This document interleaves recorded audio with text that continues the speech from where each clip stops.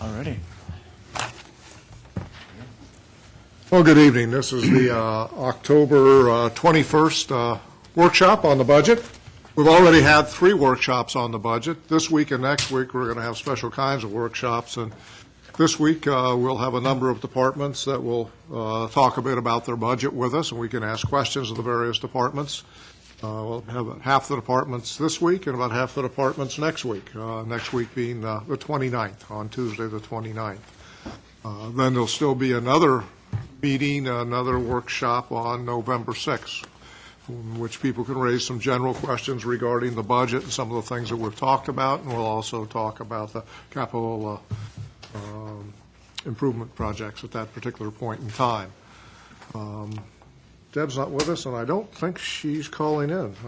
Have you heard anything about her calling? No, I haven't gotten any. Okay, so she's not calling in, so she won't be with us either way tonight. So I'm going to turn it over to the city manager, provide some lead-in comments, and then begin to introduce the various department heads, and we'll come up one by one, and maybe with some of their folks in their department to talk about their individual budgets.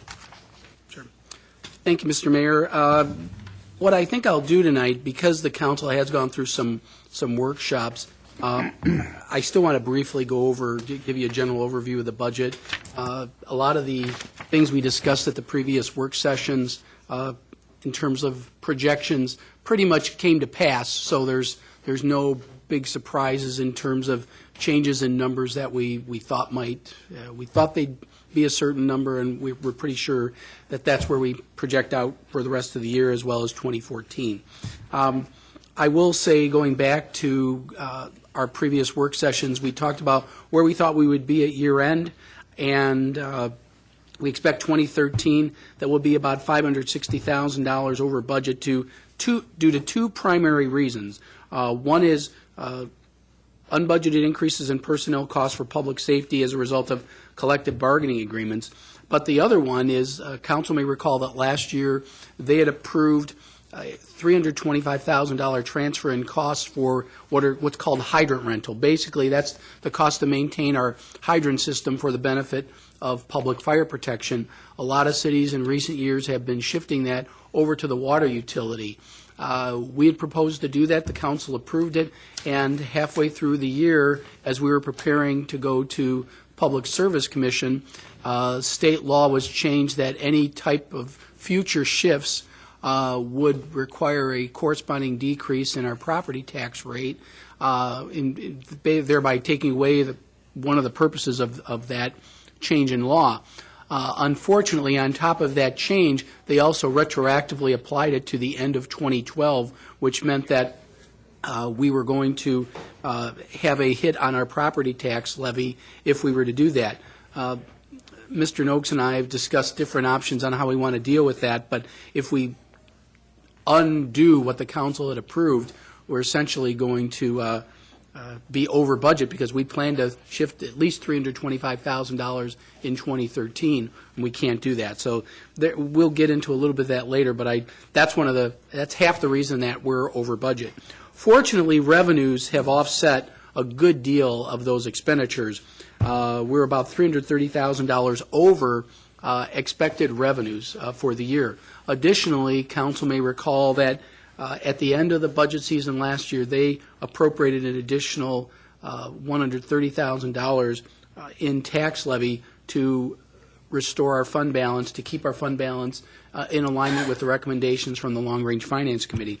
So as a result, our fund balance is only going to be about $100,000 less than what was initially anticipated, as opposed to $560,000. On top of that, our fund balance for 2012 was actually very good. We've got about a $500,000 positive variance, so we're actually still very much above our percentage as required by our fund balance policy. Our fund balance policy says we need to maintain 16% of revenues. We're at about 17.8%, so we're in good shape on that. As far as the 2014 budget, when we met back in July, Ms. Stino and I had given a council projection that we thought we would probably have $2.8 to $3 million anticipated deficit for for 2014. And just the way the numbers finally came out, we were pretty much near that number. It came to about 2.75 million, just slightly under what we thought. So that's what we had to work with. But I'm happy to, I want to start out as positively as possible. The 2014 budget is still $67 million, and that buys a lot of services and does a lot of good things. It reflects our commitment to our strategic plan. That includes infrastructure, economic development, employee engagement, neighborhood revitalization, and developing a performance culture. So we're continuing those things. We're not slowing down on those. It reflects a commitment to the pay plan that the council has previously approved. We do need to maintain where we are with the market. We have fallen behind a little bit because we haven't given across-the-board raises to reflect market conditions for at least 2 years now for non-represented employees, and people even prior to that, non-represented employees before that, were going on 3 and 4 years. And now we're starting to see the market turn a little bit, so we need to commit to that, and funds are in the budget for exactly that. And then continued investment in capital equipment replacement. Council approved some funds for equipment replacement. There's funds in there again in 2014. So those are good things. And maintaining a prudent fund balance, as I mentioned. So I'm real happy to report that. As I said, though, we had about a $2.75 million deficit. I'm going to go through the deficit reduction plan that we went through, but I'll just give you a brief overview of that. It involves the elimination of 10 full-time positions. 3 of those positions are currently filled. The other 7 are currently vacant. And there's various part-time and seasonal positions that you'll see as we go through individual departments. I don't want to mince words. These reductions will have a noticeable impact on services, and they will impact our ability to fulfill our strategic plan goals, particularly when you talk about public safety and quality of life assets, because those are 2 of the areas that are impacted pretty significantly. We're proposing the establishment of a recycling fee. That was part of the budget deficit reduction to replace the growing reliance on the recycling program.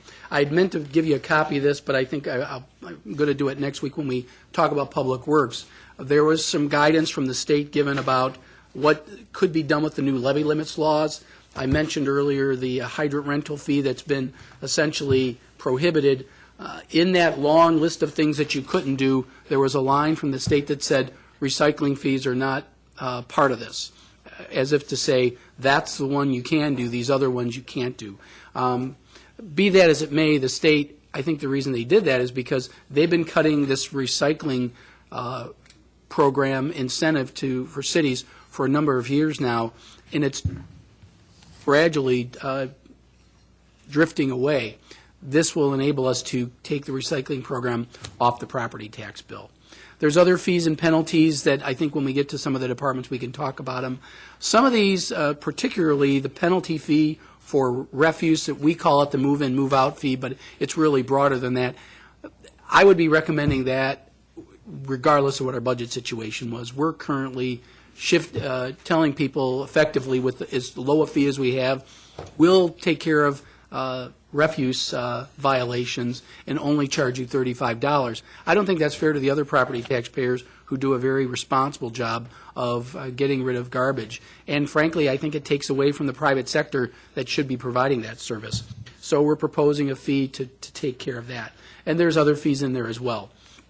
And then I do want to take you over to what I believe is page 10 and 11 and just briefly go through this. I would ask that the council hold the major fundamental questions to these until we get to the departments. Some of those will be tonight, some of those will be other nights. But on pages 10 and 11, what I did was give you an idea of where we started with. And the deficit that we had when all the department budgets were in was $2,748,000, roughly $2.75 million. And what I did was went through and showed you each department, the different changes we made to their budget based on what they submitted, and showed you how much was saved as a result of that specific item that was identified by the departments. Now, I will say that the departments are not necessarily recommending these. They were asked to tell me what would happen to their budgets if I asked them for a 5% cut. And they went through that exercise to demonstrate what would happen. I would say that in most cases, there were significant reductions in service levels. And then I started to have to look at the quality of service impact, not just the quantity of the service. And one of the things that we came through our discussions was, are we going to do 10 things marginally well, or are we going to do 7 things, for example, continue to do well? And that was part of what guided me in making the recommendation to the council. So in some cases, I was proposing we simply won't provide that service in the way we've done previously. I think there's always a quality element to it. I don't want to say that these are not going to impact quality, because I think every single one of these budget reductions is going to affect quality of service in one form or another. But we went through them, and then I also showed you the tax rate impact in terms of pennies on the tax bill. 1 cent on the tax bill represents approximately $34,487. That's 1 cent. So, for example, the very first one in administrative services, other training, $10,000. That $10,000 has a 0.29 cents on the tax bill, 0.0029. So you can see that each one of these decision packages has an impact. Of all those, there are only 4, and I think it bears mentioning each of those 4. There's only 4 reductions or 4 service areas where the impact is more than 2 cents per thousand. So it gives you an idea that there are a lot of these have very minimal impacts on the tax rate, but they're needed to add up. The 4 that are the largest, and they do bear notice. Number 1, for example, is in community development, the assessor, an assessor fee for new development. Mr. Schwer's here this evening. Mr. Davis is here this evening. They can explain the philosophy behind that. But the idea is to the cost to establish new files, do new assessments for properties that completely change the character of what they're doing. A lot of communities are doing this in response to budget cuts. The other one, which probably gotten the most attention, is in the fire department, the heavy rescue unit. This was discussed last year. I think the feedback I heard from council, they didn't like it last year, and they probably don't like it anymore this year. But part of the reason last year was they weren't aware of the gravity of where our budget problems were. And I think through all the work sessions we had, council has a good idea of what the gravity is. This is a significant change in how we do business. Chief Franz is not here tonight because the fire department is not on. I'd ask that you withhold it unless you've got some general questions that I'd be happy to help you with. But I think, to be fair to Chief Franz and to you, you want to have Chief Franz here to give you more of the impacts, because I've gotten a lot of questions since I've seen that, and I think that Chief Franz is best able to answer that. I will say that the heavy rescue unit consists of 2 people, 24 hours a day. There's 3 separate platoons that do that. So that means 6 people. There are currently 5 vacancies in the fire department.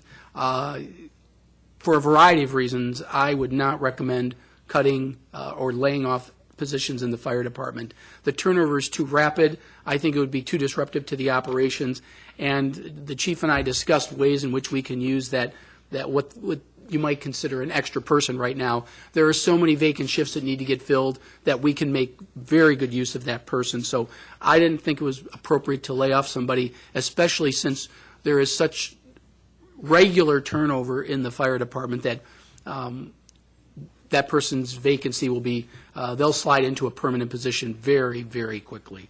The next one, eliminate 1 position in the museum. It's an assistant director position, a management type position. Mr. Larson isn't here this evening, but that's one. It will impact the quality of the service, because those duties aren't going to go away. They're going to be distributed to the rest of the staff. And I think Mr. Larson can address that. And then the last one with a major impact is the recycling fee that I mentioned earlier, so I won't go into too much detail with that. After all those, everything else is pretty minor, but there are position reductions, and I've talked about some of those. 5 in public safety I've already mentioned. In Culture and Recreation, I already mentioned the assistant director in the museum. There's a position in Parks that is expected to be vacant by the end of the year, so we've budgeted that position to go away. There's a position that's currently vacant in Community Development. I think Mr. Davis is going to be here this evening to make a case, as all department heads will, make a case for this position, why it's important. If it wasn't important, it wouldn't be in the budget in the first place. But everyone's going to have their story to tell. Mr. Davis has been very creative in shifting staff around to make things work. I hope I didn't make too bad of an error there. But he's been very creative in moving staff around to have things provide better levels of service, and I think he'll talk about that one. In Public Works, that's one that'll be discussed next time. Council, and perhaps it may only be Mayor Tower was on the council when we added staff back in 2010 to address the large commitment we were making to capital improvements. We added additional engineering staff. Given the fact that we are scaling back on some street projects, I felt it was appropriate that we make some changes and reduce staffing in engineering. That will unfortunately result in a layoff, but the reality is that we are going to be doing less street projects next year, and I think it's worthy of consideration. Those are the positions that are out there. Isn't there one in IT? Thank you, and thank you both for pointing that out. And then finally, in administrative services, it's an overhead issue. How do we reduce overhead? The only viable way we thought, again, would I normally be doing this? No, I normally would not be making a recommendation like this. This really has to do with trying to cut back where we can. This will entail us contracting out for some installs. Mr. Newman's made some arrangements that should this position get eliminated, this would be we would contract out for computer installs for brand new computers. But it will have an impact. There's no question. Every one of these will have an impact. Is the public going to directly see an impact on a service that's internal service operations? Not directly, but as other staff have to do things that are currently done by this person, you'll see the cumulative impact over time. And that is a position that would be laid off. So 3 positions laid off, 7 positions eliminated through attrition or through existing vacancies. When all that was said and done, we were still $1.1 million short, and that's where the proposed increase in the tax levy of approximately 3.6% would take our rate from $8.93, $8.94 to $9 and roughly 20 cents. That's the proposed increase based on what we believe our final assessed value to be. I didn't get any specific direction, nor did I request any direction from council on what you wanted the tax rate to be, but that seemed to be a middle-of-the-road type of number on increases given where our budget's going up and where our expenses were going. There was also a list that I provided the council that I'm not going to go into details on. If you have questions, there was a secondary list that I provided just separately, and I also put a levy impact on that. To the degree council wants to consider those, I think when we get to the departments, it would be appropriate to ask the department heads those questions. I think you're starting to get into quality of service issues, and there may be some other mandate issues or not just quality of service, but mandated services that may be impacted in there, and some serious other implications. They're all in there, and I'd encourage you to take a look at them, but the idea is that 1 cent equals $34,487. That'll really guide you on the decisions that you're going to need to make. But the budget is balanced, and it was done with some very difficult decisions to make, but I recognize that without council being involved in the decision-making process until now, you may or may not like or agree with some of the recommendations I make. It is a policy decision for council, and I understand that and appreciate that. Our goal is to help you make these very difficult decisions, give you our best opinions, and answer whatever questions you may have. Hopefully, we'll be able to answer them tonight, but part of the work session process is to get feedback from council so we can provide other additional information. I think I've gotten into most of the expenditures and the personnel reductions, but I will say that personnel costs are a large part of the increase because our budget is proposed to increase by 2.39%, up to $67,472,000. That's an increase over our current year budget of $65,896,000. So it's roughly $1,576,000. Again, part of that is that hydrant rental that we thought was going to be off the budget now is not only back on, but it's double back on the budget, as well as collective bargaining agreements. And then we have not given raises to our employees for a number of years. That's also in there. So we've talked about the three-legged stool of paper performance. It's the paper performance incentive, step increases that are pretty minimal, and then the across-the-board increases. The across-the-board increases are proposed at 2.5%. That's comparable to the police and fire unions that were recently either negotiated or arbitrated. Fringe benefits. We're going to talk a lot about the health insurance fund tonight. Our fringe benefits are up by over $900,000, primarily due to our health insurance fund. There's also an increase in the Wisconsin retirement system percentage. It's all a function of salary, but the percentage is going up again slightly this year. WRS works off of a 5-year rolling average, so we're still dealing with all of the impacts to the market from 2008. Next year, when we're talking about the 2015 budget at this time, you won't have that impact. They smooth the impact of the bad market out over a 5-year period. So we're still taking the last bit of hit, so the rates are going up again for 2014. This is the last year of that big absorption of the market hits, but it is going up. Health insurance increases are partially offset by increased employee contributions to the health insurance plan. We're going up to 12% for all bargaining units, as well as proposed revisions to the health insurance plan after I reviewed information from our employee committee. Our employee committee gave us a great deal of feedback on different options that were available to us. When we get into the health insurance fund, we'll probably talk about that a little more. But essentially, it's going to be similar to $20 copay across the board if you're in the network. If you're out of the network, it'll be more expensive. But if you stay in the network, it's just $20 per visit or per any type of procedure that you get.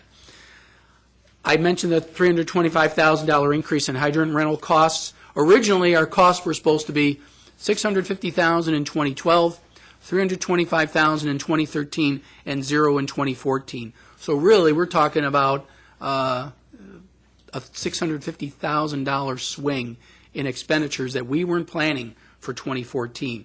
So that's a huge hit.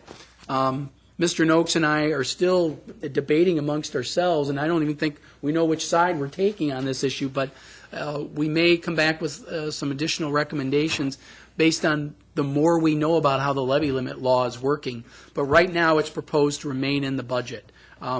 We're talking about different options with our financial consultant who, as Mr. Clark's aware, at the league conference last week there was a session on levy limits, and we're taking a look at our unique situation to see what options are out there.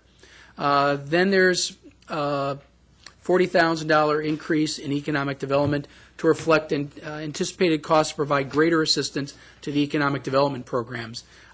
Really, this is more of a shifting from other accounts of previous years, but overall, we're probably looking at about a $40,000 increase. I think that's reflective of our strategic plan initiatives, and I think it's something that Council has said they wanted to work on, and I think it's a good investment for us to get some eventual return, because the best way to grow out of any budget situation is to grow the economic pie in the community, and this is a small way of doing that. Personnel costs, this issue has come up in the past. Our budget is 74% personnel. The remaining 26% are costs that a lot of mandated costs, a lot of fixed costs like insurance, commodities like fuel and salt and things of that nature. there's not a lot of discretion in the non-personnel account because so much is mandated or just the cost of doing business. So really, our greatest and virtually only flexibility really is within the personnel accounts. It's wages, it's benefits, it's those two things. So when we're looking at balancing out, that's why a lot of the savings that are proposed with personnel cuts. The 10 positions that I'm proposing will provide savings of $675,000. On an annual basis, that might be a little more, but for 2013, those are the savings we would get. And I've already gotten into those details, and I think when we get to the departments, we'll talk about those as well. Why some of the other reductions that I put into that list include removal of trees caused by emerald ash borer. The trees are getting killed by the emerald ash borer. We're eventually going to have to reduce them. Mr. Sturm's here, he can talk about that. I had to cut that a little bit. Reduce fuel costs, we're anticipating with more use of CNG. That's a good thing. Delay in the hiring of full-time positions as they become vacant. There are a few of those in there, probably most noticeably the police department, but there's other departments as well. Removal of additional mid-block streetlights not owned by the city. Mr. Strong will be here next week to talk about the impacts, but those were not met with a great deal of enthusiasm when they were done approximately 7-8 years ago before I got here.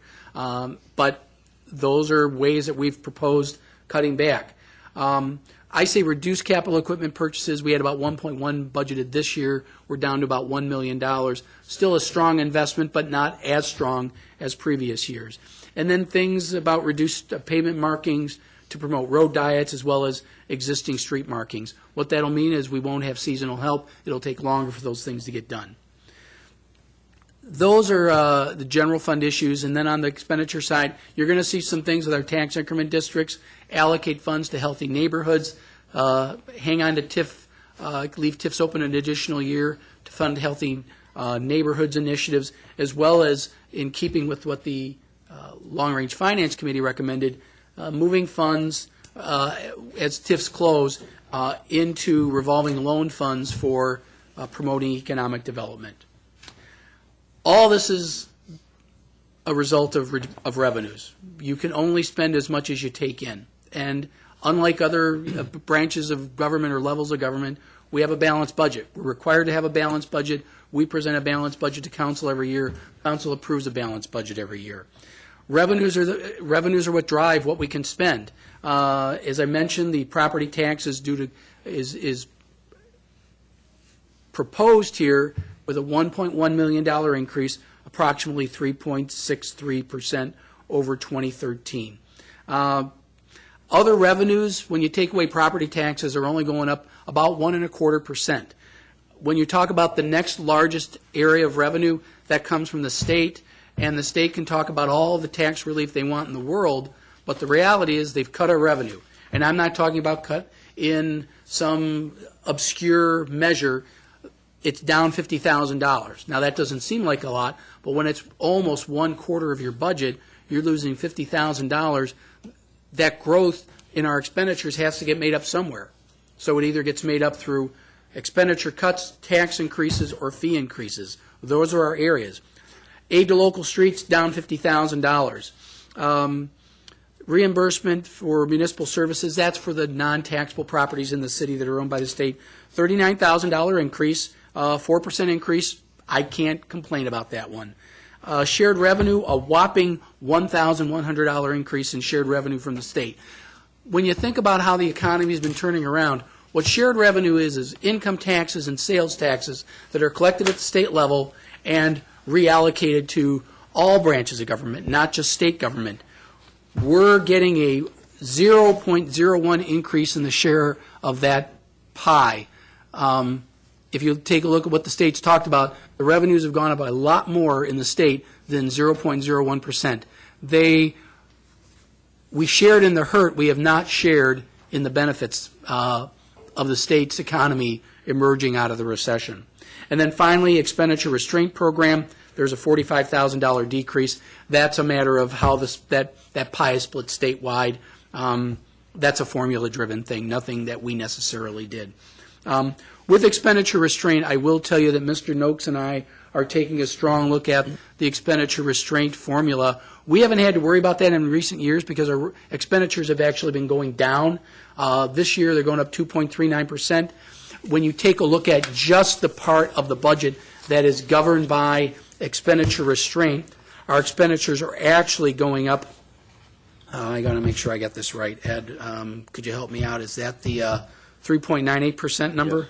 Yeah, it's about 1.6 million. We may need to find some ways to make sure we maintain our eligibility for the expenditure restraint program. It's still $1 million.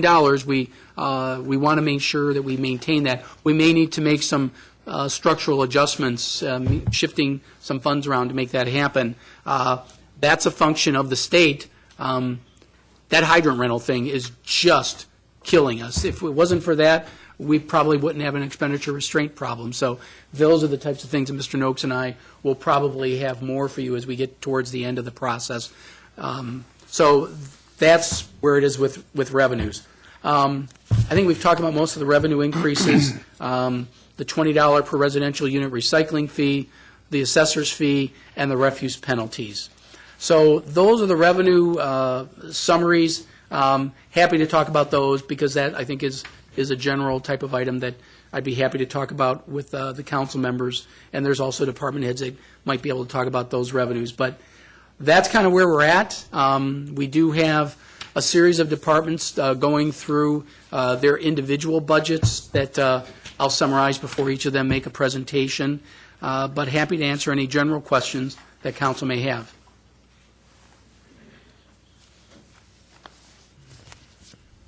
Any questions at this point? Along. Okay, if there are no questions, the first budget that we'll have is with the city clerk. That begins at page 41 with general clerk costs. Page 37, excuse me, page 41, thank you. Page 41, clerk's budget, general clerk is estimated to go up 5.41%, or about $13,000.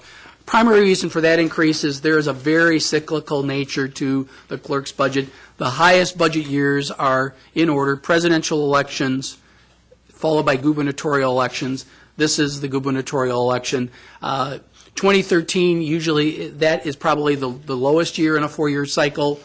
So we're going from the lowest to the second highest in the cycle. So you'll see increased costs, not only in the clerk's budget, but also in the elections budget. This does bear a point that I failed to mention with health insurance. One of the other things that we've done with health insurance is our dual plan is for an employee plus one. That can be an employee plus spouse, an employee plus another dependent.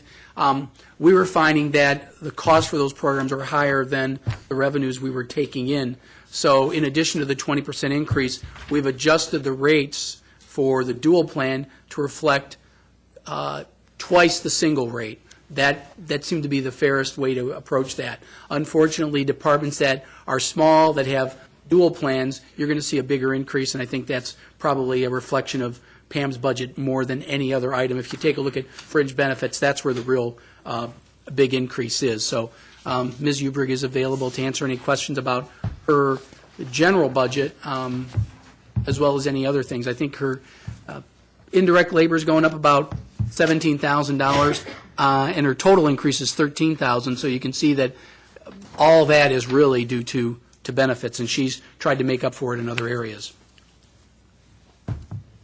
Any questions? I have one. Okay. In the secondary options, Mr. Ross proposing to reduce your election aid to 75% full-time employees, apparently. How would that affect you during the elections and things like that? That happened.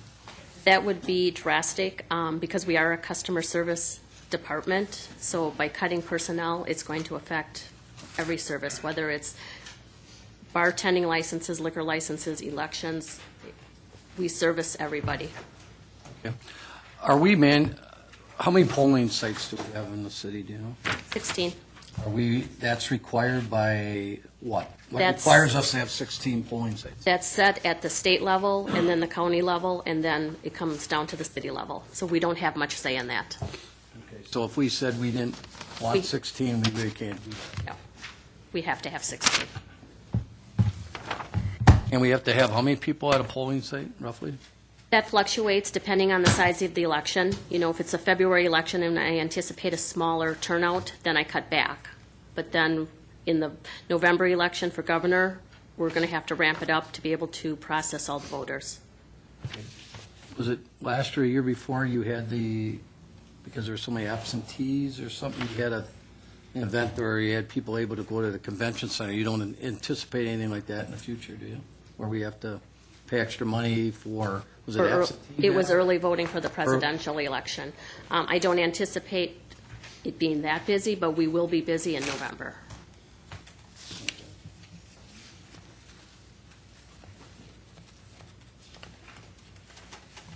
November 2014, right? Correct. Any other questions, comments? Anything else? Comments? Mr. Herman, brought up elections. That's also on page 45. That's where you see the biggest increase that the questions that Deputy Mayor Herman was referring to. Those are sizable because of mandates from the state. Being that said, mandates, do we get any money from the state to offset any of our costs? No, No, but the state tells us what to do. pretty much. Okay. So what's new? They did throw some money at us with some of the new election equipment a few years back, and that was pretty much a dog biscuit. That was a nugget. Yeah. I know you. Very small kibble. Okay, let's move on. If nothing else, then the next department would be the city attorney's budget. That begins on page 30. Thanks, ma'am. That begins on page 37. The attorney's budget is proposed to increase by roughly $40,000 or 10%.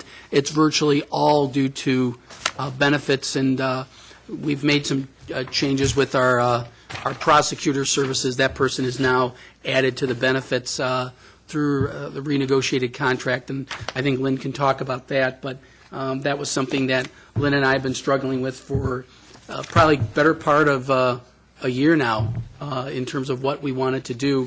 We're very well served by the prosecutor services, but in order to maintain that position, we really felt we needed to provide either additional pay or additional benefits, and we were able to negotiate getting benefits. So you'll see that the benefit line on page 39 is going up by $30,000, which is, three-quarters of the increase in the entire budget.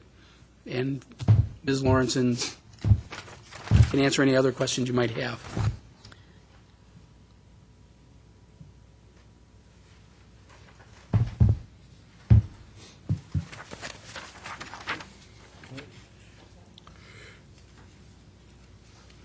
Just a quick one, the contractual employment here. Yes, we You aren't basically raising, said a figure. we and aren't then you- raising his monthly fee. In fact, actually, he'll actually net less from us per month because of the insurance that will come out of it. But that we kept steady and just made the change to the benefit.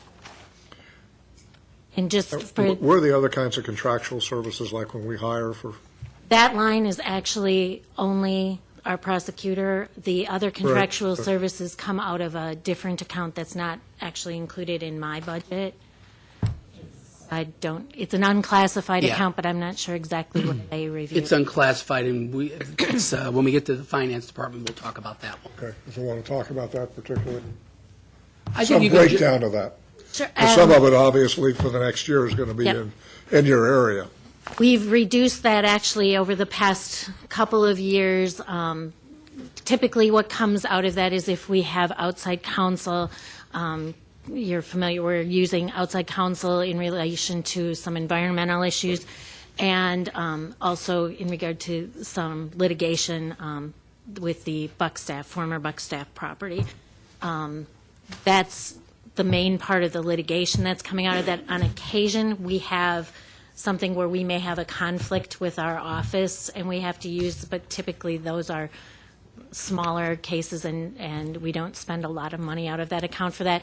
The other thing that comes out of that is expenses, like if we have a court reporter, we've had to have court reporters for some hearings before boards or commissions, or like board of review. That comes out of that account. And some recording fees when we do deeds and easements and those types of things. But those are very minor charges. Typically, in the past, I've not spent a lot of money out of that account. This year, because of the couple of things going with litigation and also with the phosphorus issue with the wastewater treatment plant, I do expect that we're going to spend that account. Does that reflect, will we talk about that later, and which budget? Those costs do come into the unclassified budget, but when Actually, the WPDS is WPDS coming out we of the charge back. utility. We make sure the utility gets charged back for those costs. That's probably a big Okay, portion. so the utility, okay. Correct. All right. But when we talk about the 2014 budget for that, those unclassified expenses, we're going to be talking buck staff type of thing, environmental things related to Stormwater. landfill, old landfills that we have throughout the city that are, Stormwater, we actually charge back also Oh, to back to the utility. but it's that landfill. There's costs that we have on an ongoing basis. Quarry Park, the properties surrounding Quarry Park that are we purchased a landfill years ago, and we're still dealing with the environmental remediation efforts from as a result of purchasing that landfill. Those are probably the biggest ones these days. Any other questions?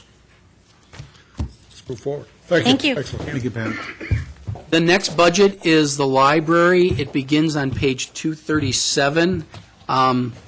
Gilderson, I'm sorry, who's next? Community Development. Community Development, that's right. Development on here. Through a pre-arranged agreement between Community Development and Library. Yeah, thank you, Jeff. I appreciate Keeping us honest. Mr. Davis's staff worked out a deal with the library. I'm not sure what kind of deal they worked out, but they did. Community Development. Community Development Fantasy football, let's see how it goes. begins on page 197. Begins with the assessor's budget. The assessor's budget is due to increase by $29,600, or approximately 6%. Virtually every department, the benefits are probably the largest reason. There is also a slight increase for our contracted assessor for commercial properties. And Mr. Schwer is here along with Mr. Davis to talk about the assessor's budget. As Mr. Roloff indicated a little earlier, we have proposed a fee for setting up new properties on our property record cards, going out and measuring all the improvements. That would also go with major expansions or remodeling on existing properties that we would typically not have to go out and do on a annual basis. This is going to be driven by what kind of building permits are pulled, and how big the project is. This is relatively rare in the valley. Only Fond du Lac and Grand Chute actually charge this fee right now, but it's something that is available to us. And based on the performance of our commercial appraiser, contract commercial appraiser, who is going to be going out on these properties, we thought it was a reasonable fee to charge for this initial setup and our contractor to do this work. That'll be done in conjunction with our city staff as well.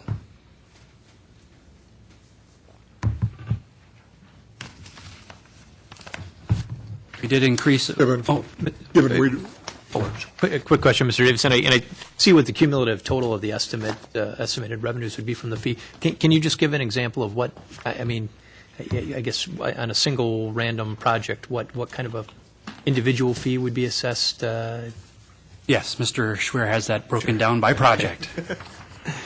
Like a new commercial construction, it'd probably like a $200 charge.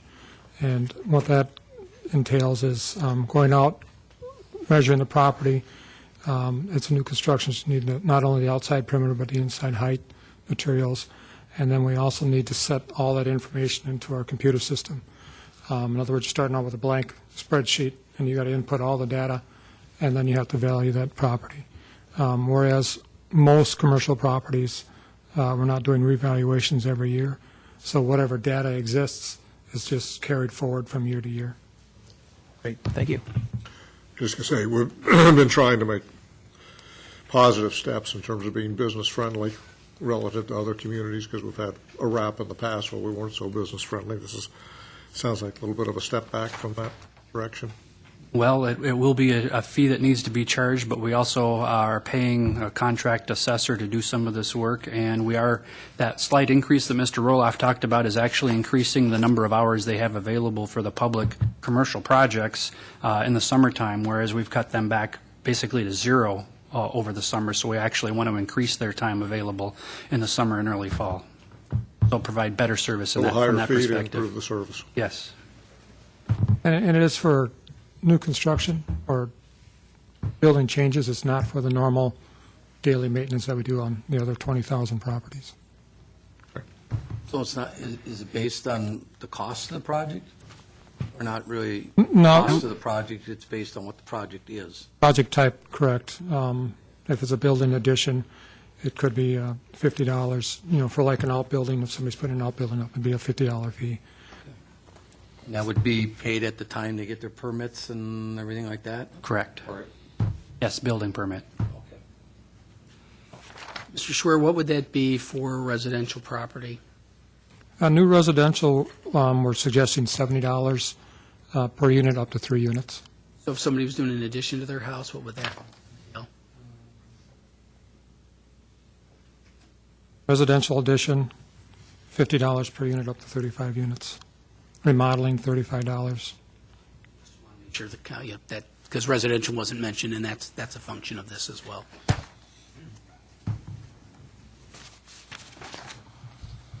Other questions? Seeing none, let's keep moving forward here. Okay, the next division is economic development. That is on page 201. The budget is proposed to increase by $6,700, or a little over 1%. There were some changes in staffing, and Mr. Davis, throughout his entire department, did some moving around, so that might be a little bit misleading. But economic development is something that the council has wanted to focus on. You'll notice that miscellaneous contractual services is really sort of the place marker for, this is on page 203, it really is kind of the place marker for those costs. Right now, the only costs we're really incurring out of that account are the funds that we provide to Chamco. It's $37,500 a year, plus a portion of the money that we get from the county for economic development. We've given them a portion of that over the years. And with that, Mr. Davis and Ms. Nightforth can tell you what's going on in economic development. Yes. The point that I'd like to make offhand is that right now we have not filled a couple of positions in Economic Development Division because we're still waiting on how the economic development organizations will turn out that Mr. Roloff and Mr. Mayor have been working on for the last year. So we've kept those positions open. We do assume that we're going to be hiring some staff next year, probably part-time or partway through the year. I had recommended that we'd hire the staff at the beginning of the year, that Mr. Roloff had cut that back to help balance the budget. The other thing that I would like to point out is that we were identifying a revenue for the stormwater and engineering plan reviews. Right now, the city of Oshkosh doesn't charge for the stormwater reviews, and almost every other community in the valley does charge for that type of activity. So we've recognized a revenue, and our expectation is we'll improve the service with that revenue. Right now, our target is to get projects reviewed within 5 business days, and I can tell you in Mr. Zarati's building inspection, they actually average about 3.5 days for the plan reviews, so I would expect that we'll be able to get that under 5 days as well as part of the engineering and stormwater review. Let's see. We do still have $150,000 allocated for a new economic development organization that's independent of what the city staff would be. So that gives the city the greatest discretion, we think, when it comes to contracting for services, for marketing, or any other activities an economic development organization may may undertake. Some of the other things that are, I don't know exactly when we work this in, but all the TIF budgets are also in the in the budget document. Certainly, I can talk about any of those. The major projects for the next couple of years would be continuing work on the Riverwalk.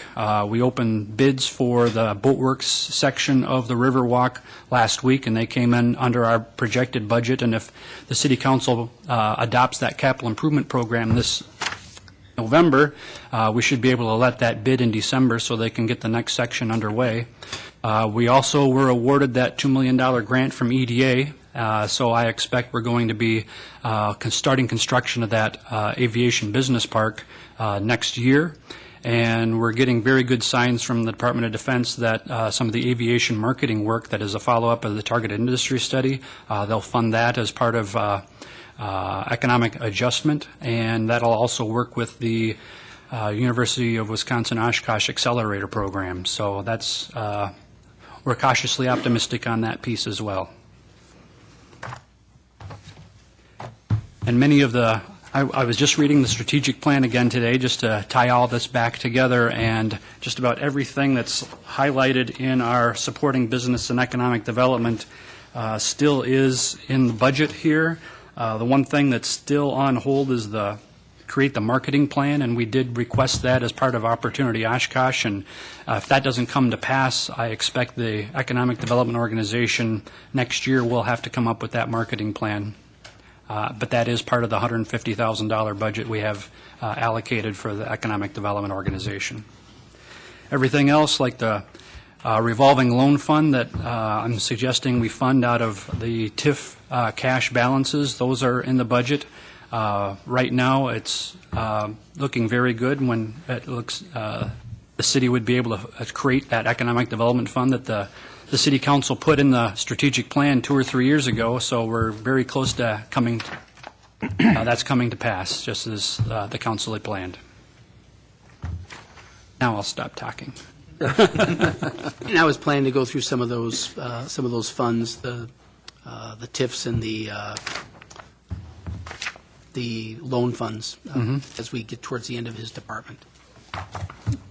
I do have one question. Showing $150,000 for contractual services for economic development. Is there funding coming from other sources, or is that? I expect that Economic Development Organization will have funding from many other sources. This is just what the city's contribution would be. As part of the conversation, I believe the mayor and the city manager have been having other sources from other partners in the area, as well as other organizations. I think that's been part of the conversation, and I don't want to. It's the assumption. We're not going Yes. to get into it if others don't. The idea is to get people, a number of people involved in any of the projects that come forward. But there's been no commitment.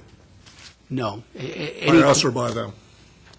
Any commitment would have to come back to the council for approval, and that was all part of the Prager study that said that the city needed to have effectively a contract for services that they would get certain outcomes from that, and the group hasn't even met yet to begin the discussions about what those measurables might be, and I think that's really what's ultimately it's going to be what measurables are out there. What accountabilities is this organization going to have? I think the council was very clear earlier in the year with Opportunity Oshkosh. They were supportive of donating some funds towards that effort, provided that there were some accountabilities and some goals. We have yet to see those. So I think that would, I would suspect the council would want that to continue, and I would expect nothing less.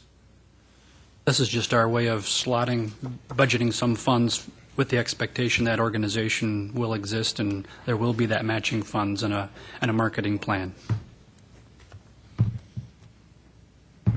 I have a couple of questions. On page 204, under personnel schedule, you have a grants coordinator listed. Was not budgeted in 2013, yet shows that somebody got paid $12,300 or will get paid $12,300. Did we fill a position? We've reclassified the administrative assistant position because as the economic development function has grown and as our grants have grown. We, with all the grants that we've gotten for all of our capital projects, particularly our Riverwalk, our administrative assistance duties are much more significant than what they had in the past. So you're retitling the administrative assistant to grants coordinator, and you're technically taking the administrative assistant off the table organization. Correct. That wasn't identified in here anywhere. No, thank you for pointing that out. That's exactly So we're what- taking, so there would not be an administrative position assistant in community or economic development? Actually, we're hoping the part-time would be the .6 that we're hoping to go to Down to? a part-time position, correct? And that would be an administrative assistant position? Well, I mean. Or kind of a jack of all trades? Clerical help. Master of Clerical, none, right? yeah, a clerical type position. Okay. That explains a lot. Thank you very much. And just to toot our horn a little bit, I think we're up to about $4.5 million in grant funds for Riverwalk and the Aviation Business Park. So I think we've proven that we can deliver on grants over the last few years. Right. I just want to make sure that we weren't laying somebody off that we weren't aware of. Thank you. And that No, that we're got not. moved, that person's position got saved and moved. Darlene's not aware that she's being laid off and she's moved back. So don't get her sweating. No, I know. No, I just appreciate wanted it. clarification. I'm glad I also that- had a lot highlighted on this page because there was some movement that I wasn't sure And about. So. that the part-time position is not filled currently? Correct. That's one that you're hoping, so that 14,300 is budgeting that with the expectation of a 0.60% time position Correct. as of the first year. Correct. Okay. Yeah, we did quite a bit of juggling in this account. You'll notice that community development specialist, there were two budgeted. There's only two budgeted in 2013. There's only one budgeted in 2013. But we've added the economic development technician. That's a half year. Basically, the idea is to hire that person at mid-year and then get the part-time person in there to get us going on the clerical support for the division. Kyle, do you have some more questions? No. Or Mr. Herman's questions answered what I was looking for. anybody else? Let's keep it moving. Okay. Okay, the next division is planning services. That begins on page 205. Mr. Burch is here to answer questions.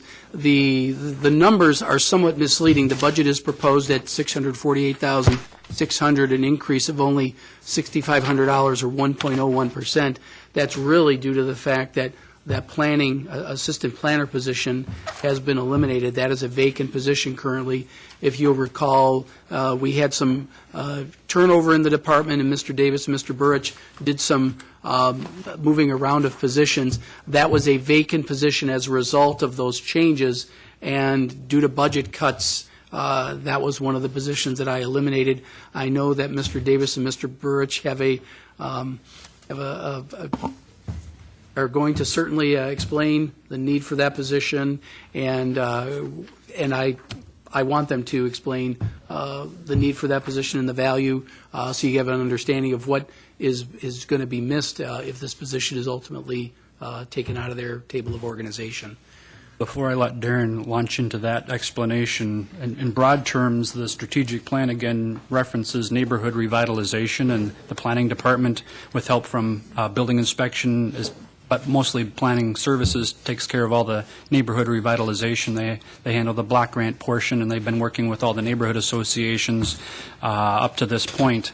When we had the vacancy, we did make some changes to staff, and at this point in time, we don't feel like we have the necessary staff to provide all the services to our expected neighborhood associations and what they want to do.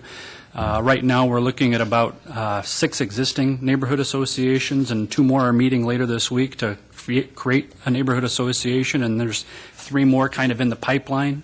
So by the end of 2014, we could easily have more than 10 or 12 neighborhood associations, and each of them meet on a monthly or sometimes a weekly basis, depending on what they're working on. And our staff and neighborhood services, the NeighborWorks group, have been helpful in helping those neighborhood associations get organized and start selecting projects and prioritizing those projects and find funding. One of those things that we want to be able to do is show there's some results for creating those neighborhood associations. And that's just one element of this assistant planner position we're looking at. Maybe Darren could touch on some of the other ideas that we were talking about for the assistant planner. Well, the assistant planner, what we're doing with the interest in neighborhoods, with the riot, I think we have five or six, and another I think I've seen interest in another potentially up to 5 out there. So with all those neighborhood associations that are out there, and all the services that we want to provide to each of the neighbors, each of the neighborhood associations, we start to get ourselves spread a little bit thin when I just have one planner to provide services. So we're doing some planning, but I'd like to do a lot more programming with each of these neighborhoods. You saw some of the results from that curb appeal program that we worked with NeighborWorks. We'd like to take that in-house and do some more of that with ourselves with some of the neighborhoods. Residential home buyer program, we've just met with the university to come up to try and develop a kind of like a walk to work program with university where that we target certain neighborhoods and offer home buying grants and such into the neighborhoods. The university staff. With university staff. Historic tax credits, hopefully the legislature will approve that historic tax credit of 25%. We'd like to get that word out to some of these various historic districts and work with those property owners. And be able to help those property owners not only meet our design guidelines, but also get a tax credit for the improvements that they put into their property. We'd like to work with each of the neighborhoods. One of the elements that we're seeing is that neighborhood marketing is an important element of creating this neighborhood feel, and we'd like to work with each of the neighborhoods to help come up with a marketing plan for each of the neighborhoods. One of the biggest things that's probably taking us the longest time to achieve is actually doing a neighborhood plan for each neighborhood. We'd come up with a plan, sit down with the neighbors, and then actually start implementing activities that they'd like to see being done. Right now, we're working with the Middle Village neighborhood. We're very close. We've had our visioning sessions with them. We've met with them on a biweekly basis for a while just to come up with a plan for improvement of that neighborhood. We're hoping to bring that to council hopefully within the next month or so. That plan will lay out a lot of activities of what that neighborhood would like to see to improve. So with just this one little neighborhood, we want to do that with every single neighborhood and start laying out and coming up with improvement plans for each neighborhood. And that just, frankly, it does take it takes some staff time and effort. So, and right now I have one planner that's really doing most of that neighborhood stuff, and that's why we want to get that the other assistant planner to help out with that activity as well. On the contractual services there, is that the standards people that we hired? That's the zoning people the zoning we hired? ordinance, yes. Correct. There's a $55,000 figure that Yeah. is what we propose, what we think we're going to spend, and what happens next year. How is that figure so round? For all three of those. Let's see, because we hired them for $110,000, and we told them up front we only have 55 in 2013, and we're budgeting 55 for 2014. That's which one? The standards? or That's the zoning ordinance update. Correct. That would be Vanderwall, if you the- remember that Adam one. Addison. Yes. Have we finished then with our zoning contract, with our standards? The people that we Lakota. brought in to- Yep, I was seeing some emails going back and forth between David and Nicholas from Lakota. I've been looking at some of the draft chapters. We're almost there. I mean, I've looked at. We're starting to see illustrations show up in some of the proposed ordinance language. So we are almost there. David was just finishing up with one section. We should have a draft out on the street within hopefully a month. Oh, we shouldn't be adding more dollars to this in 2014. Correct. Okay, thank you. Question, under the principal planner, you're looking to eliminate? That was the shuffling around we were talking about, And yes. so that principal planner actually, is the same person going to be the? No, that principal planner resigned to take a city manager job in Minnesota. So then you're going to shuffle that, okay. Yes. On that design standards, does that play into what the assessor's office is talking about? I mean, are we adding a fee into this design standards thing that more or less when they come in and model and abide by? No, I mean that's where you get your normal fees, your zoning, building permit fees. We haven't proposed any special fees for anything related to that. Actually, we're coming up with ideas that would help. Our feedback on the design standards to this point is people are afraid that their taxes will go up because we will assess it higher, and we're looking at ways to reduce any potential assessment for a certain amount of time, just so that we can calm that fear.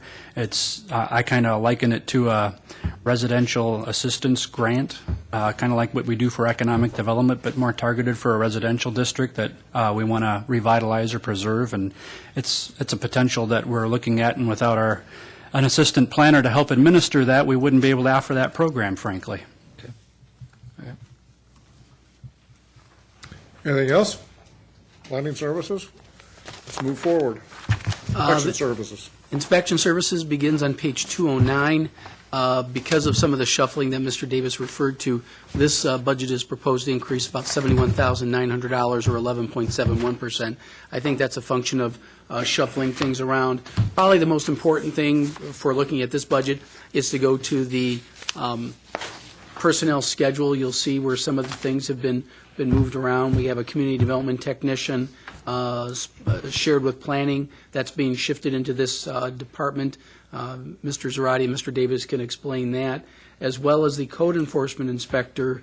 We're proposing, due to the demands that we are seeing increasingly happening, we're moving that part-time position to a full-time position. Again, that reflects some of the things in our strategic plan for neighborhood revitalization. This is a very important part of our neighborhood revitalization efforts. Yes, just to follow up on Mr. Roloff's comments, the code, right now we have a part-time, that .9 is largely the part-time position for code enforcement.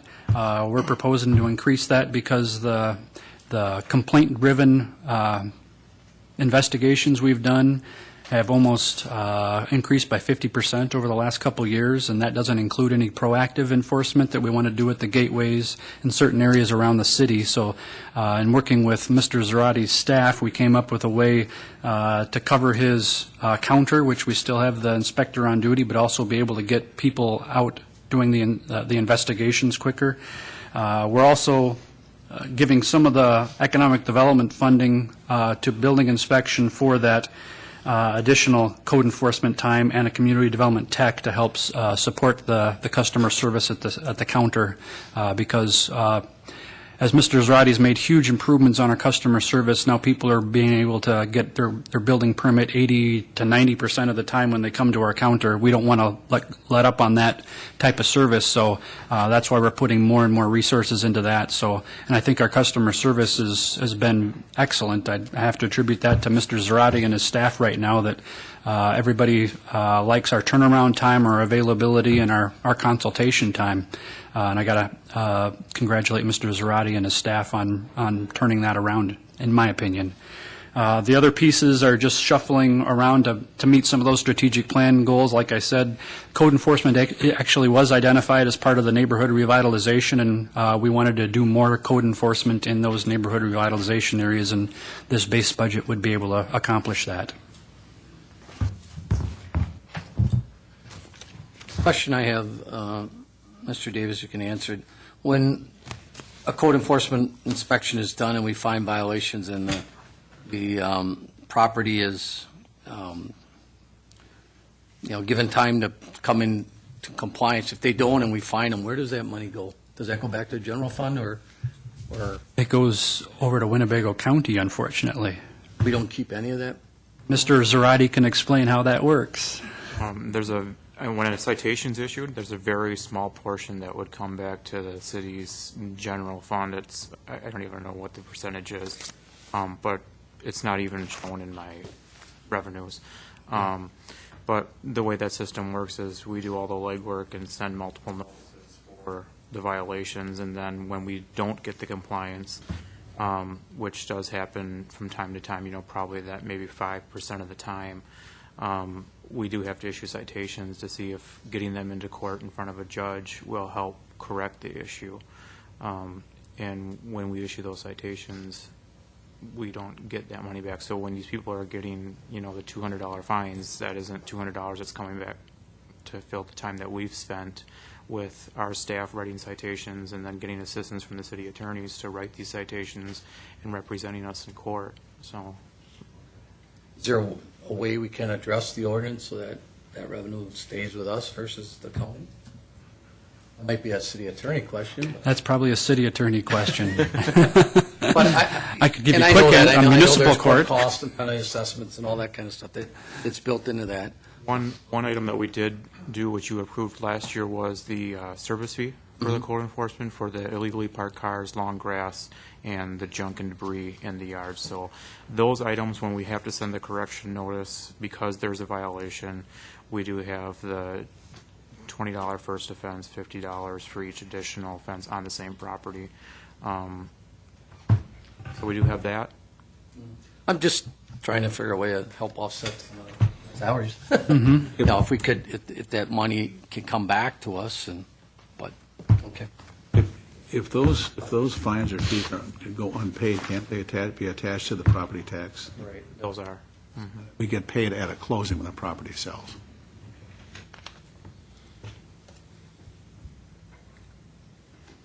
I think if you, unless there are any other questions, this division has done an outstanding job of making themselves accountable. You know, you hear a lot of stories, good, bad, otherwise, but I think if you take a look at some of the key performance measures that this division has, when you take a look at the levels of improvement in the last few years, availability for customer service, average days to do a plan review, we're getting, 78% of our plan reviews are being done within 4 days. Our goal is to get 90% done in less than 5 days, and that's where the division is moving towards, and they're getting there. They're actually doing these types of things, and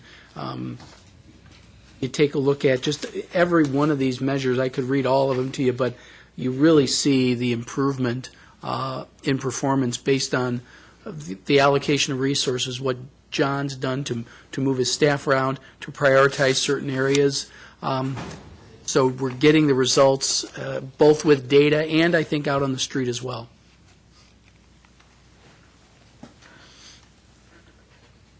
Okay. Now we get into more of the small but complicated areas in the Community Development Division. What I would first take you to is page 279. It's in the other funds section of the budget. The first one is the Community Development Special Fund. Essentially, this is used to receive and expend state and federal grants associated with development projects or redevelopment projects. This budget is proposed at $450,000 next year, primarily due to grants. Mr. Davis can answer any questions you might have about where some of this is. That's largely money in from a grant program and then money back out to the contract. This next year, we're expecting the WEDC grant for Rivers 2 and the WEDC grant for the Geldwin demolition. That totals up to $450,000. So that's what we've identified in that special fund. This really makes it easier for us to administer the grants as we move through these grants. So who's currently tearing down then the properties at Geldwin? If you have it listed here as demolition. They are tearing down the buildings right now. The original plan was to tear down the buildings, then do testing underneath the buildings for potential remediation and potentially remediate. So the buildings will be down probably by the end of this year, and I think they'll do the testing over this winter or when weather would permit, and then potentially do the remediation next spring. So are we currently paying for that, or are they paying for it since they own the property? They're paying for it up front. Well, this would only be a reimbursement type program. Correct me if I'm wrong, grants coordinator. Grant? That's correct. Yes. Okay. So that's primarily in sort of money in, money out function. The next one is the Healthy Neighborhood Initiatives fund that is on page 281. And that's funds expended through this program will be done and associated with adopted neighborhood plans. And Mr. Davis and probably Mr. Burridge can talk about that as well. Yes, we're working with Middle Village on the first neighborhood plan. Like Mr. Birch indicated, we expect that to be adopted by the neighborhood soon, and that would come to the Plan Commission and City Council for adoption. There is one item to highlight on this particular fund, and that's the $30,000 that we're proposing, last line on page 281. The Neighborhood Association Assistance, that was a certain dollar amount that was requested by one of our partners, NeighborWorks, because they found that as you're working with neighborhood associations, just money for copies and mailings and getting neighborhoods organized actually takes more money than we were expecting. So we're proposing to allocate some of the money for neighborhood association creation and I guess administration out of that fund. And the balance would be going towards Middle Village or any other neighborhood that we actually have an adopted neighborhood plan for. And Alan, the funds for this, they're coming from? The funds that would fund this is based on the extra year of tax increment received for the city's tax increment finance districts. This is the money, the first allocation came from TIF number 6, that's the one we're closing. The proposed would be TIF number 8, which is what the council authorized earlier this spring. So that's why the total is the 213, and then the 588 is the transfer from TIF number 8. And a 30,000 could go to one organization? No, that would be, we were thinking that was actually 3,000 for the 10 neighborhood associations we expect to have in 14. I just wanted to make sure that. Yes. First one's in, don't. No, nope, but it would be an equal amount. But that would go to NeighborWorks, though, that 30,000? No, it would. Be kind of, we'd hold the money and they would, as they need it, or bill us, or? They'd actually, well, it'd be a combination of things. Some things, like the city does when we mail things out, that would go towards the city's mailing costs. But if they're copying something, or if they're having an event with the neighborhood association, they would actually send us a bill, and then we'd have to review it and approve it. Essentially, the principle behind this was somewhat of a neighborhood endowment fund. The idea was that we would try to develop a plan to live off the interest. That $30,000 is not necessarily living up to that, but we feel we really need to get those neighborhood associations the boost they need. I think if Darren had his druthers, we would not be dipping into the principal. Effectively, that $30,000 is dipping into the principal. But as some of these TIF funds, these TIFs close, that last year of increment will provide good seed money. When TIF 7 closes, that last year will give us about $3.5 million. Then you start talk about real money that you can. It can serve as more of an endowment. And one thing I'd like to add to that is that, yeah, our intent with that TIF funds is that we're going to revolve that. It'll be into some revolving account that we can continuously keep reprogramming into the neighborhoods. There will be some grants along the line for home buyer things and things like that we know that we have to incentivize. But the vast majority of that money we intend to revolve that back through as program income, so we can continue to live off that. The next one is the Community Development Block Grant Fund. These are the funds that come from the federal government that support a variety of the programs we have to benefit low and moderate income families. This is on page 283. You'll see that over the years, these funds have been going down, and that's a reflection of what's going on at the national level. And I know that Alan and Darren can tell you all about the ups and downs that this program's experienced based on the money coming in and not coming in. And it's not an exact straight line because the federal government uses a May 1st to April 30th year, so some of our expenses kind of don't line up exactly with the calendar year that the city uses. But in general terms, when I got here in 2010, we got about $1.1 or $1.2 million, and it's been going down 16%. It stabilized a little bit this last year, but word from HUD is that you should count on the previous year and cut another 20% off that. So we're expecting it to go down yet further. That's why we thought it was so important to start this Healthy Neighborhoods initiative to help supplement what block grant used to do but won't be able to do in the future. This will continue to be used for the typical acquisition, demolition of blight, the owner and renter rehabilitation programs, and a few other projects on the public services side that we still continue to fund, but at a lower level than we used to. Talk about the miscellaneous line in here. It's kind of a curious line Oh, let's see. on page 283. Yes, I'm looking at it, and I'm trying to rack my brain as to where that number actually comes from. It's kind of, as we go from 46,000 to 191,000 to 60,000 to zero. Program Yes. income. That would be the program income that we get if somebody's repaying a debt that the The housing. On the loans that we have. housing Mortgage loans? satisfactions. typically somebody dies or sells their house, and then they have to pay back that loan that the city gave them a few years back when they did the improvements. So that's why it varies quite a bit as to what we're expecting for program income. That's how it's labeled by HUD, is the repayment of those debts.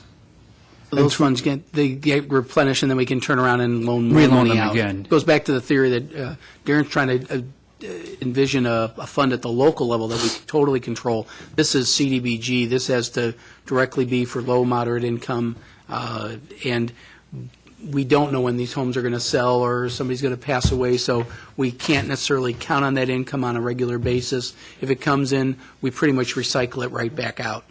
That's a good number from our perspective because it's more money revolving back into the program. If you see the 2011 number, we were way down. 2012 was a very good year, just meaning we just rotated more. There was more mortgage satisfactions, and that's a good thing.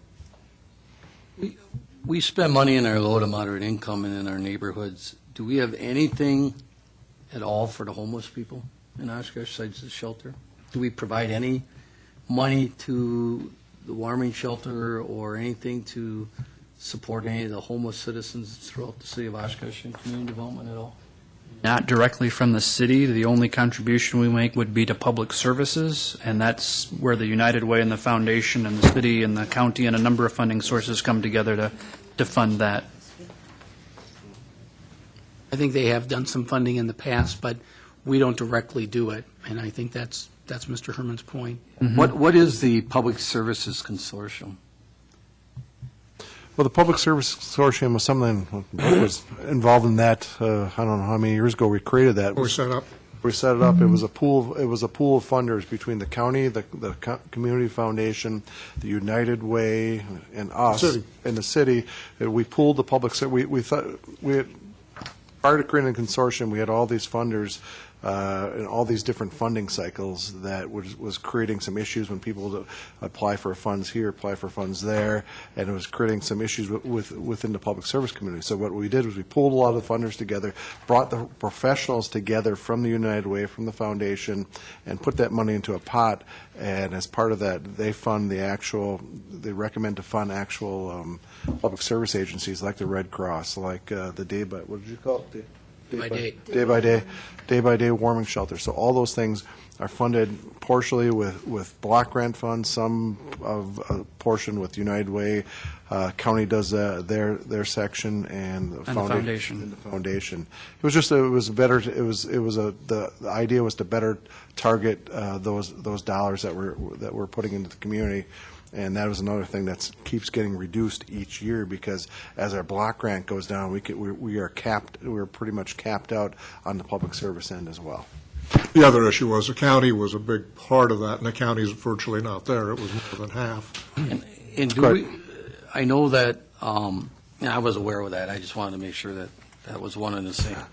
I think it would be important for council to as those dollars get allocated, that we at least get maybe a report of what agencies get what dollars. I thought we were annually doing. I thought we had annually been doing that. This year, we've actually pushed it back because of the federal situation. I haven't seen it, so that's maybe why. So we've never said. I don't know if it is distributed, but it's readily available. I thought There's a spreadsheet right after it's done, so that'd be easy enough to get. I mean, I'll make this it- was a fund that used to be closer to $300,000, and now in total is a little over $100,000, I think. Yeah. I think it's important, just because I know I'll speak on my behalf, and maybe other council members I've been contacted by other funding organizations that are looking for those types of dollars, and, they want to know where who got what, and whatever, and so maybe it would just be a nice little reference piece for council members to know where the money's got allocated, what organizations throughout the community got some of those dollars and things like that. I thought Robin had been doing that. I'll have to check and see what kind of reports we did. I'm sure we can She get might it. have announced Yeah. since she's been gone, maybe. There's a one-page spreadsheet. It's Yes. readily available and easy. We'll It's do generally that. about 10 or 12 program-specific things. Which is down again this year. Thank you. That'd be a good thing for the newsletter, guys. Yes.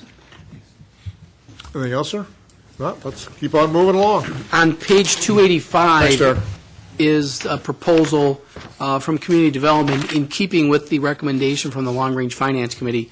These are residual funds from the closing tax increment districts. This is to develop a local economic development revolving loan fund. And Mr. Davis can give a little more details on page 285, Alan. This is the city-backed revolving loan fund. Yes. Well, in fact, just let me back up a little bit. Originally, Wisconsin Economic Development Corporation was working to consolidate a lot of regional local funds that were CDBG-driven into one fund serving all of East Central Wisconsin. They did actually accomplish that, but the city is not, we were planning on buying into that particular program, but WEDC is no longer in the picture. Department of Administration took that over, and they haven't come out with the final rules as to how they're going to interpret what WEDC had started. And until I hear the final rules, I wouldn't recommend anything to the city at this point. So that money is still out there, that it's a possibility, but in the meantime, I think the local revolving loan fund, which was the second half of the revolving loan fund program, probably is going to take precedent, because I think the local fund, we can get started in 2014. I don't have a timeline for the regional RLF at this point. And if at some point we do decide we want to buy into the regional fund, I think we could take that out of the local fund, since it's basically the same money coming out of the tax increment finance districts. So at this point in time, we've identified the need to have local economic development money available for projects that are going to create jobs and spur development and create tax base. Right now, we have nothing that we can offer at this point in time, and Long Range Finance has gone through multiple ways that we could improve our competitiveness, both within the valley and within Wisconsin and the country, when it comes to future economic development projects. Right now, we basically have nothing we can offer other than a tax increment finance district, which doesn't always work in every particular type of project.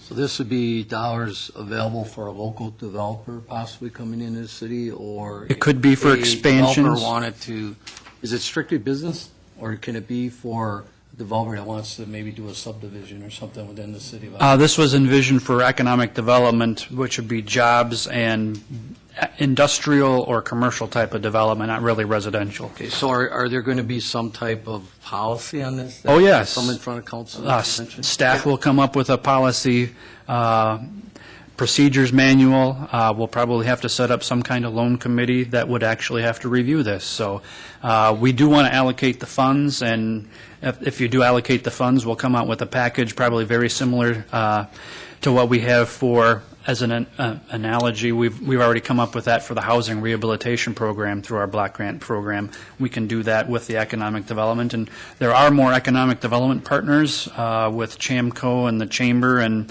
the University, Fox Valley Tech, the county, that we could possibly include as well. And actually, there might even be some role for that future economic development organization to play a role in this too. Are there other communities that have this type of program that we could just, look at their? Oh, yes. setups? Yes, we've gathered that information for the valley at this point in time, and Kelly has experience in running Calumet County's program, so it won't be the newest thing for staff to do something like this. Now, would this also be something where we would maybe want to partner with Winnebago County for any part of this? Yes, it's possible because they have their fund as well, and it might be a case where a project can't be done just with the county or just with the city. It might take a mixture of something like that if there was an I was advantage thinking to the it. aviation industrial park where we're partners with them Very already. If possibly. something there would develop that we would want to partner with them. Yes. In We could fact, spread our risk by maybe both of us doing a portion of it rather than all of us doing one. Right. There's a lot of value to that. and I've already used it as a marketing piece because we actually have gotten some leads already for our aviation business park that doesn't even exist yet, but they want to know if it existed, what would you have available to help build that building and create the jobs? Oh, that's key. That's key. You'll notice that the budget is for budgeted revenues. We do not have any budgeted expenditures for this program. This is really a place marker. We'll need to come back with everything that Mr. Herman just described. And towards the bottom, it talks about developing an RLF manual. And I think, Kelly's experience in Calumet County, I hope you brought on your flash drive when you started.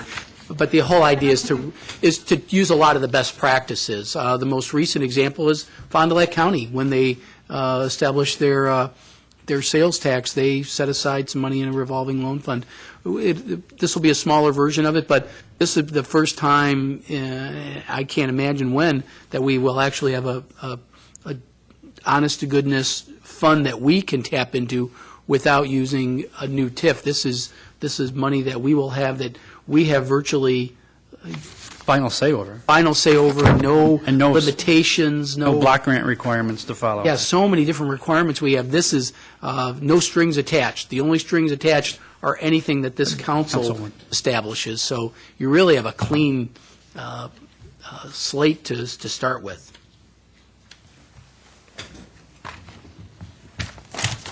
The next one are really all the tax increment districts, starting on page 289.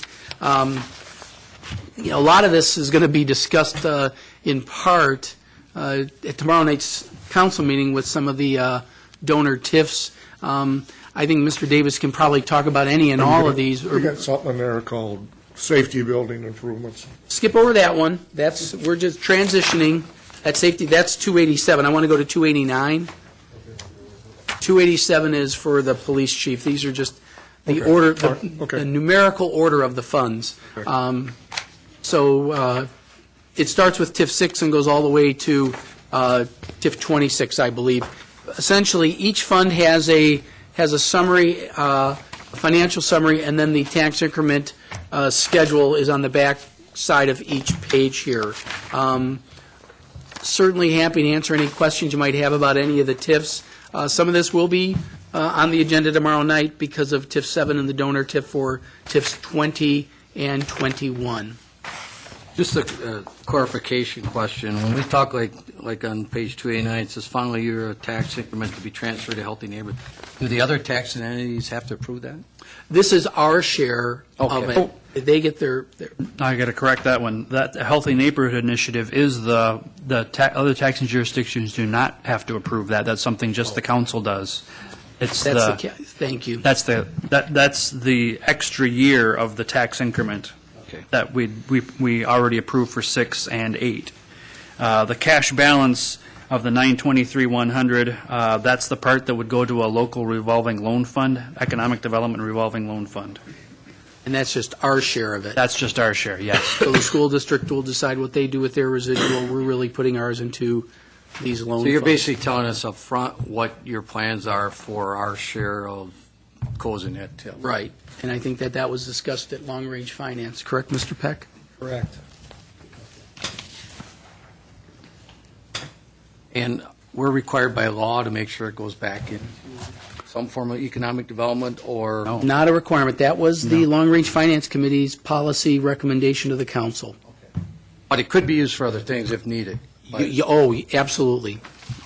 And that might be something you talk about later on, but right now, consistent with what the Long Range Finance recommended, that's where we're proposing that the last year is Healthy Neighborhoods, because that's supposed to be that is required for a specific, for Affordable housing. affordable housing, so that's where Healthy Neighborhoods comes in. But then when we close it out and we distribute the remaining resources of each TIF fund, right now we're putting it into the loan fund.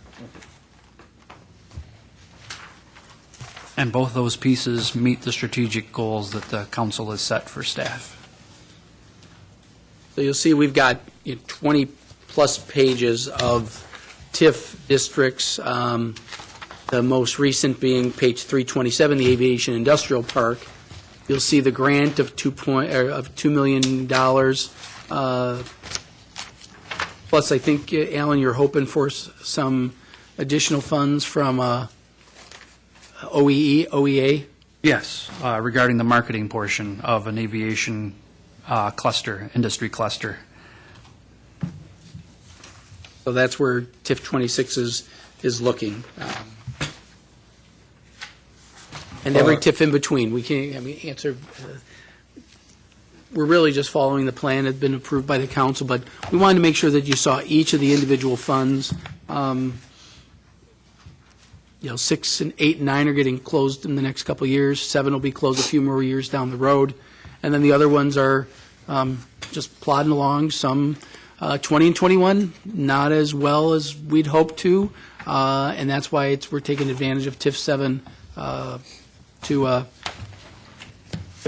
make up the Donate. shortcomings in those funds. But they're really achieving, as Darren and Alan remind me on a regular basis, these TIFs are achieving the land use objectives that they were intended for. When you think about what was down at the riverfront and just the blight that was down there, we've eliminated that blight. We should be very proud of that. Financially speaking, it's been a challenge, but I think using the TIFs as a portfolio rather than standalone projects, they really do prove that the TIF program is very successful. Just a question on page 319 on the bottom, on the objectives. You got redevelopment of parcel 1, is that, what part of that is parcel 1, I guess? That would be the section that goes, I think it's the, Parcel I. it's actually an I. You can't hardly see that. And parcel I is the piece that is east of Rivers 1, but not all the way to Jackson Street. And then it says remove sites from FEMA floodplain? Yes, right now, all the sites that are on the north side of the river actually are legally in the FEMA floodplain, and we want to remove those to make them more developable. Because What would be our plan, I guess? all we have to do is have the surveyor provide the data to FEMA so that they can agree that the elevation grades that we set last year when we redeveloped that are now 2 feet above the flood elevation. That can be done in-house by our staff? No, we have to hire a surveyor to do that. Mr. Davis, parcel I is also the piece between Old Morton's building and that. And the parcel I is the piece between Lamico and the old Morton's building. I stand As corrected. long as you mention Morton's, anything happening there that you're aware of? No.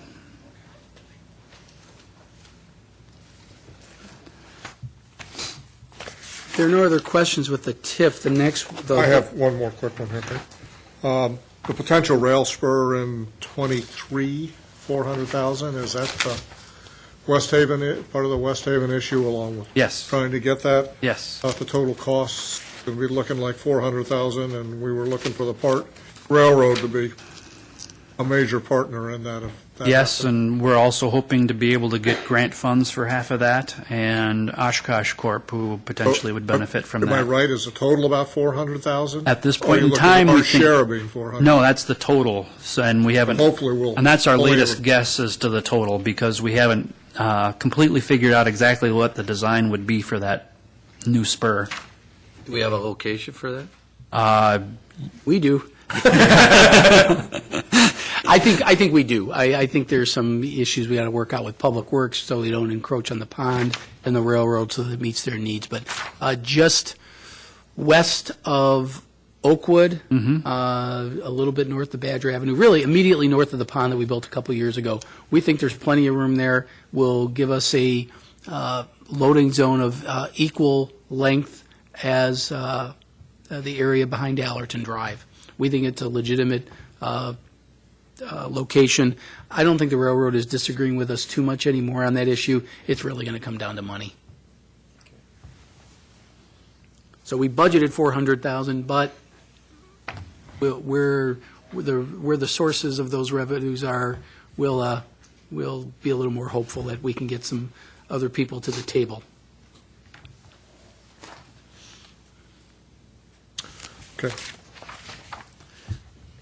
And the last budget in the Community Development Department is on page 333, the Redevelopment Authority. I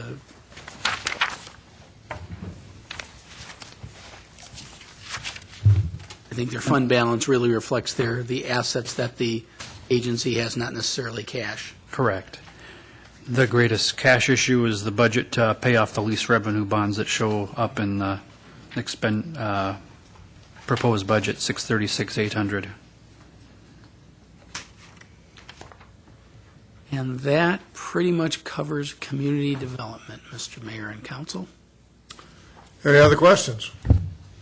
Mike? Mr. Davis? Thank you. Hey, folks, we've gone for about an hour and 40 minutes. If we can go a little bit longer, we could take parks, or do you want to break now? Let's break now. How's that? We're going to break now, and then we'll come back to parks? Library. Library, I'm sorry. Still here. Wait, I thought it said, they negotiate a change there? I guess they Yeah. must have done some player All right, debate. wherever it is, we're coming back, but anyway, we're taking a break before, not after. So let's try to be back around 20 after. Let's try to limit it to 10 minutes.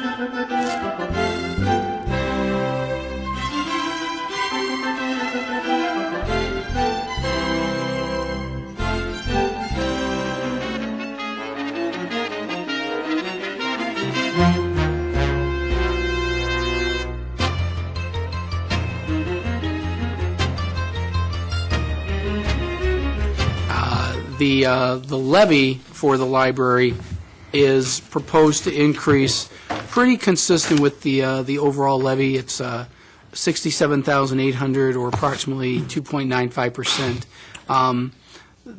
I think Jeff has a larger story to tell, because the library has seen some significant reductions in its revenue sources from other areas, and Jeff's very aware of what's going on at the state level and just in regional level as well. And I think even the detail on page 237 doesn't do justice to it. I think Jeff can probably more effectively explain what the library is facing in 2014. Well, on the revenue side, the biggest sources of our revenue to run the library are the city and the county. And Mayor, I know you'll recall when we eliminated the bookmobile a few years back, I was quite candid with the council at that time that would have revenue reverberations down the years, because we wouldn't be out in the county any longer, and our service to rural county townships would decrease, and that's been the case. And we've seen our county funding go down pretty consistently. It's varied a little bit. One year we saw an $80,000 drop, 2012 to 2013. Actually, we saw a little bump up, but then this year we're seeing another drop of about $42,000. And then another piece of the county funding is that I'm going to digress just a moment. There are really only two counties in Wisconsin that provide support for capital funding for libraries. And one is Dane County and the other is Winnebago County. And that translates into support for library building projects.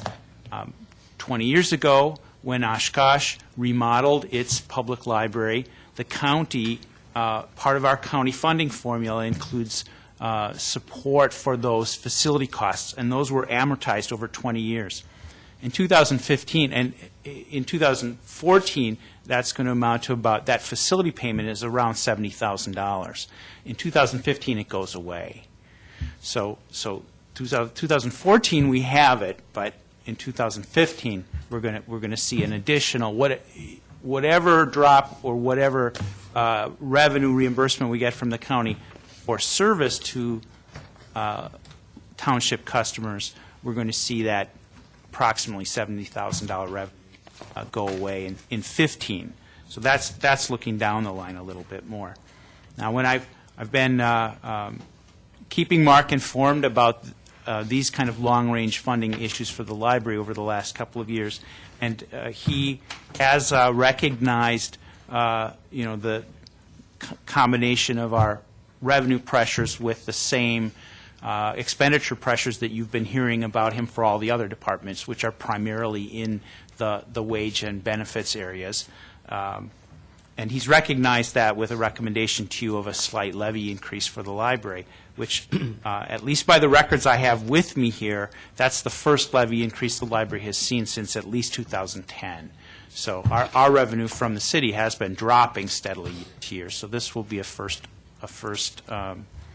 increase. The only other piece that I would call your attention to is on page 237. In the upper table, you'll notice there's a line that says surplus applied, and that amount is $125,000. That is the creation of a structural deficit. That is the library board has a carryover reserve amount, which I'm estimating we'll go into 2014 with about $275,000 in reserves. And the library board is, if you will, putting off or forestalling the necessity for significant staffing and service cuts by plugging the budget with reserves at a level of $125,000. So we're holding on to our staffing capacity and our ability to serve the public through 2014 in hopes of better days ahead. So trying to live to fight another day. So you're essentially cutting your structural reserves in half to maintain your staff for the 2014 fiscal year. That's about right.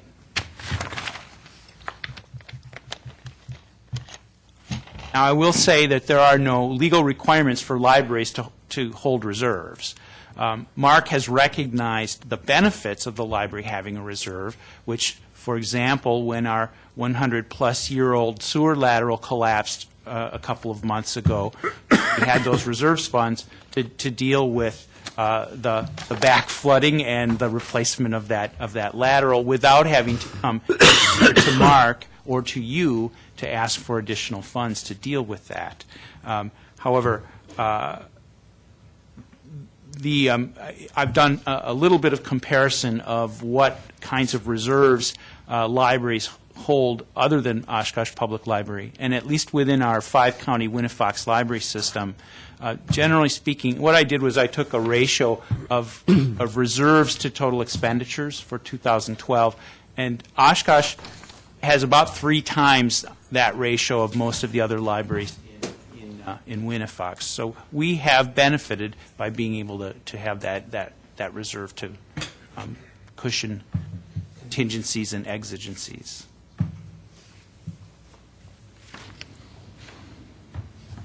I should mention very briefly the other cuts that we are recommending. There is a slight, about a $25,000 cut to the library materials budget. We're cutting our technology, basically our computer replacement budget, which is part of contractual services because we pay that money to the Winnifox library system, which purchases computers and peripherals on our behalf. So that drop is in contractual services, and we've cut office supplies, cut out our legal professional services line, and crossed our fingers. Any questions at all? Just one, Jeff, and it's on page 241. You currently have one custodian, I take it, at .50, but you were budgeted for 1.5. You're going back to 0.5. Someone retire, or you're just going to go with one half-time person? No, that's another one of these kind of reorganization and redeployment stories. We had a library supervisor level employee who left the library in the summer of 2012. So a year ago, when we were budgeting for 13, I plugged an additional full-time custodian level in because it seemed like the right classification level for a kind of an IT tech support person.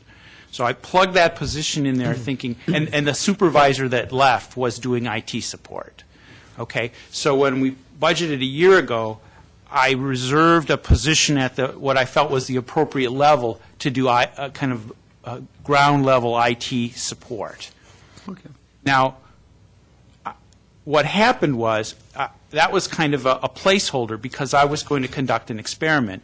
I worked with the Winnifox library system, which provides base level IT support to many of the other libraries within our regional system, to do more of our IT support. But it was an experiment. I didn't know how well that was going to work out. I wanted to reserve that capacity to hire that position in case Winnifox couldn't handle our tech support volume. Well, they were, and they've done a great job of it. And rather than hiring in that custodian, you'll notice that the librarian FTEs have bumped up a little bit from current budgeted. Instead of hiring that full-time custodian level position, I increased a reference librarian position from 3/4 to full-time, and that person is doing kind of frontline triage tech support and then referring things that she can't handle onto the Winnifox staff, who then do most of the tech support. So in that sense, I substituted a full-time position, admittedly a lower classification, for a quarter of a higher level position to do that work, and then have engaged Winnifox Library System for no additional fees to do our tech support. Okay, good, thank you. And your data certainly shows the impact of technology on people using the technology. The world is changing. Reading is changing. It's clear. It's not changing dynamically, so. It is.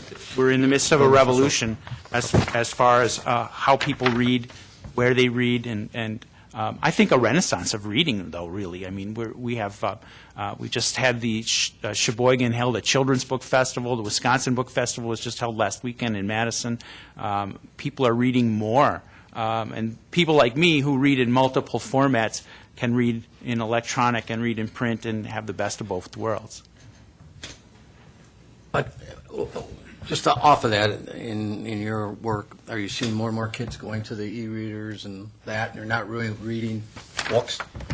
Oh no, actually, we did some studies of how we wanted to know how people in their 20s and 30s who were new card holders at the library, how they were using their cards. So we did some research and looked at how they were using their cards.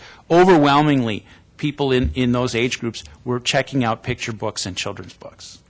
Okay, so people in their 20s and 30s who are forming their families, just as they have been for generations, are using the library to kind of enhance the reading experience of their children.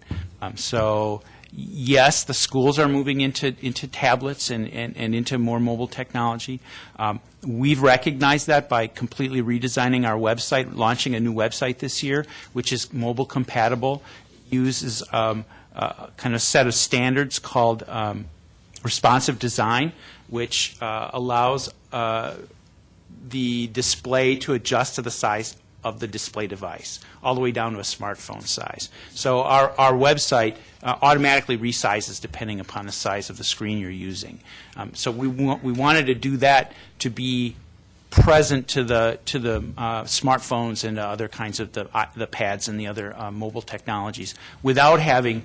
This allows us to do that without having to maintain a separate mobile website and or to maintain content on two different sites. It's just one website, but it resizes for whatever device you're using.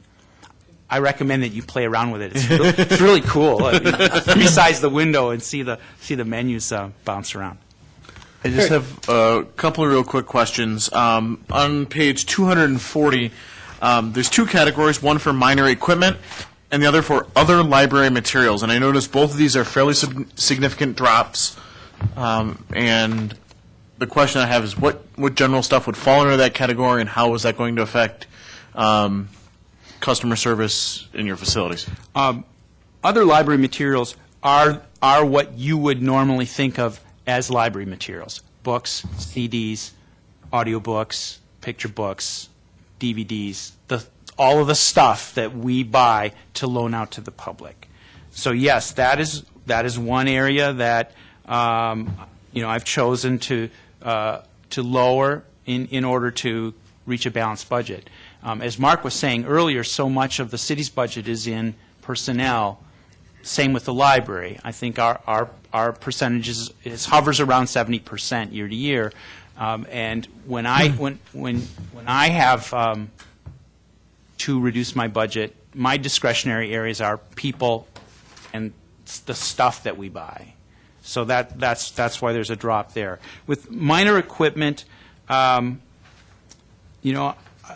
guess that's where, in some sense, that's where the boon of the carryover reserve comes in. I generally budget that low, and as stuff breaks, we just replace it, like book carts break, or we need to buy a pallet jack this year. Things that are a few $100s. I'll go ahead and authorize purchase of that, and it ends up coming out of that carryover reserve. It ends up being things that we can't anticipate at this stage that we may find that we need over the course of the next year. Does that answer your question? Absolutely. Thank you. Anybody else? I just want to add, Jeff talked about the reserves, and he talked about that 70,000 that is going to go down in 2015. So, that fund balance, I think, as Jeff said, it's arguable about how, was it too much compared to other funds that we have, other special funds that we have. In comparison to other special funds, it did have a healthy reserve, but we've dropped it by almost half.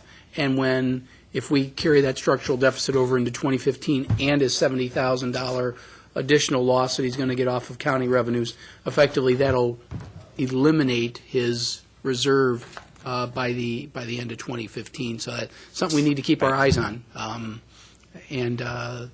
So it's just want to mention that we had to balance it out. And I know the library board was concerned about that $125,000 structural deficit. And it wasn't unanimous. That's all. I just wanted to make sure I added that in there, Mr. Mayor. More questions? Thanks for your attention tonight. Thanks, Jeff. Thank you. Thanks, Jeff. And thanks, guys. The next budget, according to whatever deals have been worked out in the room between the different departments, is the Parks Department. Beginning on page 151, we're pretty much going to follow this one chronologically as is in the table of contents. So we'll start with Parks Operations. Chad Dahlman's hiding in the back. No, he's coming up forward. And Mr. Maurer here. The Parks Operations budget, excuse me, I want to make sure I've got one of my numbers here. Parks Operations is due to increase by approximately $21,100 or 1.32%. Similar to community development, that's a little bit misleading because this is one of the areas in which there is a personnel reduction, which reflects why it's only 1.32%. Mr. Maurer can answer any questions council may have about Parks Operations budget. Ray? Thank you, and thank you for your time this evening. I'll just go through and highlight a few items, and obviously if there's any questions you would like to ask of either of us, we're here for you. Just wanted to make note of, on page 151, the number of significant accomplishments that we had this past year. We didn't have the room to list a lot, and as we start to talk about this Parks Trades Tech position that is on the potential for being lost this year, I want you to take a look at a lot of those projects, because a lot of those, or the majority of those projects, we do in-house. We don't have a lot of contracted services that come in to help us out, other than for plumbing and a few other specialty items. Even with electric, we'll work closely with our electric division to stay within house as much as possible. But there are a number of large accomplishments that we're taking care of this year, and looking into next year, there's a number of other projects that we're looking to take care of. There is a slight increase in revenues, as the Park Board has been discussing since end of summer into August, September. We've looked at a number of our fees, and park rental fees are being recommended by the Parks Board to go up. So if you take a look at on page 151 again, there's a slight increase. We're looking at about a $5,000 to $6,000 increase in additional park rental fees. What we tried to do with the Parks Board is our current rental fees are set up on 0 to 4 hours, 4 to 8, or for an all day. That gets very confusing for people to come in and try to rent a shelter for a portion of the day. It also, for our maintenance staff, if the person that's in there prior to your rental doesn't clean up as well as you had hoped, we are the ones that get the phone call saying, the park was not in good shape. So we actually are going to do the park rentals by a per-day basis, so we increased the fees to reflect that. And the Parks Board did also look at increasing the non-resident fees. Again, it's not dramatic. It ends up being about $5 or $10, but again, you're getting, instead of 4 hours, you're getting the entire day for the park rental. Looking at some of the numbers, just to give you an idea for the parks budget, about 74% of our budget is personnel costs. If you add in, for us, utilities is the next big cost, because we have a number of park shelters, park facilities that we have to pay water and electric on. So 87% of our budget is essentially personnel and utility related. So when it comes time for us to take a look at some potential reductions, we don't really have a lot of areas to look.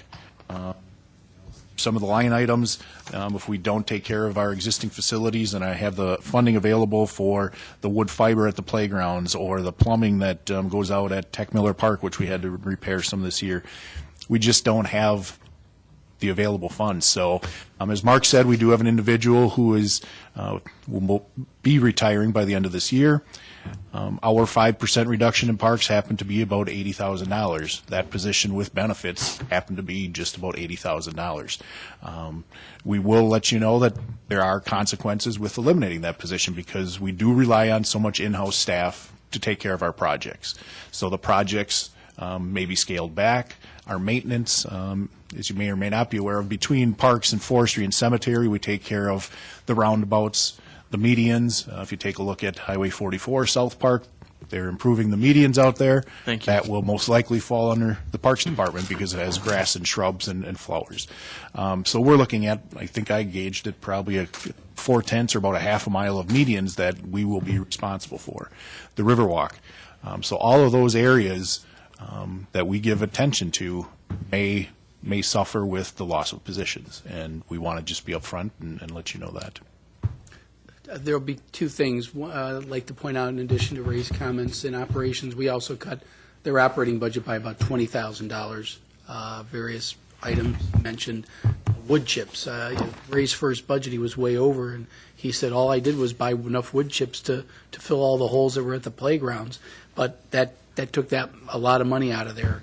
The other thing I would point out is, as Ray has, one of the first things I asked Ray to do when he became Parks Director a few years ago was get the Parks Master Plan done, and then once you get that done, get to each of the parks and start methodically going through the parks.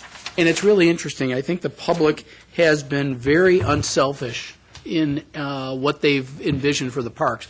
They haven't had any grand plans, that are really beyond anybody's vision. They're very basic.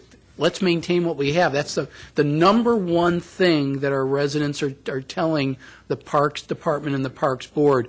Maintain what we have. So the challenge with the recommendation I made to the council is that doesn't necessarily fulfill the mission that the residents have set for the parks. But again, there's a long laundry list of these, and Ray's appropriately singing the blues about the impact that these reductions have. They do have an impact on services. Ray's folks do a lot of stuff in-house, and it's a tribute to their creativity that they get those things done. Ray, I have a question on your staffing levels. You said a lead park maintenance worker is retiring, right? Actually, it's a parks trades technician. Okay. That person is probably, on the top end of his pay scale? Correct. So if you replace them, it would be someone at a transfer in, or would that be, do they allow that anymore? I mean, I no union contracts and things. How do you fill openings within your, that are approved positions? If it's an individual that would be moving in from another department in the city, it all depends on how it's laid out in the employee handbook. It could be a lateral move, it could be a promotion depending on where they're currently in the pay system. If we hired somebody new into the position, there would be a savings based on, from outside the organization, there would be a savings based on the new comp study. I think we budgeted originally that the person would be hired in a lower wage, though, didn't we, Ray? We did, correct. We didn't cut as much as we would have with a, I guess I would As a like, transfer. I would like to see, because we are cutting positions, and yet our citizens want us to maintain what we got, so there's a little concern there. What would be the difference if an entry-level employee filled that position versus the employee that's leaving? We can show you that, Steve, but we can't predict it. It's based on, when we hire the position, we advertise outside the organization as well as in. So we're making our best guess. So roughly, what do you think, $5,000-$10,000? If, no matter what, somebody transferred in, probably wouldn't transfer in at the top end rate, would he be?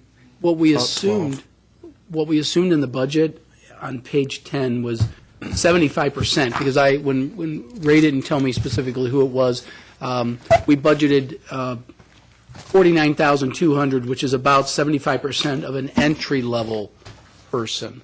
So it's probably more in the range of about, $65,000. I was going to say 65, and the current employee with health or with benefits and everything is right around the $80,000. We were anticipating. So to restore that position would be $49,200. It's a really great example. 1.427 cents would cost to restore that position. Just a good example, just a very practical side of things. But it would be 49.2. Now, if somebody transferred over, then it would mess up the numbers a little bit. Not enough for the council to worry about. That's Ray's problem, not yours. We get somebody from the outside, that's what it would cost us to restore this position. If I can just direct your attention to page 153 also, line item 6446. It's called contracted employment. In the past, the parks and a couple of other departments have utilized inmate labor considerably in the past. And with the concealed carry laws recently that were passed, we have been instructed by the state that their inmates are no longer available to us because working in the parks that potentially users could bring handguns and weapons into is something that is not allowed. So what we did was, you'll see under 2013, the $15,000, we actually are coming in over budget on our seasonal employment because we had to hire additional seasonals to make up for those inmate labors that we would have utilized. Same thing for 2014. We are not budgeting for inmate labors, and we have increased slightly our seasonal help, knowing that we would have to have some additional seasonal help. And you'll see the same thing when we get into the cemetery budget. Have you looked into possibly hiring county inmates? That would be a work release inmate that's on a bracelet program or something like that? Chad can touch on that. I know you just had discussions, but it sounds like you need to plan about a year out to get onto their list. For the DAC programs, for example, they expect at least a 2-month leeway to get that scheduled. And as far as the county programs themselves, they're going to go to county projects first before they come outside the city. So if they have utilization for them, they're going to go to that organization first. It is something we'll continue to look at, but it's a little less forgiving or a little less leeway compared to what we had in the past.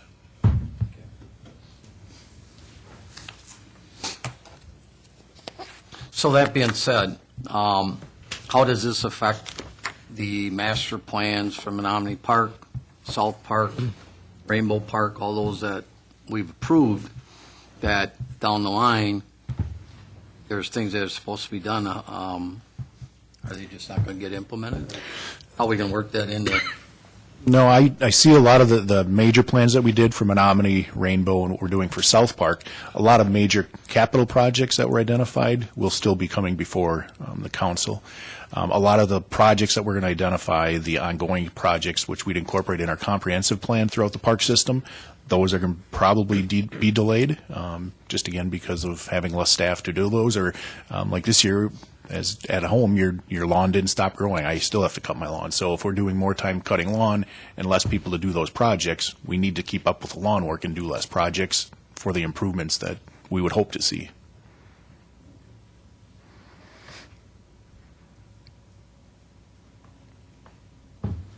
Okay.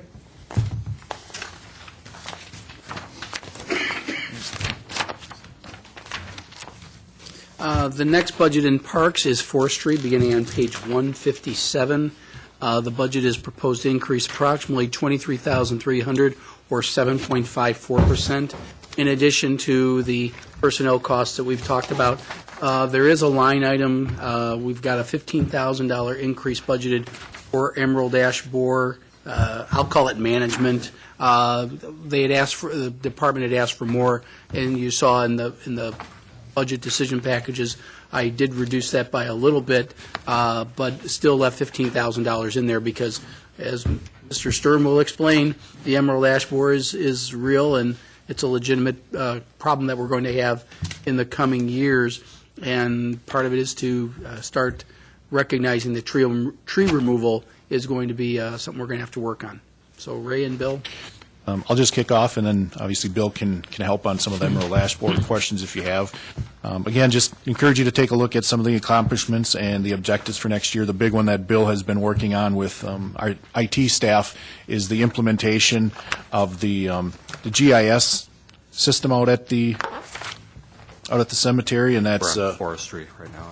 Oh, I'm sorry. I jumped ahead to cemetery. My fault.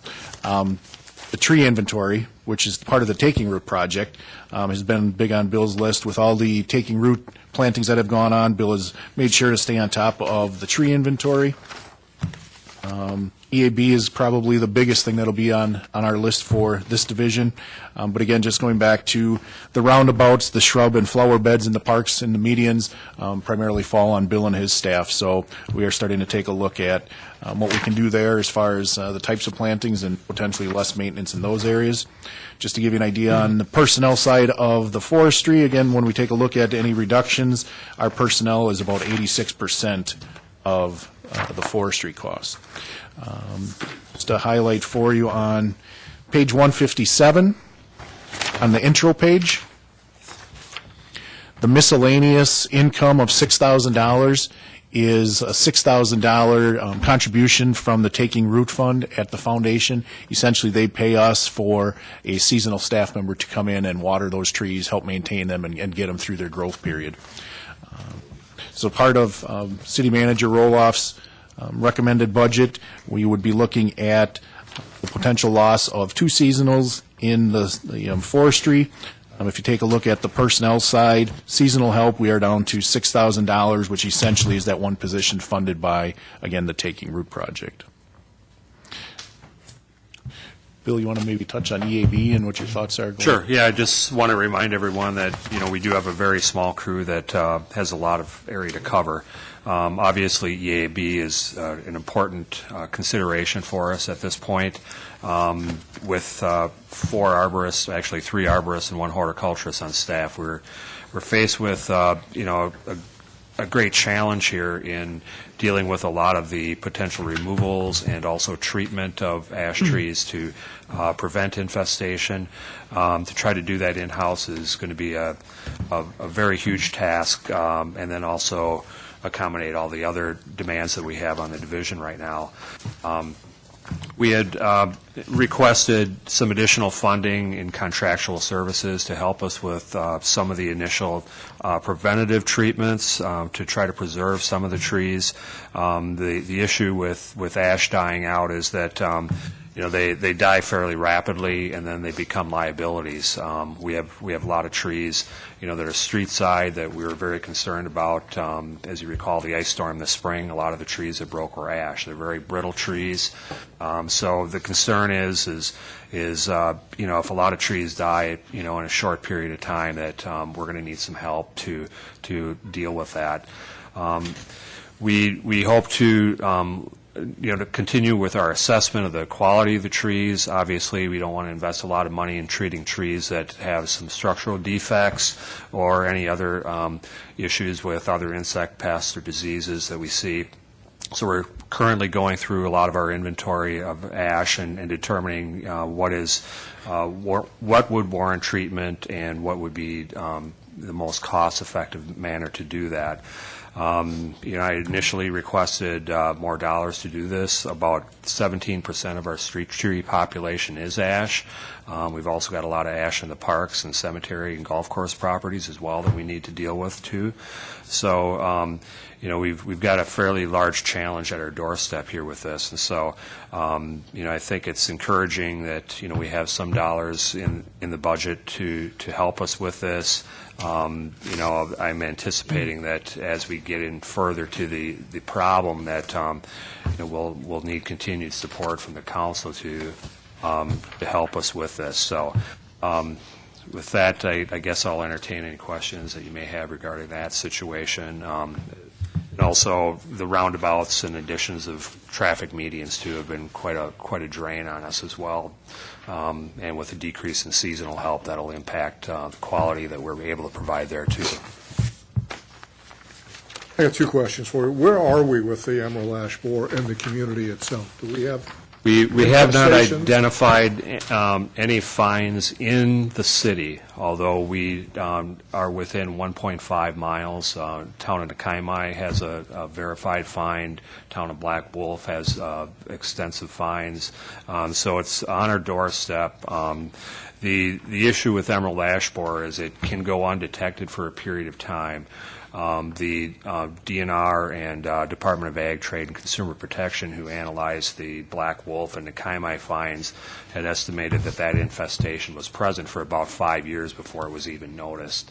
So that brings us great concern, of course, because, with our inventory of ash, even though we constantly look at it as we're working into the trees or we're analyzing, is this, potentially affected. It is very hard to tell, at least until you start seeing extensive decline. It became more difficult this year because we also had a lot of fungal disease with ash that made them look kind of poor anyway. So it has been a bit of a challenge to get early identification, but we have been proactive in trapping for about the past 6 years. We have not planted ash since 2003, so we're trying to diversify our inventory as we go anyway through taking root and those sorts of programs. Ideally, we want to eliminate any planting of ash or any higher percentage ash that we already have currently. So we're trying to work in diversification as well to help out the problem. With that being said, Bill, we can't control what citizens plant, or can we? Can we pass like an ordinance that says you can't plant an ash tree, for example? We control it on city property. That's under anything on terraces is under my authority. So we would not allow ash to be planted. And as community members call for plant recommendations, which they commonly do to our division, we will not recommend ash as a potential species. Would for it make planting. sense through our OCMS and other sources to really alert our citizens that they definitely should not be planting ash trees? Things We like that? And have done that, what type yes. of tree flourishes well in this environment, weather and stuff? Yeah, we work closely with UW Extension. They have, source lists, also a species selection list. A lot of it is, depends on the sites, of course. But we do make recommendations to people. I don't do field visits to people's private property, Right. but UW Extension has, folks that will help people and guide them into the plant selection, as well as a lot of the nursery operators too will provide that information to their customers. I know you work closely with the golf course, and do we have a lot of ash trees? I'm not a tree person. One looks the same to me almost, but do we have a lot of ash trees at the golf course that we're going to have to replace? We lost a ton back in that storm several years ago, so. Sure. Yeah, a lot of the ash were lost in 2001, as well as a lot of other species, of course. I don't recall exactly what the inventory or numbers are at the golf course. It's fairly heavy on the ash Mr. Dolbush just said there's about 100 ash trees on the golf course. Okay. So, yeah, that's, and we also have, a lot of our other properties, park properties, there's extensive ash that was planted primarily to replace American elm that was lost back in the 60s and early 70s. That was the replacement tree for American elm. So consequently, we, didn't learn the lessons of monoculture completely, and although ash has always been a good, sturdy street tree and park tree, so you start getting limited as far as what works. DNR is discouraging overuse of maple because there's also, future insects that, have hit the Chicago area that, eat maple heavily. So, there's a lot of concerns in diversification. So we're, fortunate to Mr. have. Peck plays right and left golf like I do, maybe 100 less street. Golf course would actually be a benefit to our Speak for yourself.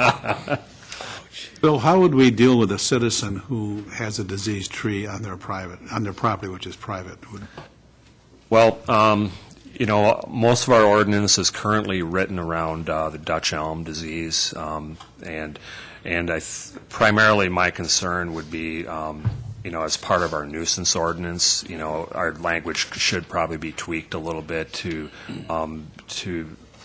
not just be specific to elm, but also consider, ash that potentially could, die in a person's yard and then, cause liability to either, himself or his neighbors. I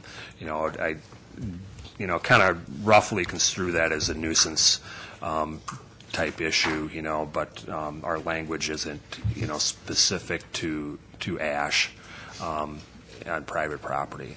I think Councilmember Herman and Mr. Cummings, your point's well taken, that education, and we talked about this with Mr. Roloff, education is going to be key, and that's what Bill is doing currently countywide and with the DNR and UW Extension, that we really need to get the word out and let citizens know if you have an issue, who to call, what can be done, and that's currently where they're at with the DNR and UW Extension saying, is there a marshaling yard potential that we need to have citizens start hauling these trees to? And so I think, Bill, you had a meeting coming up, or you do in the near future regarding that?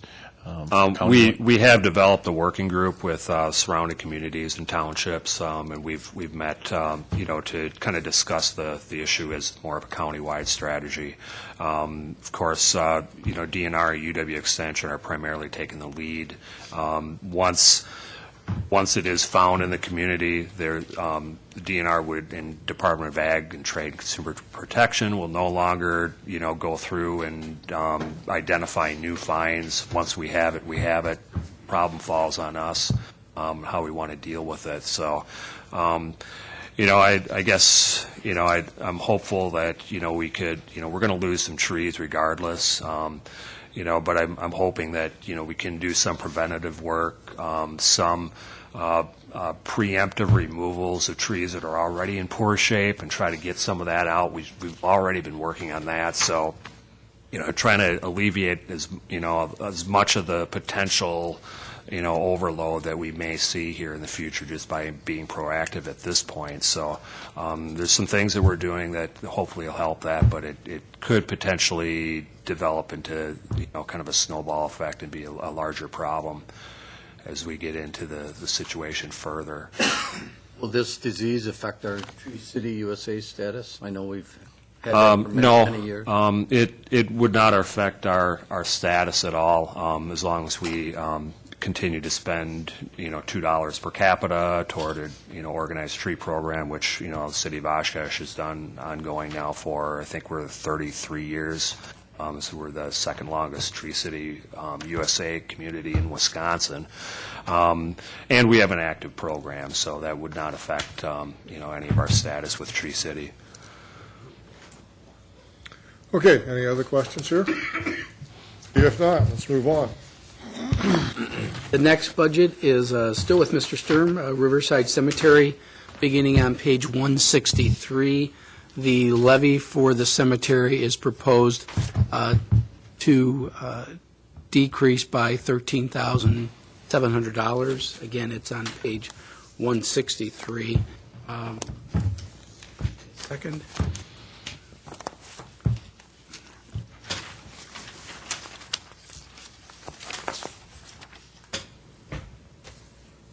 see, I believe that some fees and charges are proposed to, are anticipated to increase over a budget estimate, and they do have a fund balance, and so we're using the fund balance, drawing it down a little bit without going into a deficit situation. Mr. Sturm's here to answer questions you might have. If I can just highlight it, as long as we're on page 163, if you take a look at where it says budget variance, it says purchase 1 zero-turn mower, that you can cross off. That was one of the recommendations to reduce our area or the levy support in this area, and how we're hoping that we'll be able to assist at the cemetery through the CIP or our equipment replacement. Parks Department has requested replacement of a mower as well, and we've been doing a lot better job of trying to share equipment across divisions. So Chad and Bill have talked that if we needed to reduce here, we'd reduce that $15,000 mower and do a little more equipment sharing. So. How does your park staff cut affect the cemetery, or doesn't, or cutting grass or whatever? Are those all separate employees that cut at the cemetery versus other parts of the park, or are they all blended in because it's part of the parks? We're doing more of the cross division. I know Bill will, if it's slow at the cemetery, Chad will talk to Bill, and they will send some of the cemetery guys to some of the north side parks and help us out with trimming and mowing around Hiker's Monument. I know they will help out in some of the other parks. Same thing with parks. Around Memorial Day and some of the busy days at the cemetery, Bill and Chad will talk. We'll pull parks people out to the cemetery to help get the cemetery ready and presentable for those occasions. So losing those three people or whatever could hurt cemetery operations? Seasonal? I'll let Bill address that, but Sure. A couple years back, we no longer had the contract with the Catholic Archdiocese, so we actually eliminated a position out at the cemetery that helped us with maintenance and burials for the Archdiocese. So we're down to currently two full-time individuals at the cemetery. As Ray mentioned previously in his comments, we have lost the inmate program. We used to rely heavily on that inmate program seasonally, and they would help us out from basically spring to fall with everything from line trimming around every marker to leaf removal in the fall. So that was quite a challenge this year because that whole situation came onto us late. We were with that $6,000 we had appropriated for our usual 5 inmates. We were able to get one seasonal employee to help us with that. Fortunately, the group we had out there was very creative, and they made it work. But it was a tremendous challenge to line trim around all those monuments and about 100-acre property. So I got to give credit to the crew we have there because they did a fantastic job considering the grass never stopped growing, and there was a lot of mundane line trimming that really was a challenge this year. We also, of course, do all the burials. We work with the funeral homes, the marker and monument companies. We have a half-time staff person who handles a lot of the phone calls and genealogy requests that come in. So it's a very busy unit with a lot of territory to cover out there. So I would be a lot more comfortable with more help, but, considering, we do have a substantial levy. We did address that earlier in the year with a fee increase that you may recall. That's helped some, but, it's somewhat of a challenge there to really increase revenue beyond what a lot of the other similar city-operated type cemeteries in our area are charging. Okay. I think if you take a look on page 165, again, contractual employment, line item 6446, page 165. That, again, was in the past used to pay for labor inmate. You'll see in the past from 2011, it went from 15,000. We are slowly going down to 0 this year and 0 for next year just because of reductions. In our long-range planning, obviously, you may fill that cemetery. Is there any discussion, talk of when land becomes available adjacent to the cemetery of purchasing? Has there been any discussion, or are we planned well enough into the Next We 30, 40 years? We have a lot of room for expansion out there, and a lot of it has been platted out, and it is available. We probably have another 20 acres up to the northern end of that property, as you recall, kind of where the community gardens. And I mean, you could potentially expand up in there at some point, but we do have, quite a bit of availability in the general cemetery proper.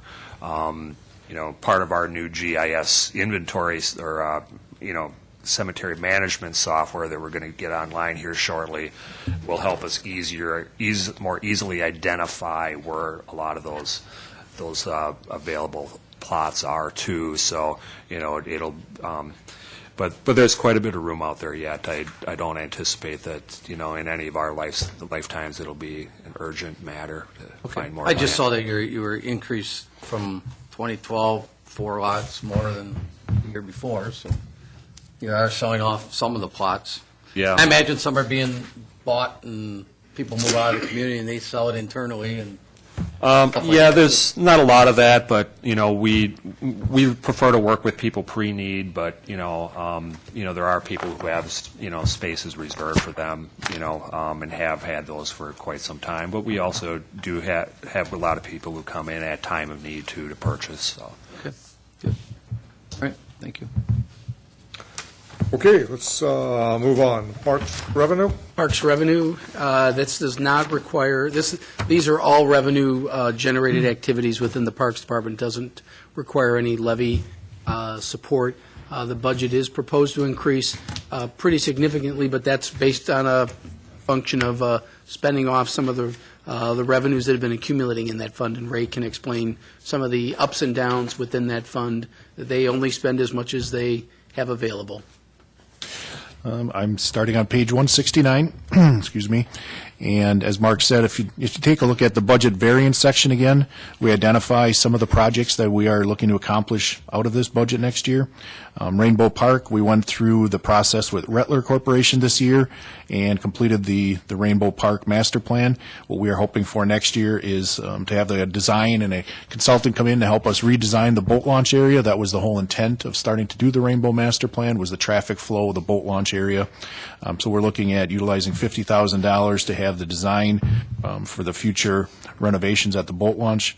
Also at Menominee Park, the Zoo Master Plan, we're looking to update that document. The current document was approved back in 1999. We've been talking with the Zoo Society already, and with the improvements that we've made out there in the new river otter exhibit and some of the farm animal exhibits, we are identifying that that master plan needs to be updated so that we know where certain exhibits should go. So right there you can see there's about $80,000 of expenditures coming out of the various funds that are accumulated here. Also in that box, you'll notice that the Parks Board has recommended an increase in the boat launch fees, and give you an idea of what we're looking at there. We did a comparison or a survey of a number of municipalities, mainly throughout the Fox Valley. City of Oshkosh, daily launch fee is $3. We're finding the majority of the other municipalities, their launches are anywhere from $4 up to $7 for the city of Neenah. Annual resident, City of Oshkosh, currently $15. Looking at the others, anywhere from $10. I think City of Appleton maybe only has one launch, but $10 up there, up to $28.50 up in Fond du Lac County, $30 in Brown County. So we felt we're on the low side there. Annual non-resident, we're currently at $20. Recommending $35. Again, all this information we can supply to you if you'd like to see it. Go back to the annual resident. We're currently at $15. We're recommending $25. Daily fee, we're recommending going from $3 up to $5. The Parks Board also talked about the multi-year, which is a 3-year sticker, which you can still purchase, a resident, non-resident. Currently, City of Oshkosh resident is $40. We're recommending $65. Non-resident is $55. Multi-year non-resident, we're recommending $90. With that, based on weather and what we have seen in the past, we are expecting the launch fees to bring in an approximate $30,000 more next year. And a lot of that, we are looking at improvements we've identified through the Rainbow Park Plan, the Menominee Park Plan, and our comprehensive plan for some of the improvements at 24th and Fugelberg, all the other boat launches throughout the city. So we're planning for hopefully some of those improvements to be completed. Just wanted to touch on a big project, obviously, that was completed this year is the River Otter exhibit. If you take a look at page 170, our zoo attendance for 2013, this is actually a low number now. We are expecting that we probably own over 100,000 visitors to the zoo this year. I think we go back to 2006 since the Herrenbergs have started to contribute and make the zoo a free admission. We've gone from about 40,000 visitors annually to over 100,000 visitors. So definitely a busy place and a place that we need to continue to work on. So those are the big items in this budget. Again, as Mark said, it covers everything from the zoo, boat launch, amusement rides, concessions, Miller's Bay program, and all the special events that Jenny obviously coordinates. Just to give you an idea, too, of all those special events that Jenny coordinates, especially with Zuluing Boo happening this past weekend, just looking at the last couple of years, she brings in roughly $20,000 to $25,000 in revenue just for the zoo through those special events. So they obviously help to pay off some of these other improvements. We just noticed on your boat launch revenue, you almost have a $10,000 decrease. 2012. I know we're not at the end of 2013. I don't think we're going to generate a lot of revenue with the way the weather's going, but do you think we're going to lose revenue by increasing our rates? We don't think so because, again, we feel we have some of the best boat launches that the area has to offer. We do have a significant number of boat tournaments, obviously, and a lot of the pre-fishing that takes place here. And just, again, looking at the area comparisons, I really don't see us losing that revenue. I think boaters that come here and people that we hear from really know that they're getting a good deal for their $3 currently. A lot of the 2012 and 2013 was weather. Yeah, well, the weather's still out of it. 2012 spring started like really early. I know I'm aware of it because you mentioned it to me, but with all these fishing tournaments, a lot of these fishing clubs can actually rent out the boat launch, right? That's correct. City ordinance allows for, I'd have to check what it is. There's a provision in the city ordinance where they can rent out the launch and be specific for their event, yes. That closes the launch then? Yes. To the public? Correct. Now, do we post that the launch is closed or something to tell people that because it's been reserved or whatever? Because I think last year we got a few phone calls from some angry citizens about the launch is being closed. What we'll do is we'll work with putting barricades out. Typically, if they rent out the launch area, we work with them to give them placards that they have to place on their dash to show that they're with the tournament. But also the event organizers obviously want to have that for their areas, so they have monitors or parking attendants at the gates with the barricades. Thank you. Hey, do you keep a track of how many boats were launched? I mean, you've got the dollars. Do you have the number of launchings? I have information as far as the total revenue for each launch site. We can give you a general idea. I didn't bring that information with me, but I can provide it. I believe, let me get it back to you. I think Rainbow is about 40% of our revenue that we bring in, and then just behind that is Menominee, but we can definitely give that to you. As part of that, and I know that there's a lot of promotion of Lake Winnebago and that for the type of fishery and things we have, and obviously a lot of the fishing tournaments want to come here. How do we promote our boat launches? Do we have pamphlets or do we have stuff on our website that names the launches and the locations and things like that? Yep, we do have it on the website. We also work with the sporting goods companies throughout the city. They help us by selling the season passes, and we provide maps and information on all where our launches are located and so forth. Okay, good. Okay. Question. I'm sorry, go ahead. I have a question on page 171. Line item 6401, contractual services. I know some of this you probably addressed with the reduction in inmate labor, but we're looking at budgeting almost $75,000 extra. Is that largely due to the inmate labor, or what would that fall under? That goes back to the $50,000 of contracted service we're looking for the Rainbow Park, the boat launch design, $30,000 for the zoo master plan, and then the other $25,000 we earmark annually for any treatments to Miller's Bay for aquatic species or invasive species. Thank you. Anything else? Okay, let's go to the leach. Leach is on page 175. The levy for the Leach Amphitheater is proposed to go down by $1,000. The levy is only $14,000 proposed for 2014. The leach is a pretty straightforward budget if you take a look at it. A couple items that I wanted to make note of were our Tuesday night concert series this year in sponsorship, obviously, by Citizens First Credit Union. We brought in over 2,200 people over those 6 weeks on Tuesday nights, which is a considerable increase over last year. We heard a lot of great comments from the people showing up that they're glad it was free to the public. They gladly came in and spent their money on concessions and the beverages that were available. So again, we do have a 6-year agreement with Citizens First, and we appreciate all the sponsorships that we get for at the Leach. Rasmussen College is another one of the sponsors to keep some of the events free of charge. Again, Jenny works with a number of those businesses, local businesses as well, to keep the events either free or reduce fees.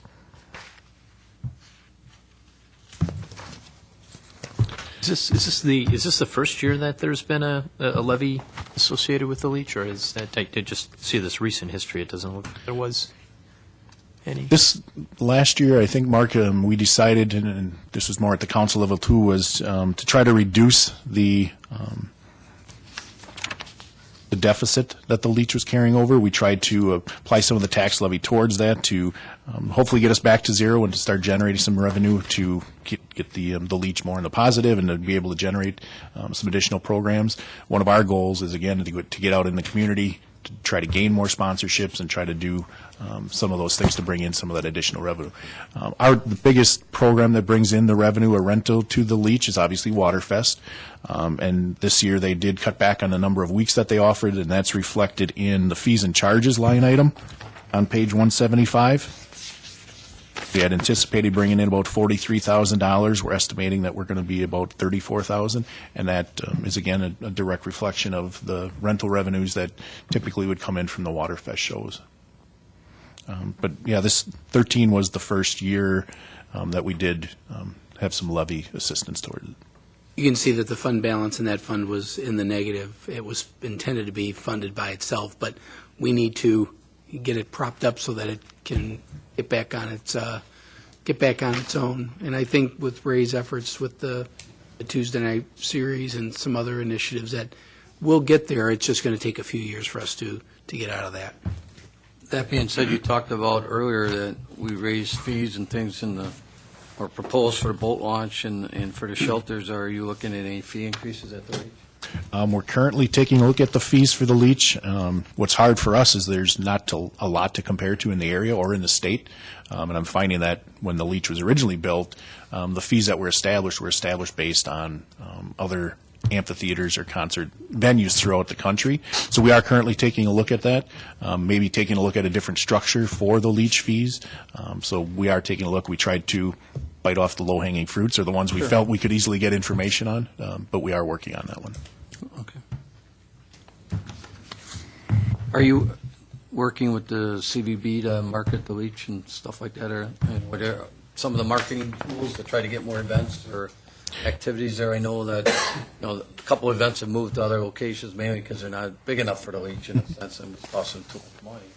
Yep, and I think what we're also hearing is the Leach is so weather dependent that if you want to have a large weekend-long event there, you're really taking a risk. We do work with the CVB. We aren't actively going out to try to bring big events here from another community, but there have been other large events from throughout the area that have come to us requesting information. We do have Julie, who works at our senior center, is also doing some marketing for the Leach and the parks. She's currently working with some of the businesses, Beckett's, the Ground Round, all of the people along the Riverwalk to try to get some of that same crowd to come down to the Leach. So we're doing a lot of that social media type marketing as well. Okay, good. Okay, Pollock Community Water Park. Page 179, Pollock Pool levy is proposed to decrease by $3,300. It's managing to emerge. We talked about the Leach. Pollock Pool is starting to emerge to getting close to being self-sustaining. And the budget is proposed to increase a little bit, and Ray can talk about what's going on there. Sure. I apologize, but your page 179 does not reflect, when you take a look at the accomplishments and the goals, we had those updated, and we'll definitely get those to you in a revised version. But just to give you some kind of an idea, we did work with the Recreation Department provides the lifeguarding staff for the pool. The city has an agreement with the Recreation Department, and we provide the maintenance staff, the front desk, and the concessions staffing. And then we work with the Recreation Department and the lifeguards. We were able to extend the pool season this year for an additional 4 days, which really turned out to be a great benefit because most of the other pools in the area had closed, and we brought in some pretty significant revenue in those 4 days. So whatever we can do to extend the season is a thing that we'll continue to look at doing. Jenny, again, promotes 5 special events at the pool. And we worked with the Community Foundation this year to celebrate their 85th anniversary, where they helped to support an 85-cent day. Essentially came in and paid 85 cents to come in, and the foundation reimbursed us a check for the revenue that it would normally brought in. So a great partnership that we had with them.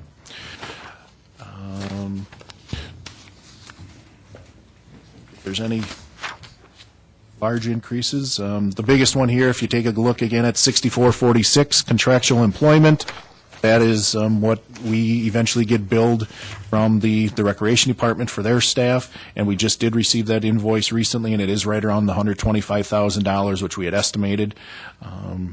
So that's where the contractual employment comes in here. Otherwise, again, the big chunk is the utilities costs. Utilities and concessions, where the concessions obviously brings in some revenue to support that. Trying to remember what the $10,000 in machinery and equipment on page 182. Flip back to page 184. That's all explained on page 184. Some of the lockers that were originally purchased there have rusted. We've heard about that from a number of people saying, it's starting to look used and outdated, so we're looking at potentially replacing those lockers with some new. We always have requests for additional deck chairs, so we're not replacing, but adding to our current inventory of deck chairs. The lap lane rope needs replacing. And then Jenny, with trying to think of different ways to bring in more money in concessions, we're looking to purchase a malt machine for an additional item on the concessions.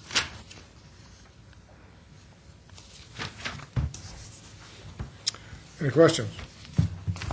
If not, to the golf course. Golf course is on page 185. The budget is projected to decrease a little by approximately $22,000. And Mr. Dobish is here to answer any questions. I'm going to start it off, and then we have Trace and Steve here from the golf course.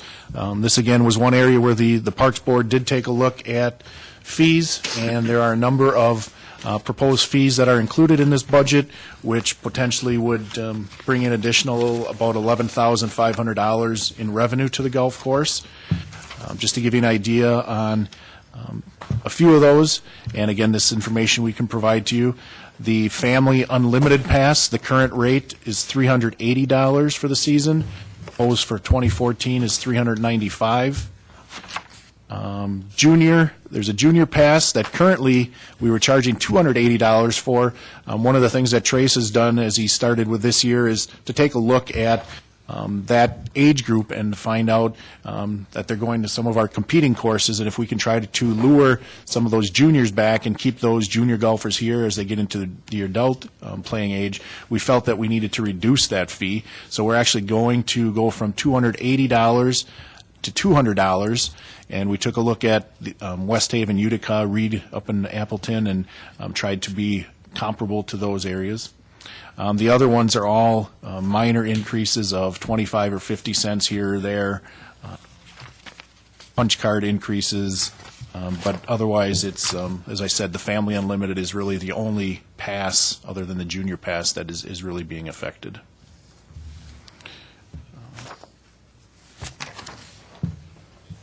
Straightforward. Any questions? All right, we're on a roll. Just, Steve? You got a couple things in the capital outlay, you want to just go there? I know the importance of them, but, That's page 190. yeah. There's a flex deck rotary trim mower that would be replacing a standard deck trim mower, 18-year-old machine. Time to put it out to pasture. Hopefully that we can retain that in the budget. And then a hydraulic top dressing blower and brush.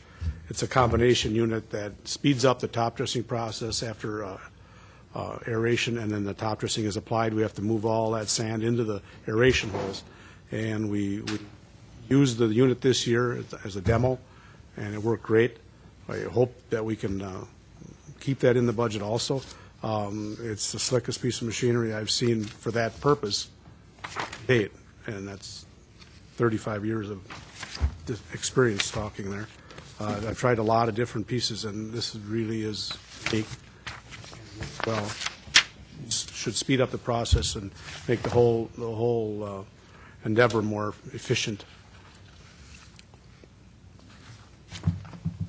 And do we have a rough idea how many rounds were played this year so far? We are approaching 24,000. It will be slightly down over last year, but we also started 35 days later this year. Probably the big reason why we're down from last year. 186. Okay. Anything else? Okay, let's go to senior services. My favorite services. Senior Services starts on page 191. The levy is proposed to go down about $10,000. And there's also an accompanying page that Mr. Zemer can get into a little later. On page 261 is the Parks Revolving Fund. That's the very first page on the under the other funds budget. That's serves as a source for other supplements to his budget based on donations that come in from a variety of sources. But the budget is proposed to increase by approximately $24,000 next year. And Mr. Zemer can answer questions you might have about it. I think the biggest thing, if you want to take a look at page 195, is the personnel side. We've had we had 2 retirements this year of 2 long-term employees, which gave us an opportunity to, again, take a look at what we need to plan for in the future and where we're currently at. Mark, I'm going to let you jump into this and kind of explain where you're at and where we're headed in 2014. All right. Thanks, Ray. As Ray mentioned, we had 2 retirements. One was our registered nurse, and the other was our activities coordinator. And through the conversations we've had around those positions over the last year, we looked at, through the 3 years that I was involved with the health department, we got to know a real strong resource that we brought in as a temporary employee in that situation as well. And she was available, so we brought her on, and that's reflected in the line interim health project manager. She is also a nurse. She is a nurse practitioner, yes. She is an RN and a nurse practitioner. To complement her expertise and time in providing nursing services at the senior center, we are also currently contracting with the Visiting Nurse Association to do the foot care portion. So instead of a nurse doing all of the services, the interim position is actually doing 11 hours a week, and the Visiting Nurse Association comes in for 2 half days just to provide the foot care. And we've already, under her direction and guidance, we've expanded that into including a volunteer to be part of the process. We are including foot soaking now as a precursor when they get there, and we've just got nothing but praise from our participants. They love where we've taken it, and we've had a number of new participants who are requesting that service.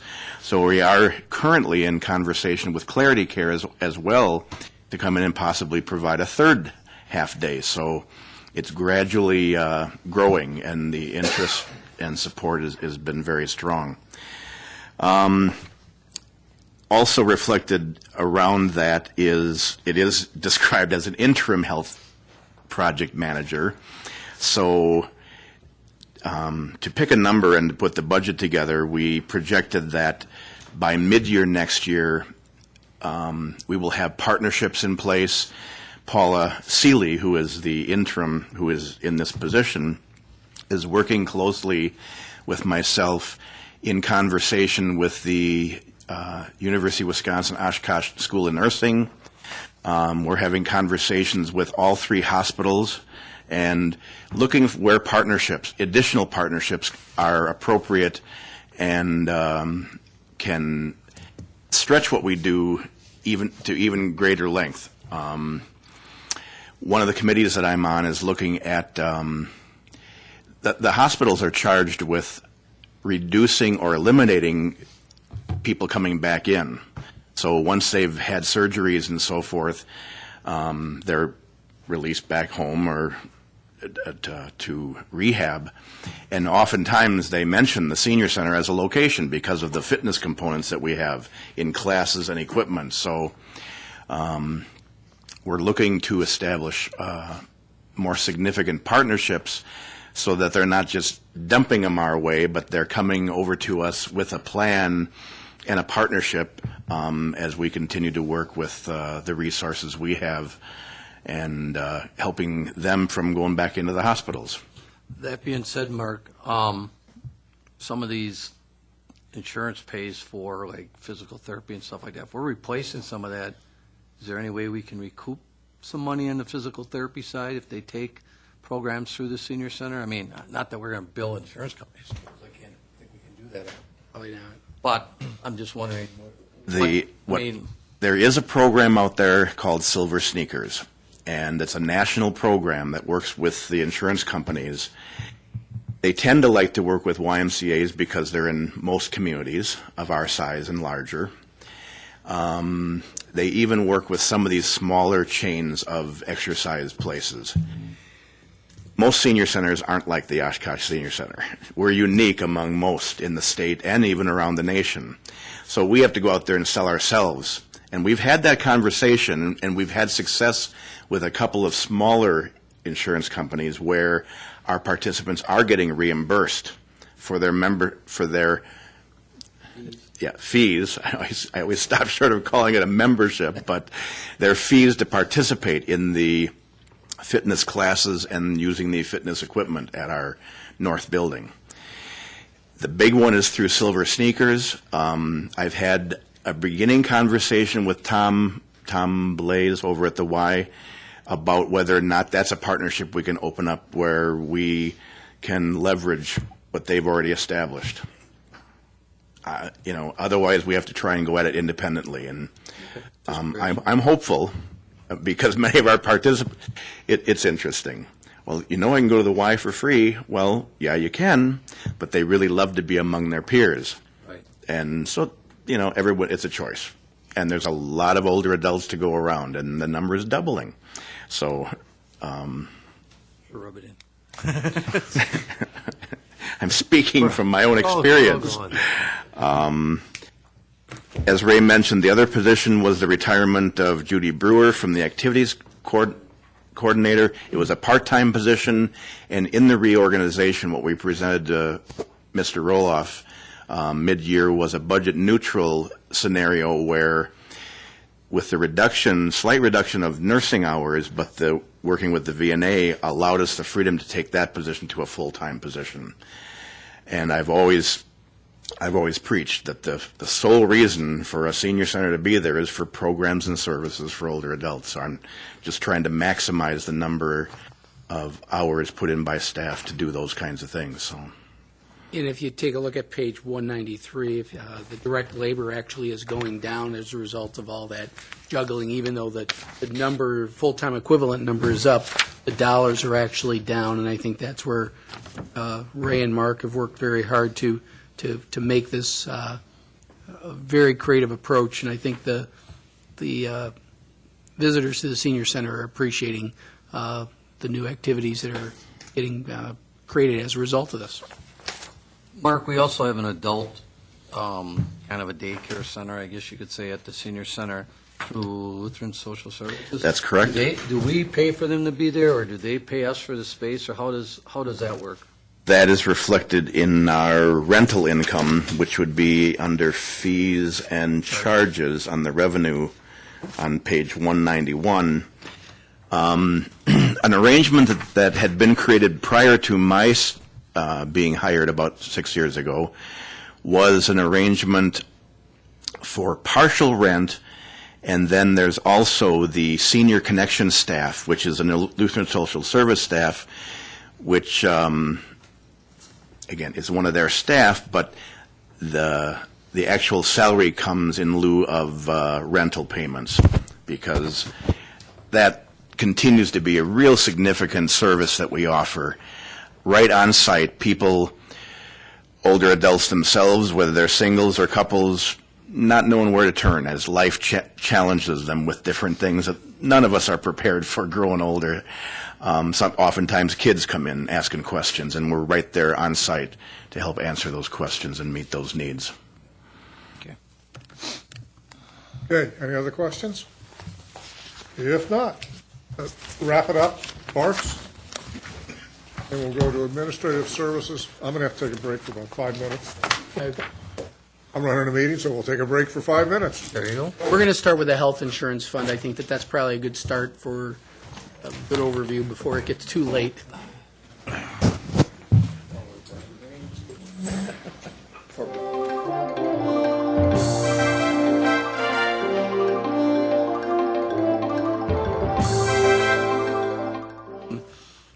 We really need to take a look at our insurance fund as almost a separate business, because it has responsibilities to help save the general fund money, but at the same time, it has to be self-sustaining in order to be successful. And the last couple of years have been tough on the fund due to hits on the fund, increased costs that we've talked about. And then I think as a result of aging workforce, aging workforce, health insurance costs going up, and families making decisions to perhaps eliminate one health insurance plan from their family if both spouses are working. We've seen a reduction in the number of people that are taking advantage of our health insurance plan. Unfortunately, sometimes what that means is the people who are dropping off are generally healthier. One of the concerns we have with ACA, some people call it as Obamacare, is that some people may go pursue exchanges for whatever their health needs may be. We have to be very aware of all those moving parts and how that may impact us. So page 329 is the summary of the health insurance fund. We're trying to get the fund to turn a surplus and replenish its reserves. We're barely projecting to do that in 2014, mainly because we want to be conservative and not count on, we're actually counting on fewer people participating in our health plan, but we're not necessarily reducing all of the costs associated with that.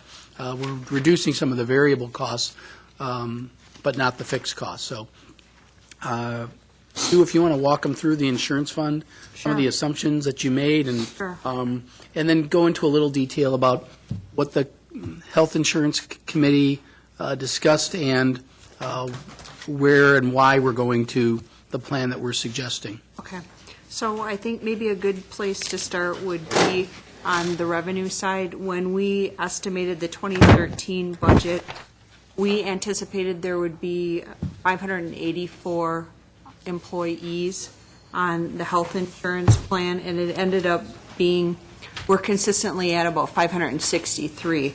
So from the revenue side, we're down 21 participants. So that's less revenue coming in. Part of that problem was because when we finalized the budget, we didn't have all of our enrollment forms back yet. So this year we want to expedite that process so that when we will know how many people we're going to have on the health plan before the budget is finalized.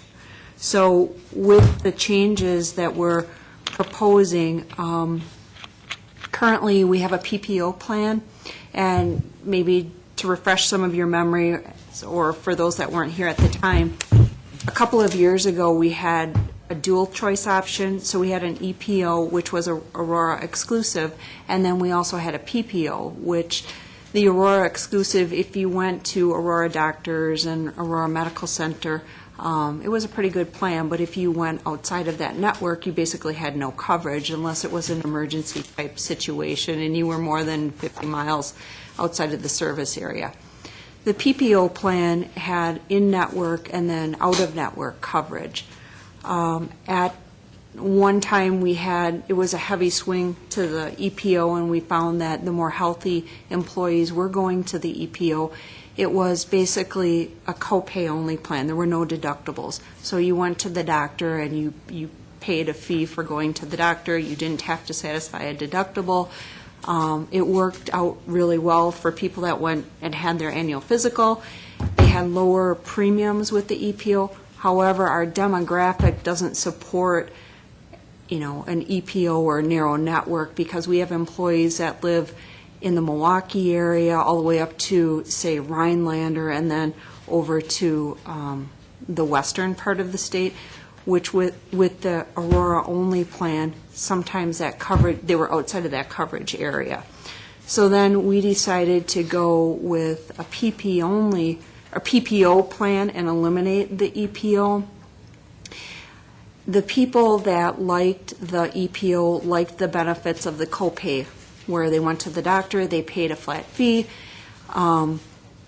So now they were in a plan where there was deductibles and coinsurance. The $250 single, $500 deductible is what we have today. So what we're proposing is, I would say, maybe the best of both worlds, where we would propose to maintain the PPO network, but we're calling it a copay-only plan, so that there's no deductibles and no coinsurance. There's just co-payments. So you go to the doctor, it's a $20 deductible. You go to the emergency room, it's $100. There's no deductible. So it's sort of a pay-as-you-go type plan. And that's just sort of it in summary. Obviously, there's a lot more to it. So again, I think it is the best of both worlds, because it is our broad network, which our employees enjoy because it gives them more options, but yet it's pay as you go. So those that use health care are going to pay more. Just a couple additions to what Sue was just talking about in regard to the committee's work and suggesting this to City Manager Roloff. They looked at a variety of different options. They looked at high deductible plans. They looked at the whole gamut of different plan design, and I was a little surprised they came up with a copay plan. Actually, it provided I don't think the most savings, but pretty close to that, and I think the employees were very cognizant of the cost concerns that we had, and the other facet of the plan that I think is going to be beneficial as we go forward is that, as Sue said, if you're healthy and you don't utilize services, you don't pay as much. If you do, you're going to pay more. So in a roundabout way, it also encourages our initiatives designed around wellness. We think it'll help encourage more healthy behaviors as a result of that. So, I think the employee committee did a good job. They spent a lot of time doing research on a variety of different options before they presented it to City Manager Roloff, and I was very pleased with the work that they did and the outcome. What's the basic cost of the plan vis-a-vis the other plan? Do you mean like? The employee cost. And the employee's going to pay. They're paying 12%, right? Right. They're going to be paying 12%. They're only paying 12%, but the total cost of the plan. Right. Will this 12% be? Is the basic cost of the plan higher or lower? The plan costs are lower. I think the total cost, Sue, and correct me if I'm wrong, I thought there was an estimated 9 to 10% savings going to the copay plan as opposed to the original. Is that right?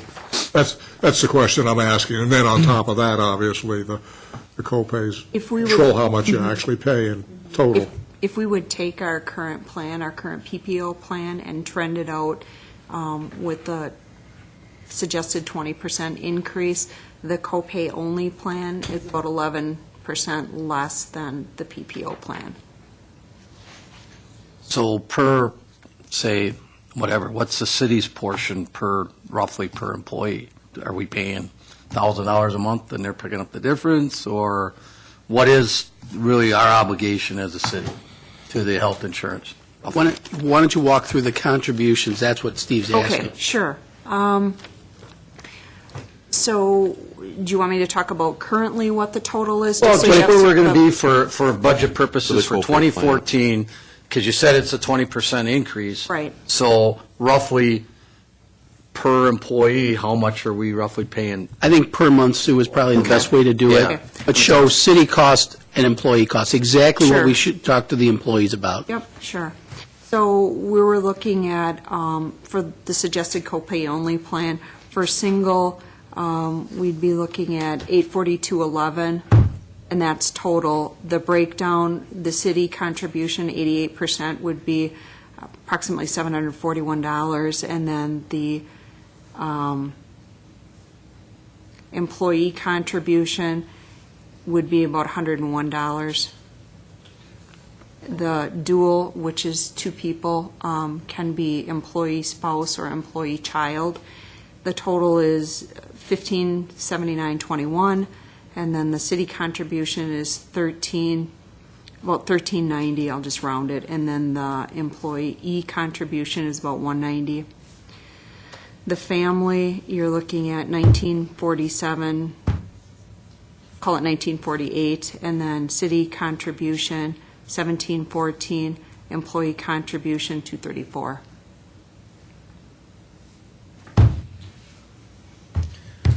And what was the city contribution like on a family plan last year? Family plan, last year's city contribution, $1,539. The total, The total, $1,729.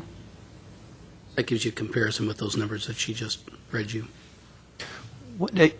As the committee was talking about the different packages, and Mr., excuse me, John, you had mentioned that there was a high deductible plan that was mentioned. Well, what were the overall cost differences for entire plans on a high deductible versus something like this is being proposed here? And I guess maybe just to clarify, I wouldn't necessarily classify it as a high deductible. When I think of high deductible, I'm thinking $10,000. This was $1,500, $3,000 deductible. So Still it's about- a But certainly up higher, from the 250, higher 500, yeah. deductible. Because but when I not- hear these numbers, 250 and 500, which you did have on that PPO previously, and then these costs that employees are paying, and this is still nothing compared to the private sector. And that's the one comment I continue to hear from citizens is they use the term Cadillac insurance policy, and it's a very admirable insurance policy. It's certainly something that's very favorable. I'm curious on a. I think 1,500, 3,000, as you mentioned, Sue. That's more in line with what I hear from the private sector. What Sure, cost comparison would say? do you want the totals or? Yeah, just a total. I guess Okay. I'm curious total on the. Sure, so the totals would be, and I'll go single, two people, family, so 826, 1548, and 1908.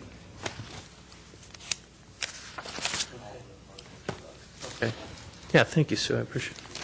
One of the items in the secondary options to reduce the deficit was to implement a high deductible plan, that plan that Sue just referenced. And for the general fund, that would save the general fund about $132,000. That would lower premiums. The shares would be still 88 and 12%. But we wrestled with different ways of doing that. It would not necessarily, it neither helps nor hurts the insurance fund. It's not priced the high deductible plan is really meant to benefit the general fund and for the city's costs, not necessarily to help the insurance fund. Most of the options that the employees looked at had about a comparable impact for the insurance fund as a standalone business. So it really was what the savings were. The things we wrestle with are twofold. One, it's probably one and the only one. It has to do with collective bargaining. Police and fire, public safety employees, we are not required to negotiate the type of plan that's available. So we can institute a high deductible plan. That would tend to lean us towards changing exactly over to that plan because they don't have any negotiating abilities in there. At the same time, we still have our transit union that we are required to follow. And even though it's only 25 employees, those 25 employees kind of wag the dog, so to speak. Balancing those two extremes out are the employees, the non-representatives in the middle.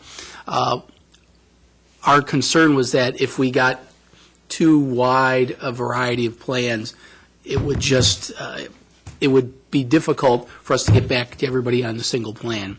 So we didn't pursue that very much as an option because of what it would potentially do with our transit employees versus our public safety employees. We'd probably end up having 2 or even 3 plans if we swapped out some of these features. So we tried to get something in the middle that the transit union, we believe, will go along with without much wailing or gnashing of teeth, and keep the costs down low enough that there are still caps on the public safety unions.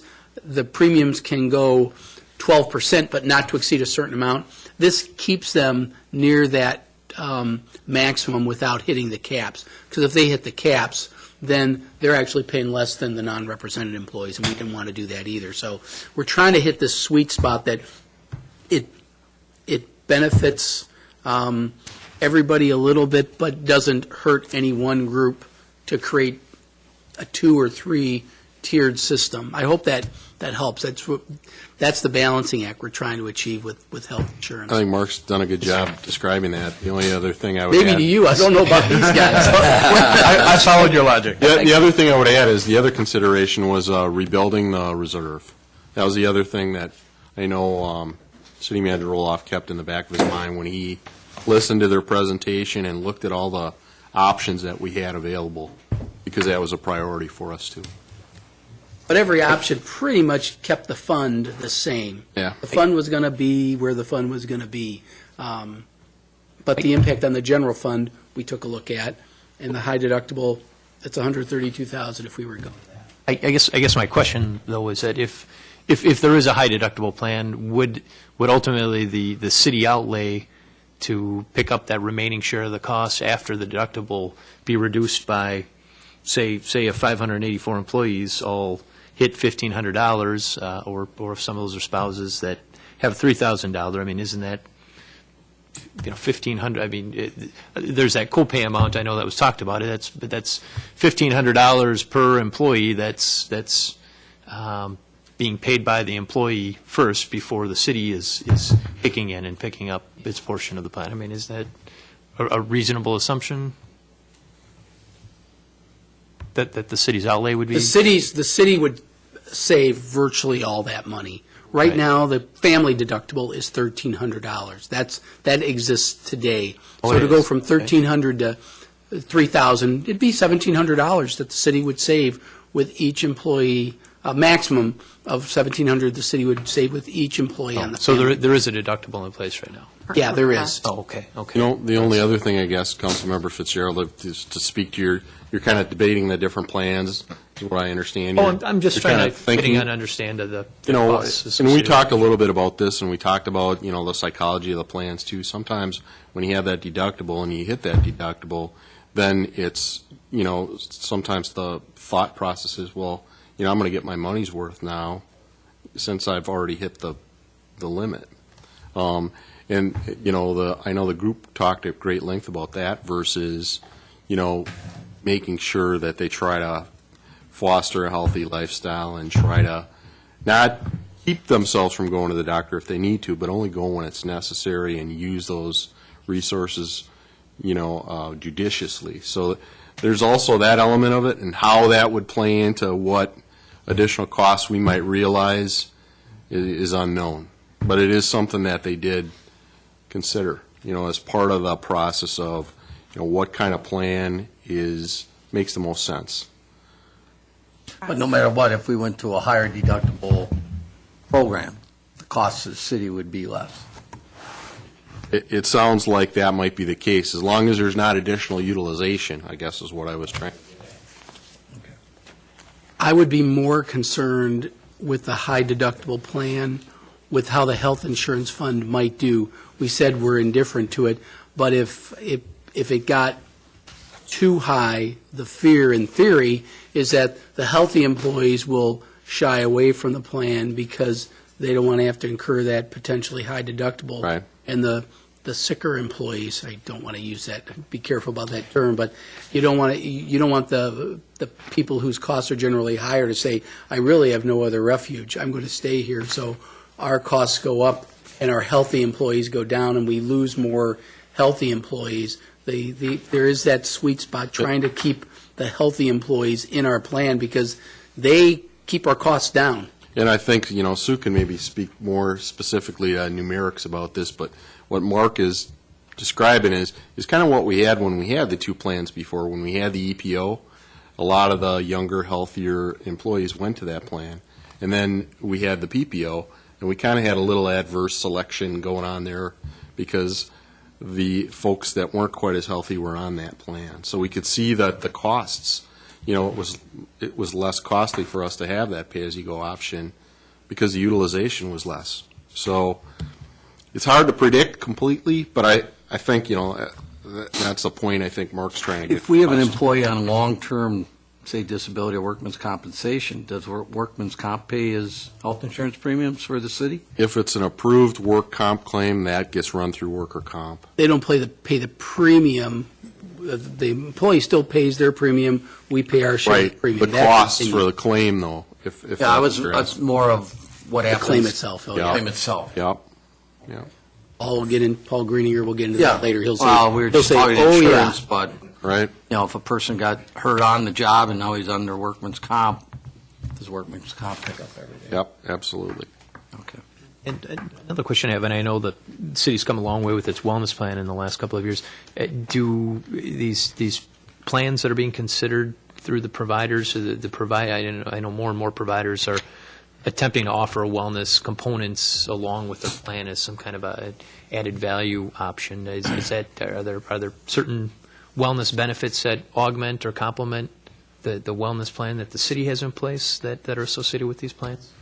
Right now, there's a differential of 3%. If you take the health risk assessment, you get a 3% reduction in your premium. So the rates that I was giving you, the 12%, that assumes HRA participation.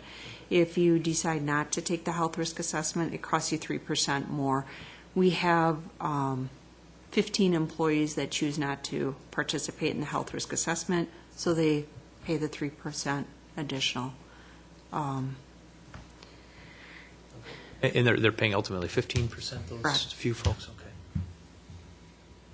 So we wanted to make sure that you understood some of the components of the health fund, so because it overlies every single department that we're talking about, and there's a large reason for virtually every department having higher than the rate of inflation increases. If there is, it's usually due to that. Might be one final question. All our retired employees that take health insurance, they pay everything, right? They pay the entire premium, yes. They're commingled with everybody else in our program. Some organizations separate out retirees, and they have only a retiree-only plan that's separate, but the city of Oshkosh doesn't have that arrangement right now. They're commingled with the existing employee. But they can fall under the group rate to get a little better deal at least, right? Exactly, right, they do. They do realize that benefit a little bit, but they pay the full premium. We have about 58 retirees on the plan, so it's about 10% of the population as retirees. But under, so I understand, under a self-funded program, if they need services, how does that affect the budget as a retiree? I mean, we got to pay all that, even though they're paying the premium. We pay for the claims up to a certain threshold, and we protect ourselves with what's called stop loss. And so we pay the claims all the way up to $75,000, and then we have this other insurance that kicks in that reimburses us just to protect us from real catastrophic costs. So there's no difference whether they're an active employee or a retiree, the claims are processed the same way? Are we required by law to provide a plan to retirees of some sort? I don't believe we are. I don't know, Sue, if you know anything different? I don't think we are. We're not, I mean, we're not required. It's something that we've always done. We just have always done that. I think with the coming federal health care changes, that some retirees might even find it more attractive to pursue other avenues there versus. We've had Especially one with our- that's gone up. Especially with our dual rates. I mean, we believe that is possibly a good, is a good possibility. You know, it depends on their income and what sort of subsidy they may be eligible for, but they could go to the exchange and possibly, and that could, you know, hurt and help. I mean, it would reduce our costs, but as Mark talked about earlier, we are building this based on the revenue that we expect to receive. So if there are a large group of folks that decide to leave the plan and go to the exchange, for example, then we have to account for that revenue, and that's what Sue was talking about earlier. So it is a complicated machine, so we got to make sure we're carefully watching all parts of it. If an employee, a retired employee drops the city's health plan, he can't come back, right? That is correct. I don't believe he has a qualifying event option. Right. Okay, and is there an age limit, like, they reach 70, 70 and a Once half? they're Medicare eligible, they no longer qualify for our plan. And when we did the assumptions for the budget, we reduced it by 20, because we think once the rates are out there, especially for the duals, that we'll have people that will come off our plan. That's about a 5% reduction. If 10% of our people are retirees, we're expecting about half of them to leave. That would be about a 5% overall reduction in the participants in the pool. Approximately, yeah.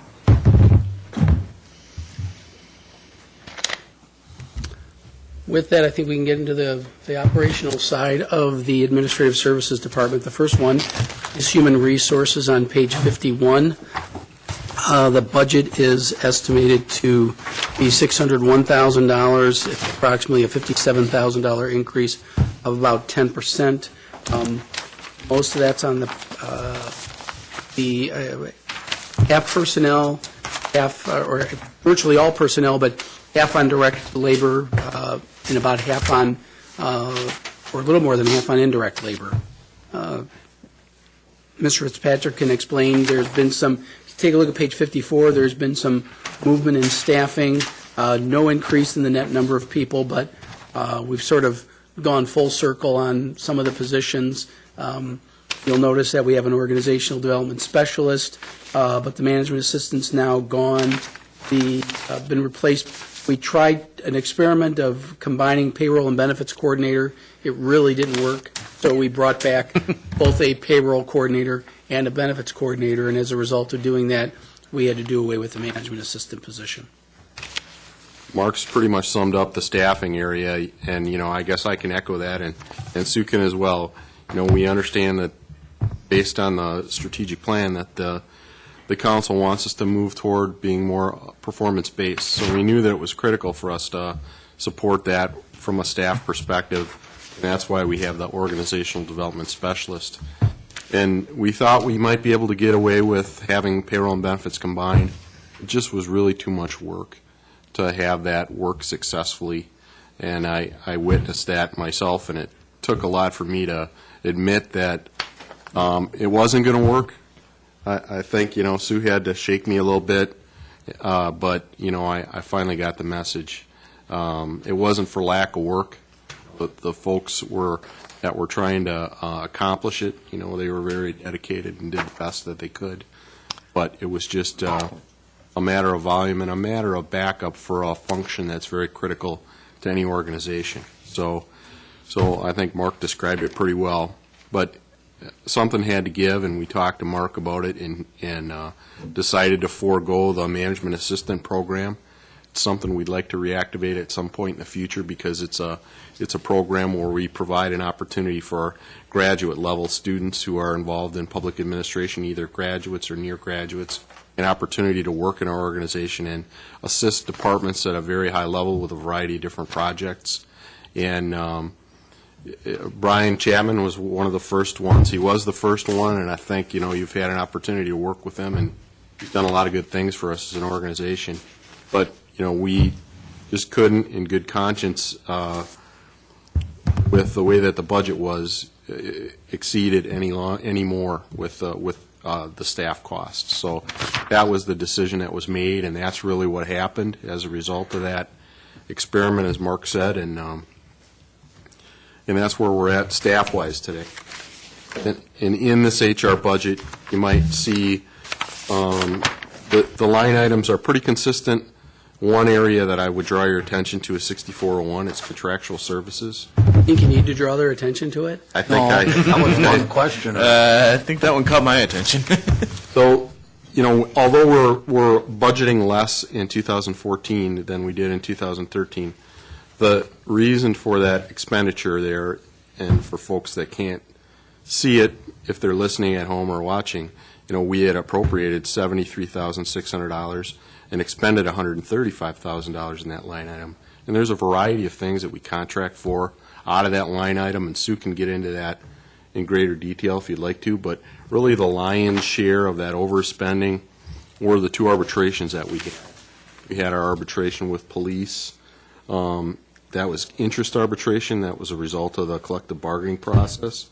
And then we also had a grievance arbitration with our fire department based on the use of the health risk assessment that we were talking about earlier. Those two elements, just those two alone, were $60,000, $20,000 and $40,000 respectively, and that really pushed us over. Quick question. Yes. We obviously know the police arbitration did not go well. So in essence, went nowhere. Right. Where do we come out on the other? That was successful. The city prevailed in that circumstance. And as a result of prevailing, how much money did we save? Do you have the cost savings associated with that, Sue? I can tell you what the issue was. It was we used the health risk assessment as a process to help analyze and get data and then make plan design adjustments and do programming for our health insurance and wellness.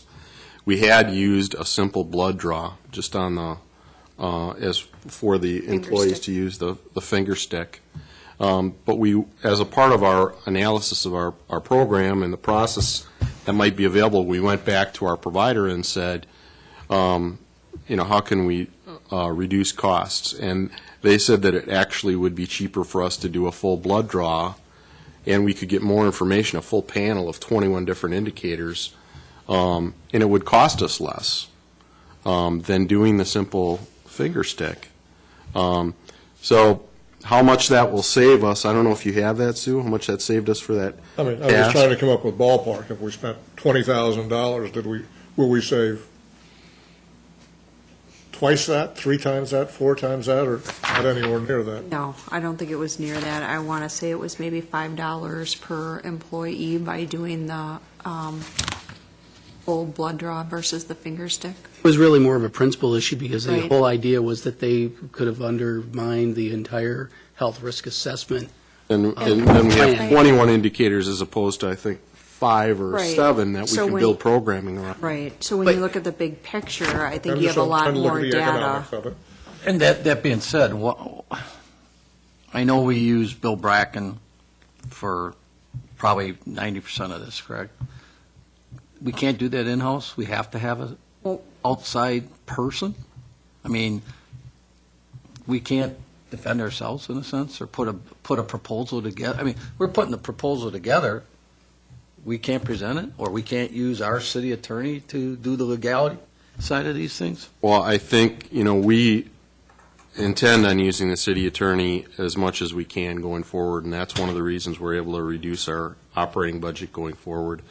But in all fairness, for us and for them, and I don't think I'm speaking out of school, even if they were here, we are generalists as HR folks. We know a little bit more, I think, than the average bear maybe, and they do too, but when it comes to that specialized litigation, I don't know what sort of experience they've had in terms of grievance arbitration or interest arbitration for that matter. It's a pretty specialized, research-intensive, time-intensive activity, and they're pretty short-staffed. I certainly don't want to speak for Lynn or Dave, but they really only have 2 people, and they're doing all legal services for everything you can imagine for every department. Well, if I could say this, when it comes to arbitration, sometimes it makes sense to have our heavy hitters in there, but it's the day-to-day stuff that I have talked to John and I've talked to Lynn about, and that I believe we can do more of that in-house.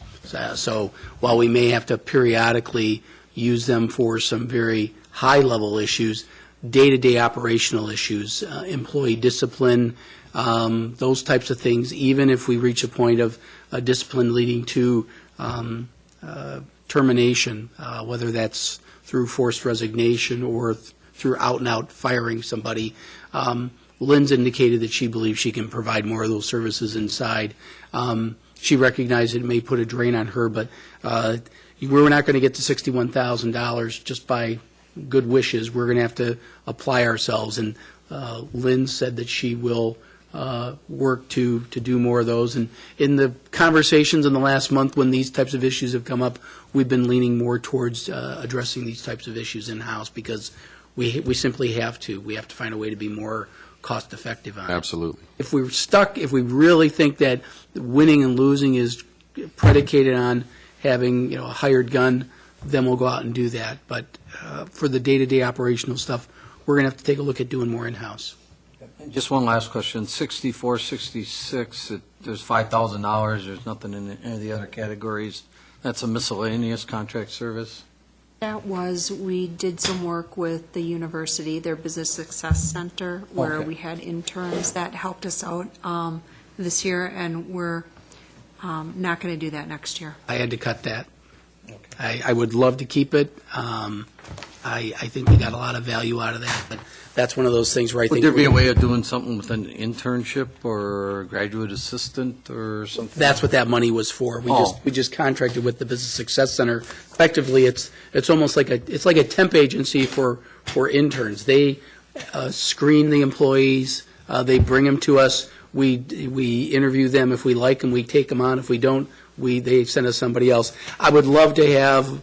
I think, what did I have in there originally? About $19,000. Yeah. Is it on the secondary cut list? I don't even know if it is. I just no, it's not on the secondary cut list either. It's gone. Yeah. And I don't think Mark's exaggerating. I think, and it's one of the things we talked about to encourage use across the whole department, across the whole city was we would hold that budget here, and then other departments could access it because they're very, very high-level students. The university does a very, very good job providing the opportunity and preparing them to help work in a variety of different venues. And it was really, I think the departments enjoyed that opportunity to help them out, and it gave the university students an opportunity to gain some real experience. But I'm hoping to find a way to bring it back, but I was going to say, that's a minimal amount of dollars for probably a pretty successful partnership. And we thought if we held it in one budget and it wouldn't impact their own individual budgets, they would be more apt to utilize it as well. So we were going to be the holding place for it. something to keep in mind. Yep. Budget process. But that's Okay. That's it. So that's all with HR. I think you got to the core with the contractual services and the staffing. If there are no other questions, probably the next one we want to take a look at. We're just going in order in that area. That would be purchasing, or actually, probably if we can just flip over to page 77, then this will be the last one that Sue's responsible for. We'll mercifully spare her.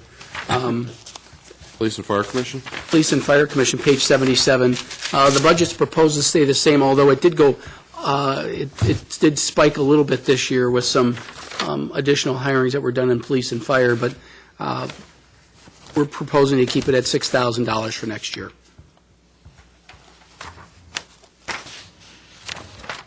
Mark's pretty much said it all. That spike was unanticipated retirements and hirings that we didn't have on our radar screen, but we don't see the potential for that to happen again this year, hopefully.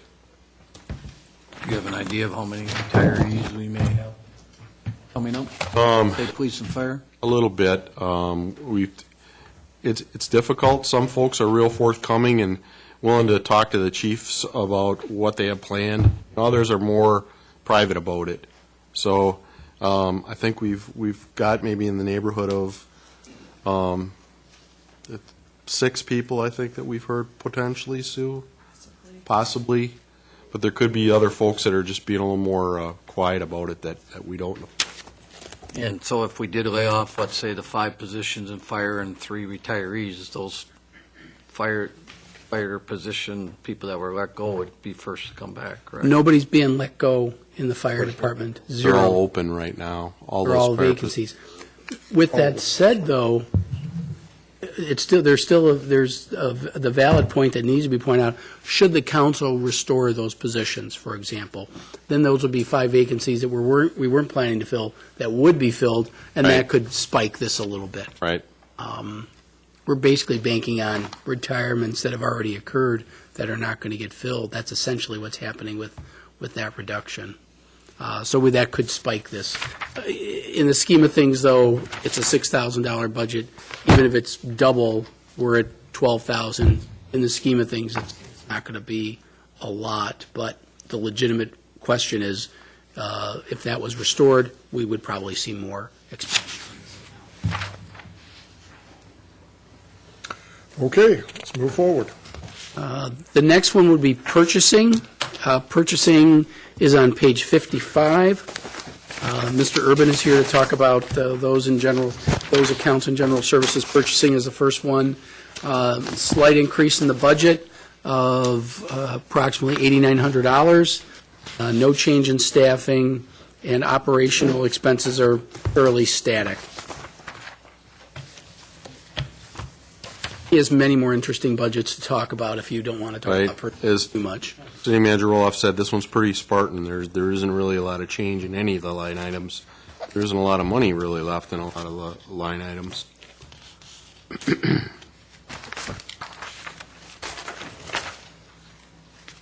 Anybody have any questions? Let's move it forward. I would ask to keep Mr. Urban here. Go to page 69 for facilities maintenance. The budget is proposed to increase to $661,800, approximately $35,500.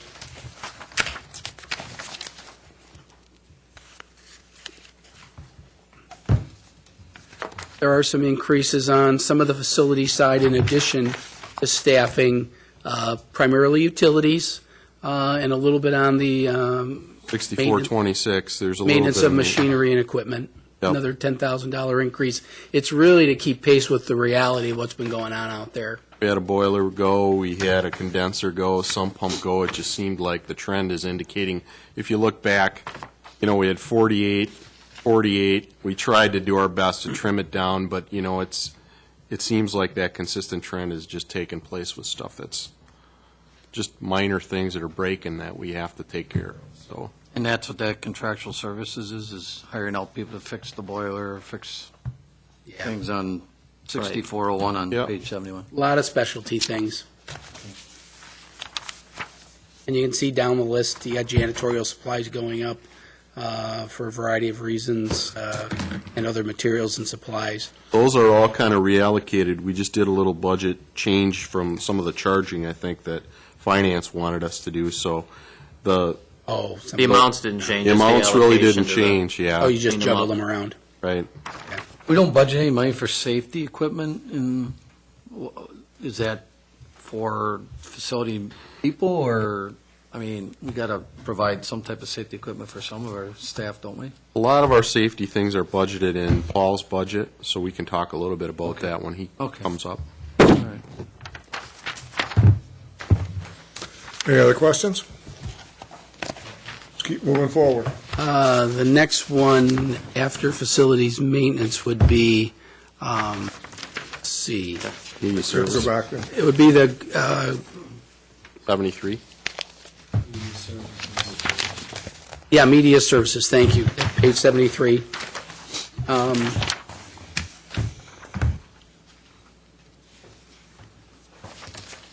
There's a slight decrease due to a shuffling of how indirect labor is calculated. You have a new hire, hired in at a lower rate. Or no, it's about the same as before, but some of the other costs are down. Much like purchasing, the line items below payroll and benefits are pretty limited, and there aren't any changes significant. Probably the biggest discussion point I'd like to point out that's not in the budget, and it sounds weird, but there's been a lot of discussion of trying to reach out more to reach more people with City Cable 2 and 10. We originally were talking about putting in about $20,000 to give us the capability of adding some of the other cable service providers, specifically UVerse, video providers. I can't use the word cable anymore. But our concern is that it's really just for UVerse, and it wouldn't help us with people who have DirecTV or Dish Network. None of those people would still be able to tap into it. So we weren't sure if the cost benefit of doing that was there. There are people on UVerse that would like to get City Cable 2 and 10. As we're looking at this, we're thinking we need to take a step back before we make an expense like that. How can we better reach everybody? And I think the answer is the internet and how that comes about. Media services, even with no increase in the budget, they've put a lot of our media on YouTube, for example, trying to make it available to anybody and everybody who has a computer. So media services is really not just going to be cable TV, and I think the term media services is much more appropriate now than ever. So John and his staff are looking for ways, and they're interacting with Tony and IT more than ever, because it's not your father's cable TV channel anymore. I think, just to follow up with what Mark said, that for us to be able to be present on AT&T UVerse, I think it was about $20,000, John? Yep. $20,000 one-time shot for the equipment. We talked about it and then just said, what's the cost benefit? So UVerse folks will still ask, why can't you get City Cable 10 on that? And we have to ask ourselves, long term, is that a viable investment? We're just not there yet, and I don't know if we ever will be. So I just mentioned that because we were probably this close to putting it in. Yeah. But just with everything going on, I said, guys, I'm not convinced about this I'll have to keep looking at expense it. yet. If there's no question about media services, some of John's more exotic funds would probably be page 81, Grand Opera House. There's a separate tab for that one. As the landlord for the Grand Opera House, we're responsible for basic services associated with maintaining the Grand Opera House. Capital improvements over $1,000, and then basic maintenance activities that John and his facility staff take a look at. As a result of that, it's an old building, and even with the new roof on it, our levy is proposed to go up from $66,200 to $73,000.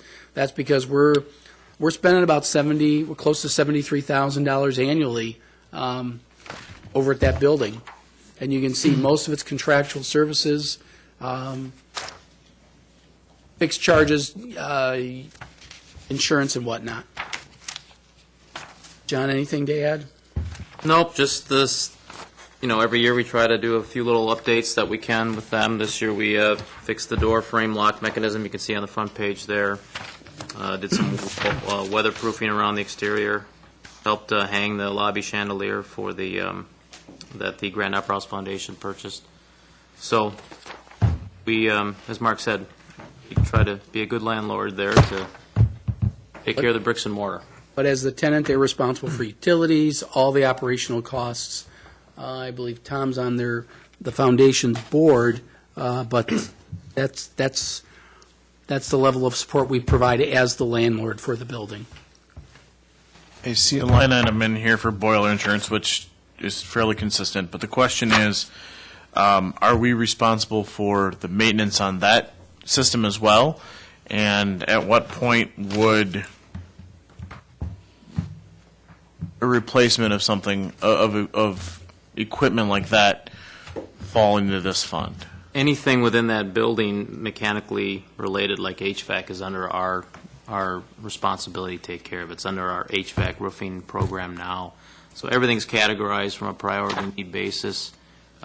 Boiler-wise, we're in pretty good shape there right now. We have identified some HVAC work that's got to be done next year, for example. So they're on the list, and no building is exempt of. We have plenty of old buildings in this in our stock that have needs in HVAC, but it's definitely on our list.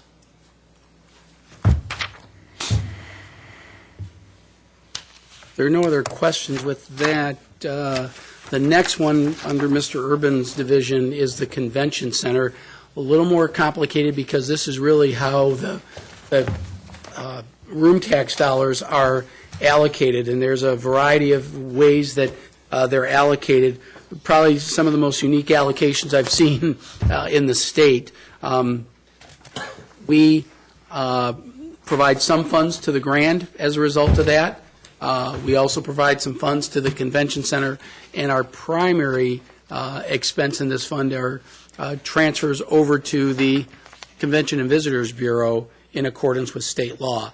Quite honestly, the Convention and Visitors Bureau is very, very accommodating. When you think about there are things that we currently do that they don't have to do, but they've agreed to do these things, such as the Grand, such as the Convention Center, because they recognize the how it the payback to the community happens, and hopefully heads in beds as a result of all that. Well, I guess one thing that maybe might be of interest, John, if you could just touch on the idea of the new lease and some of the changes related to the utilities. Sure. You'll see a significant reduction in the utility line 6471, the gas 6474. That is a result of the lease agreement that has the city. Then if you see 6479, you see the $50,000 there this year and then $35,000 in 2014.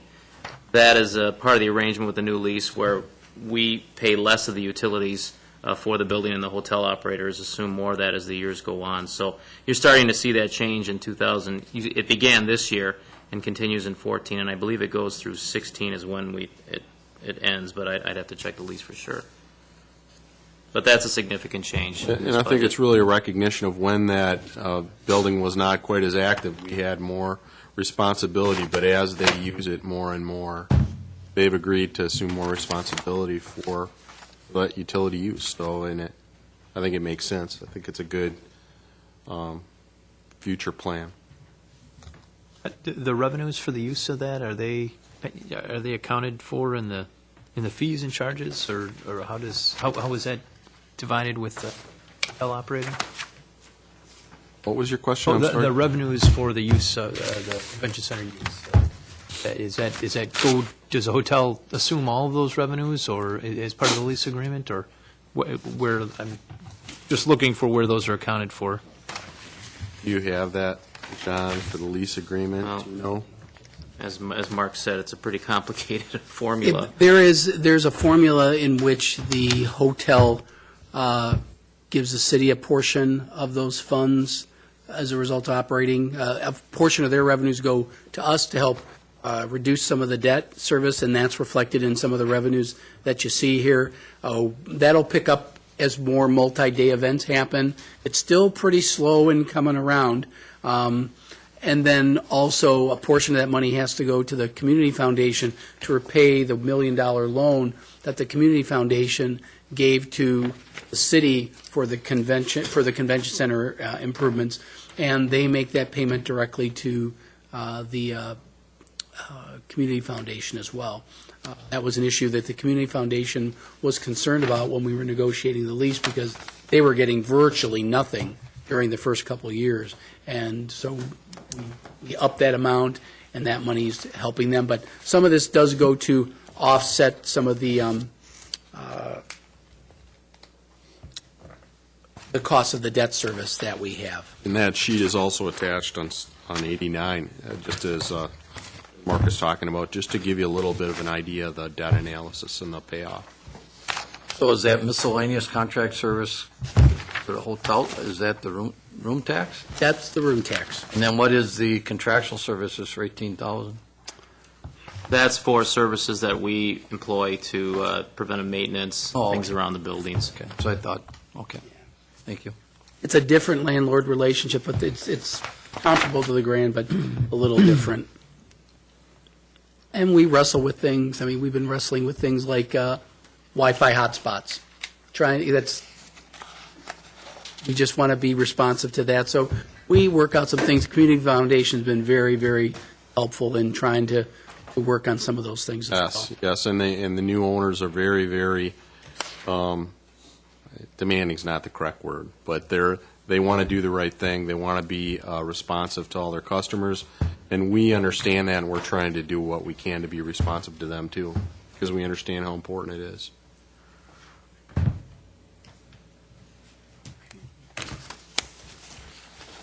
The last fund under Mr. Urban is on page 91. Council may recall that when we worked out the arrangement with the hotel, that we had a new arrangement worked out for the maintenance of the parking structure, in which they were going to assess a $2 per room night, which is going to be increased to $3 a room night in the next year, to basically create a fund to do improvements in the parking structure only. And so we've created a separate fund for that purpose. You'll see on page 91 that we think we'll get about $33,000 this year, $45,000 next year. Then after a year, it'll go up to $3 a night, and they'll start hitting their stride with room nights, and you'll see that number go up. We have what was called the Walker study that took a look at the different improvements that were needed there at the convention center, the parking lot. We did some of those improvements this year, and we don't anticipate having a lot of expenses in 2014 because we did a lot of them this year. The $17,600 that's budgeted is basically to take care of basic things like utilities and elevator maintenance, things of that nature. Right. This is all for the ramp. And we're collecting all the money in a separate account so that when they come and say, we've been giving you this money, what have you been doing with it, we can show that this is what we're doing with it. And plus, if they're in arrears because they agree to pay us so much, if we're paying more, we can demonstrate to them, hey, we're the ones who are behind.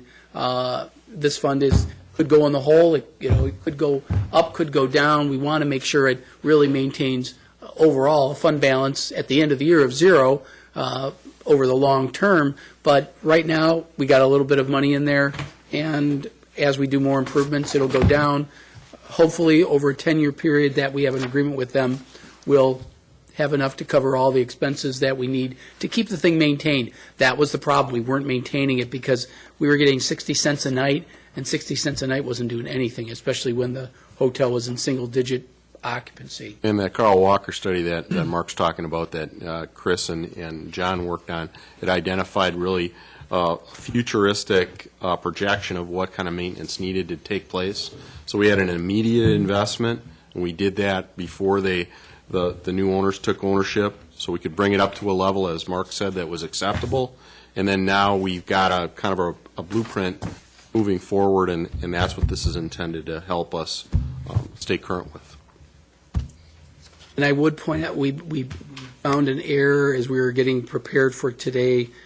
John pointed out that some of the expenses in the convention center fund, not the parking ramp, but the convention center, we didn't eliminate all the expenses for the utilities that we transferred over here. So we'll probably give you a new page on the convention center side because we did account for it. You see on page 93, some of the line items like electricity for all the lights. We're now charging all those costs to this new parking ramp fund because that's what they should be charged. So we didn't take all of them out of the convention center, so we'll clean that up for you. It'll actually help the convention center fund's bottom line.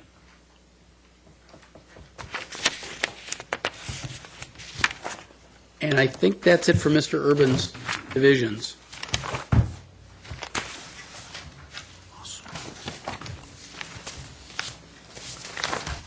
I would say that the next division, Mr. Mayor, would be information technology. Begins on page 59. Mr. Newman's here to answer any questions.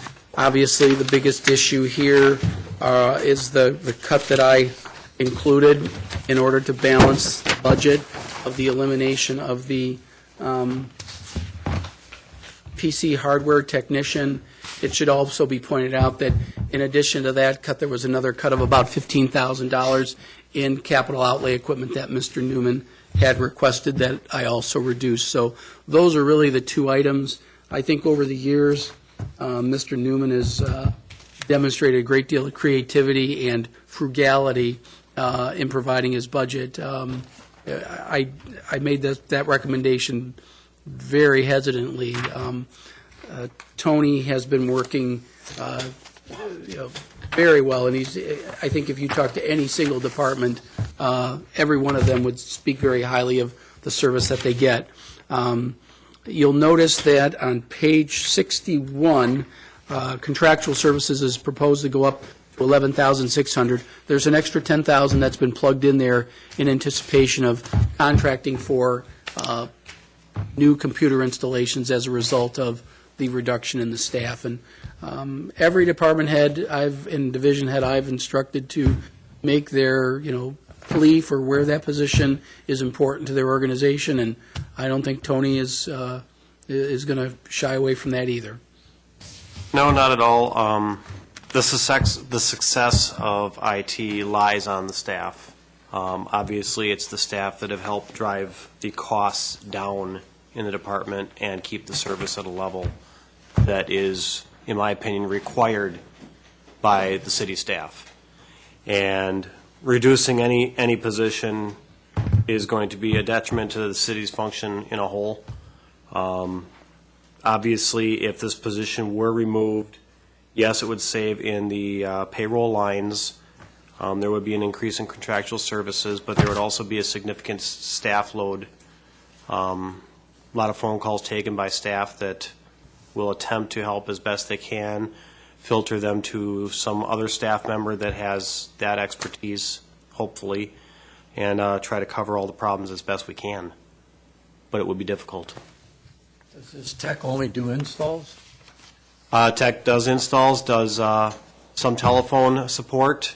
All of the staff do what's called remote control to the PCs, so not often having to leave their desk and remote to the PC, see what the user's seeing, fix the problem. So somebody that doesn't know our system's going to come in and try to fix it? No, absolutely not. The contractual services is to bring in fresh PCs, unbox them, put the default software, default image on them, set them up on the desk, and take the old hardware off and clean it. I think, back to Councilmember Herman's question, I think, and where I think we're going to feel the hit is we can replace the deployment part as part of a contracted service. But where I think we'll feel the hit is when this individual is out working and troubleshooting, working on somebody's individual issue. If he's not going to be available, then we're going to have to go to someone else. They're going to call Tony or they're going to call someone else. And then our ability to service that individual is just going to take a little bit longer. So it makes sense to take a department head and make him a technician.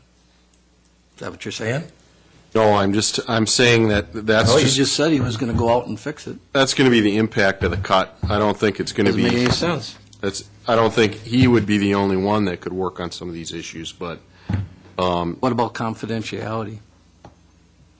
I mean, no. Confidentiality isn't an issue with this position. This probably has the least level of confidentiality. But he still has access to our computer software system, right? I mean, after the contractual person, right? Would they sign a confidentiality agreement? when we're deploying the PCs and doing the imaging, that'd be all part of the contract. That's more of the deployment end of the work that needs to take place. How many PCs do we have in the county, or in the city?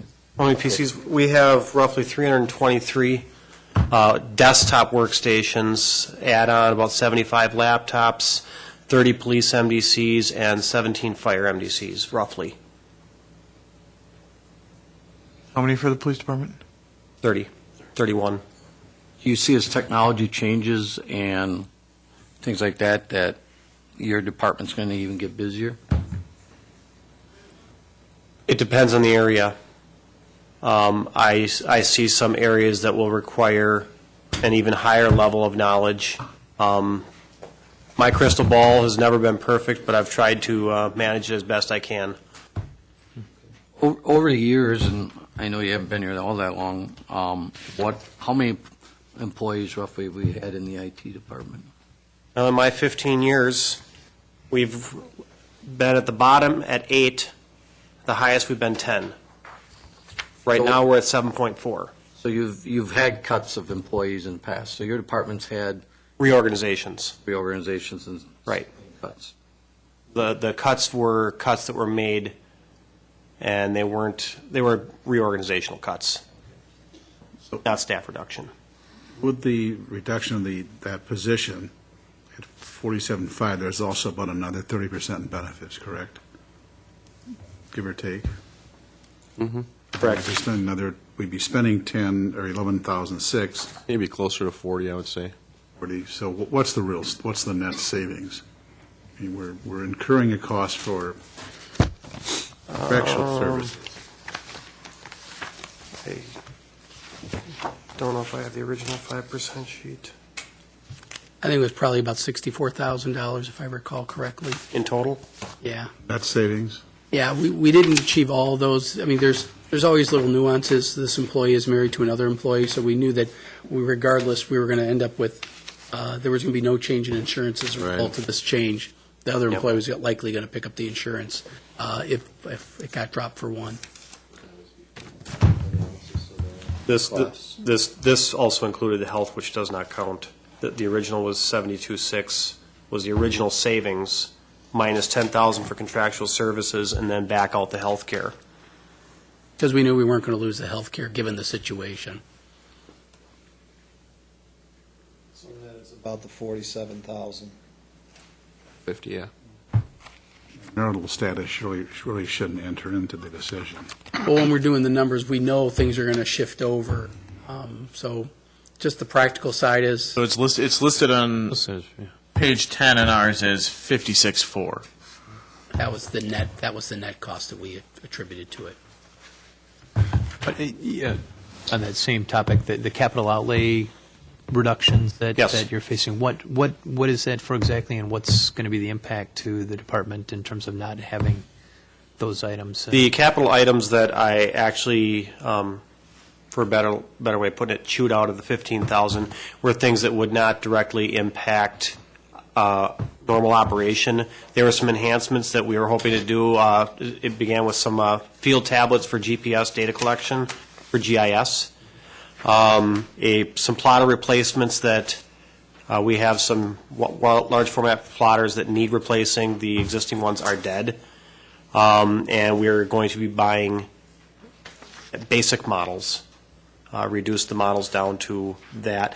And the fire MDCs will not be replaced in 2014. What about the life cycle rotation for those will be postponed?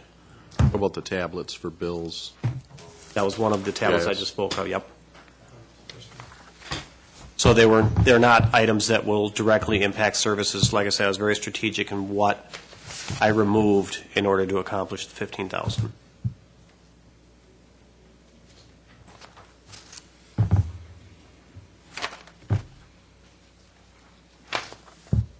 Would this hardware tech be responsible for server maintenance as well? No. So I know we've had a lot of upgrades to our server side things, and there were some things that had come before council for data. We didn't have to vote on it. I think you had just kept us abreast of it. For storage. For storage and some data backup. Yep, disaster recovery and the storage array, those were installations that are done by me. Okay. So this hardware technician does most of the desktops, the laptops? Correct. Okay. In your capital outlay plan here, I see 7 laptops and then 5 of the tough books for police. Those are just standard replacements as we go through for life cycle? That's life cycle rotation. We only are at 20% for a life cycle rotation. And the reason why I did not delay police is because they utilize theirs much heavier than fire, because they're on the road, most of them 24/7. And to not do those would be shooting my own foot.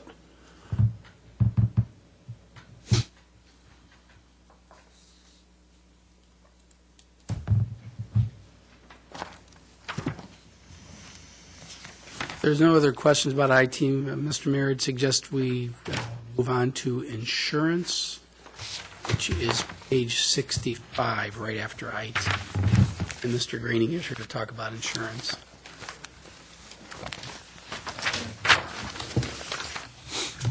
Insurance is actually anticipated to go down for the general fund portion of it by about $75,000, 11% decrease, and I think Paul can get into some of the details. On page 67 is where you're going to see most of it. Vehicle insurance and workers' comp are probably the two biggest, but building and contents insurance is going up. Paul? Yeah, well, this year when I was working with my main insurance contact, Tim Nichols, I was talking to him about our building and contents insurance was going to be going up quite substantially. And within that local government property insurance fund, we also had our auto physical damage for our vehicles. And he went back and was talking with Dennis Tweedell at LWMMI, and he was able to come back to us with a rather favorable proposal for coverage for us. Not only were the rates favorable, but also we reduced 3 $5,000 deductibles. So with an offer like that, it was pretty much same coverage and everything. So we went with that, which saved us a substantial amount of money, which you all received a memo on back, I think, in March. That's in 6485. You can see that reduction. Yep. Then he also, at that time, also gave us a proposal through Chubb to try to see if they could compete with our property insurance fund. And after analysis there, the numbers just didn't come out. The coverage wasn't the same. We have replacement value for all of our property, whereas the proposal that we got had a limit. So if the entire city was wiped out, we would only be, I think it was like $2 million. I have the information here, but it just didn't make sense. So in terms of the workers' compensation, the claims have been, at this point, knock on wood, favorable. So we decided that we could take a little bit more, or take less money into that fund this year. So that's where the savings came in there.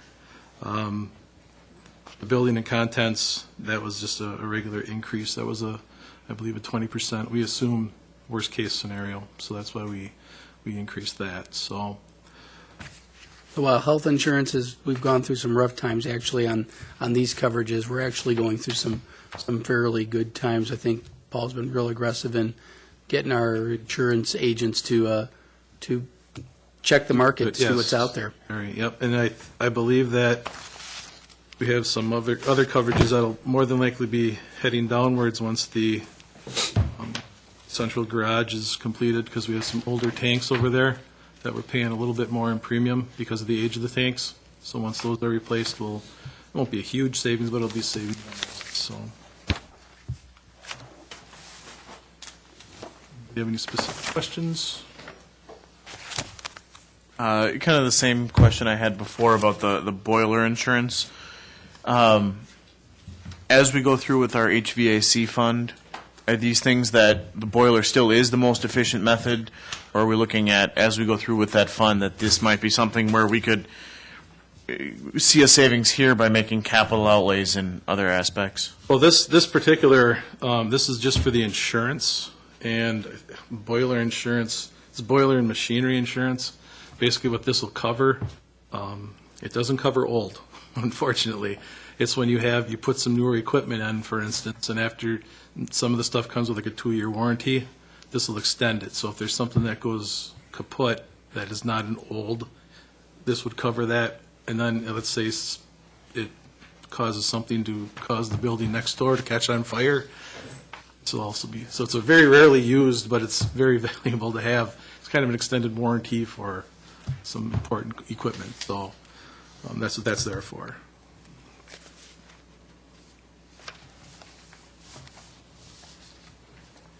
If there's no questions about insurance, Mr. Mayor, that concludes administrative services. Safety and workers' comp. Oh, excuse me.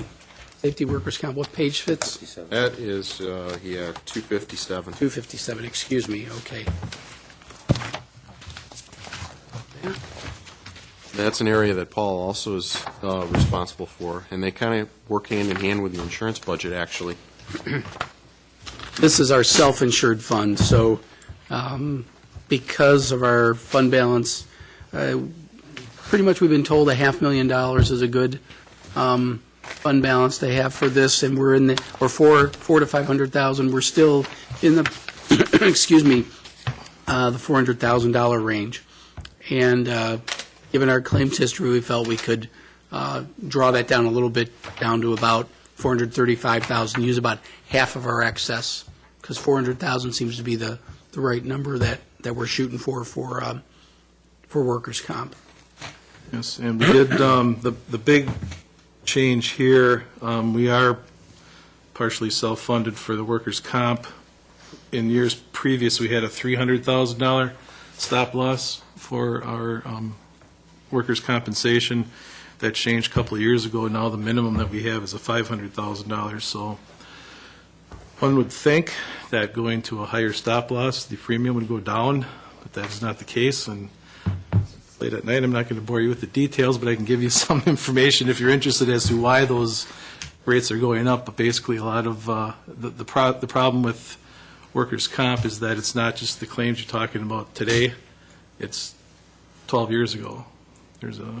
Currently there's a 12-year period. We're actually working on some proposals back in March to make that only a 3-year period, which could limit our exposure, but that's passed by the Workers' Comp Board. That's not our decision.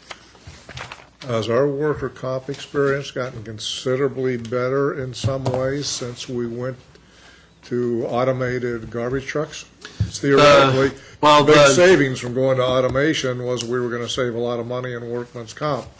What's been the reality? The reality of the sanitation, first of all, by going to automation, we're reducing our exposure because those repetitive motions type injuries, and the numbers would dictate that. We went from, 2008, we had 13 injuries. 2009, we had 11. 2010, we had 6. 2011, 5. 2012, we had 7. This year, we had 1. Now, there is still some exposure because I believe there's larger ticketed items that they have to come in. They have to manually lift those in there, but it's not an everyday occurrence. So It is trending, you're right. It is going down. It's Supposedly hard. that's going to be where downward. a good deal of our savings was going to come from because people weren't getting off the trucks as often, although Yep. as you pointed out, when they do have to get off their bigger jobs. Yep. So Yep. that's point well taken. And a majority of our workers' comp costs, depending, but for the most part, is going to be in the protective services. I mean, you're talking about individuals cruising around in high-speed vehicles. Some of them have to haul big guys like me from the 3rd floor after suffering a heart attack. You're going to have people that are going to be injured doing that. So, I mean, there's a wide variety of things. Bad guys don't like our good guys sometimes, and there's altercations there. So there's, but with the automated garbage and recycling, that definitely reduces our exposure. We're doing good. And as far as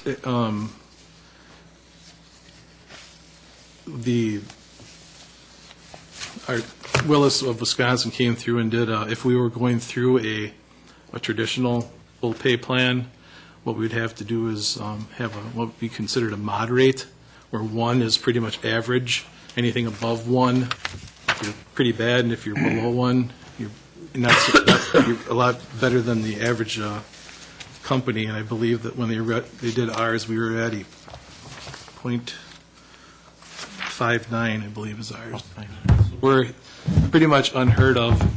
Those were Tim's exact words, that's pretty rare. So we're doing all right in terms of our workers' comp, so. And Paul works very hard at it, but I think, he'd agree, too. It's a lot of work by the supervisors, too, working with the employees. We have employees that are on a safety committee, so, it's a team effort. I think Paul would be the first one to. Yes. Okay, any questions? Just one brief, real quick, Paul. Contractual services, 6401, what would that be? 6401. Page 259. Yep, I got it. You got 52,000 for contractual services? I believe that is the cost of our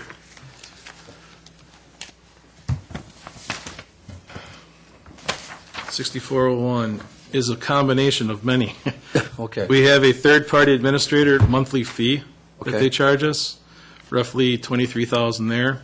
We pay for our annual hearing tests out of there. Okay. Well, $2,500. We also have all of our CDL holders go through the random drug tests. Right. Roughly $25,000. We actually have our workers' comp bills run through a Repricer. Yeah, repricer. We have to pay them 28% of our savings. So, Okay. and So then- it's a multitude of Yep, things there's a that whole you bunch, have to- and we have have to do out there. Okay. pre-employment physical and drug tests that come through that too. So there's a Just curiosity, you mentioned CDLs. Do we pay for the employees that have to renew their CDLs or any of that kind of stuff? yes. Bring us a copy of their latest one and we reimburse them. It's required for their job. We do. Right, and we cover their physical at, that they have to have. Medical card, Yeah. we are exempt, so we do not. As a government entity, they're Yep. exempt. Right. So if they want to do that, keep that. They're on. That's on their own. Yep. Okay. Thank you. Yep. Anything else? Okay, thanks. Appreciate you. Thank you. Staying up late at night. All right. Mr. Mayor, the wild cards for this evening were the Finance Department, Council, and City Manager. The idea there was to carry those over if it got late. If you'd like to, we'd be happy to move those over. Mr. Noakes and I are going to be here, you're going to be here. It's effectively our budgets, and we can move those over to the next meeting if you show Okay. desire. Next meeting could be long, too, so. I think Been 4.5 hours, so. I think there was a shorter list of departments next There's time. fewer accounts, But there's and some that's big where, ones. Yeah. these were account-heavy tonight. You're going to have certainly controversial issues, but it's going to be, police is just one budget, fire's just one budget. The issues are certainly considerable, but I think you'll be able to go through more budgets. Okay, I want to bring the workshop to an end. I want to thank people for being here. It makes for a long evening, particularly when you got another meeting coming up tomorrow night. So I do appreciate being here, patience for the questions. Next week, the 29th, we'll finish this on Tuesday. Again, pizza starts at 5 o'clock in the other room, so sleep well tonight, guys. Thank you.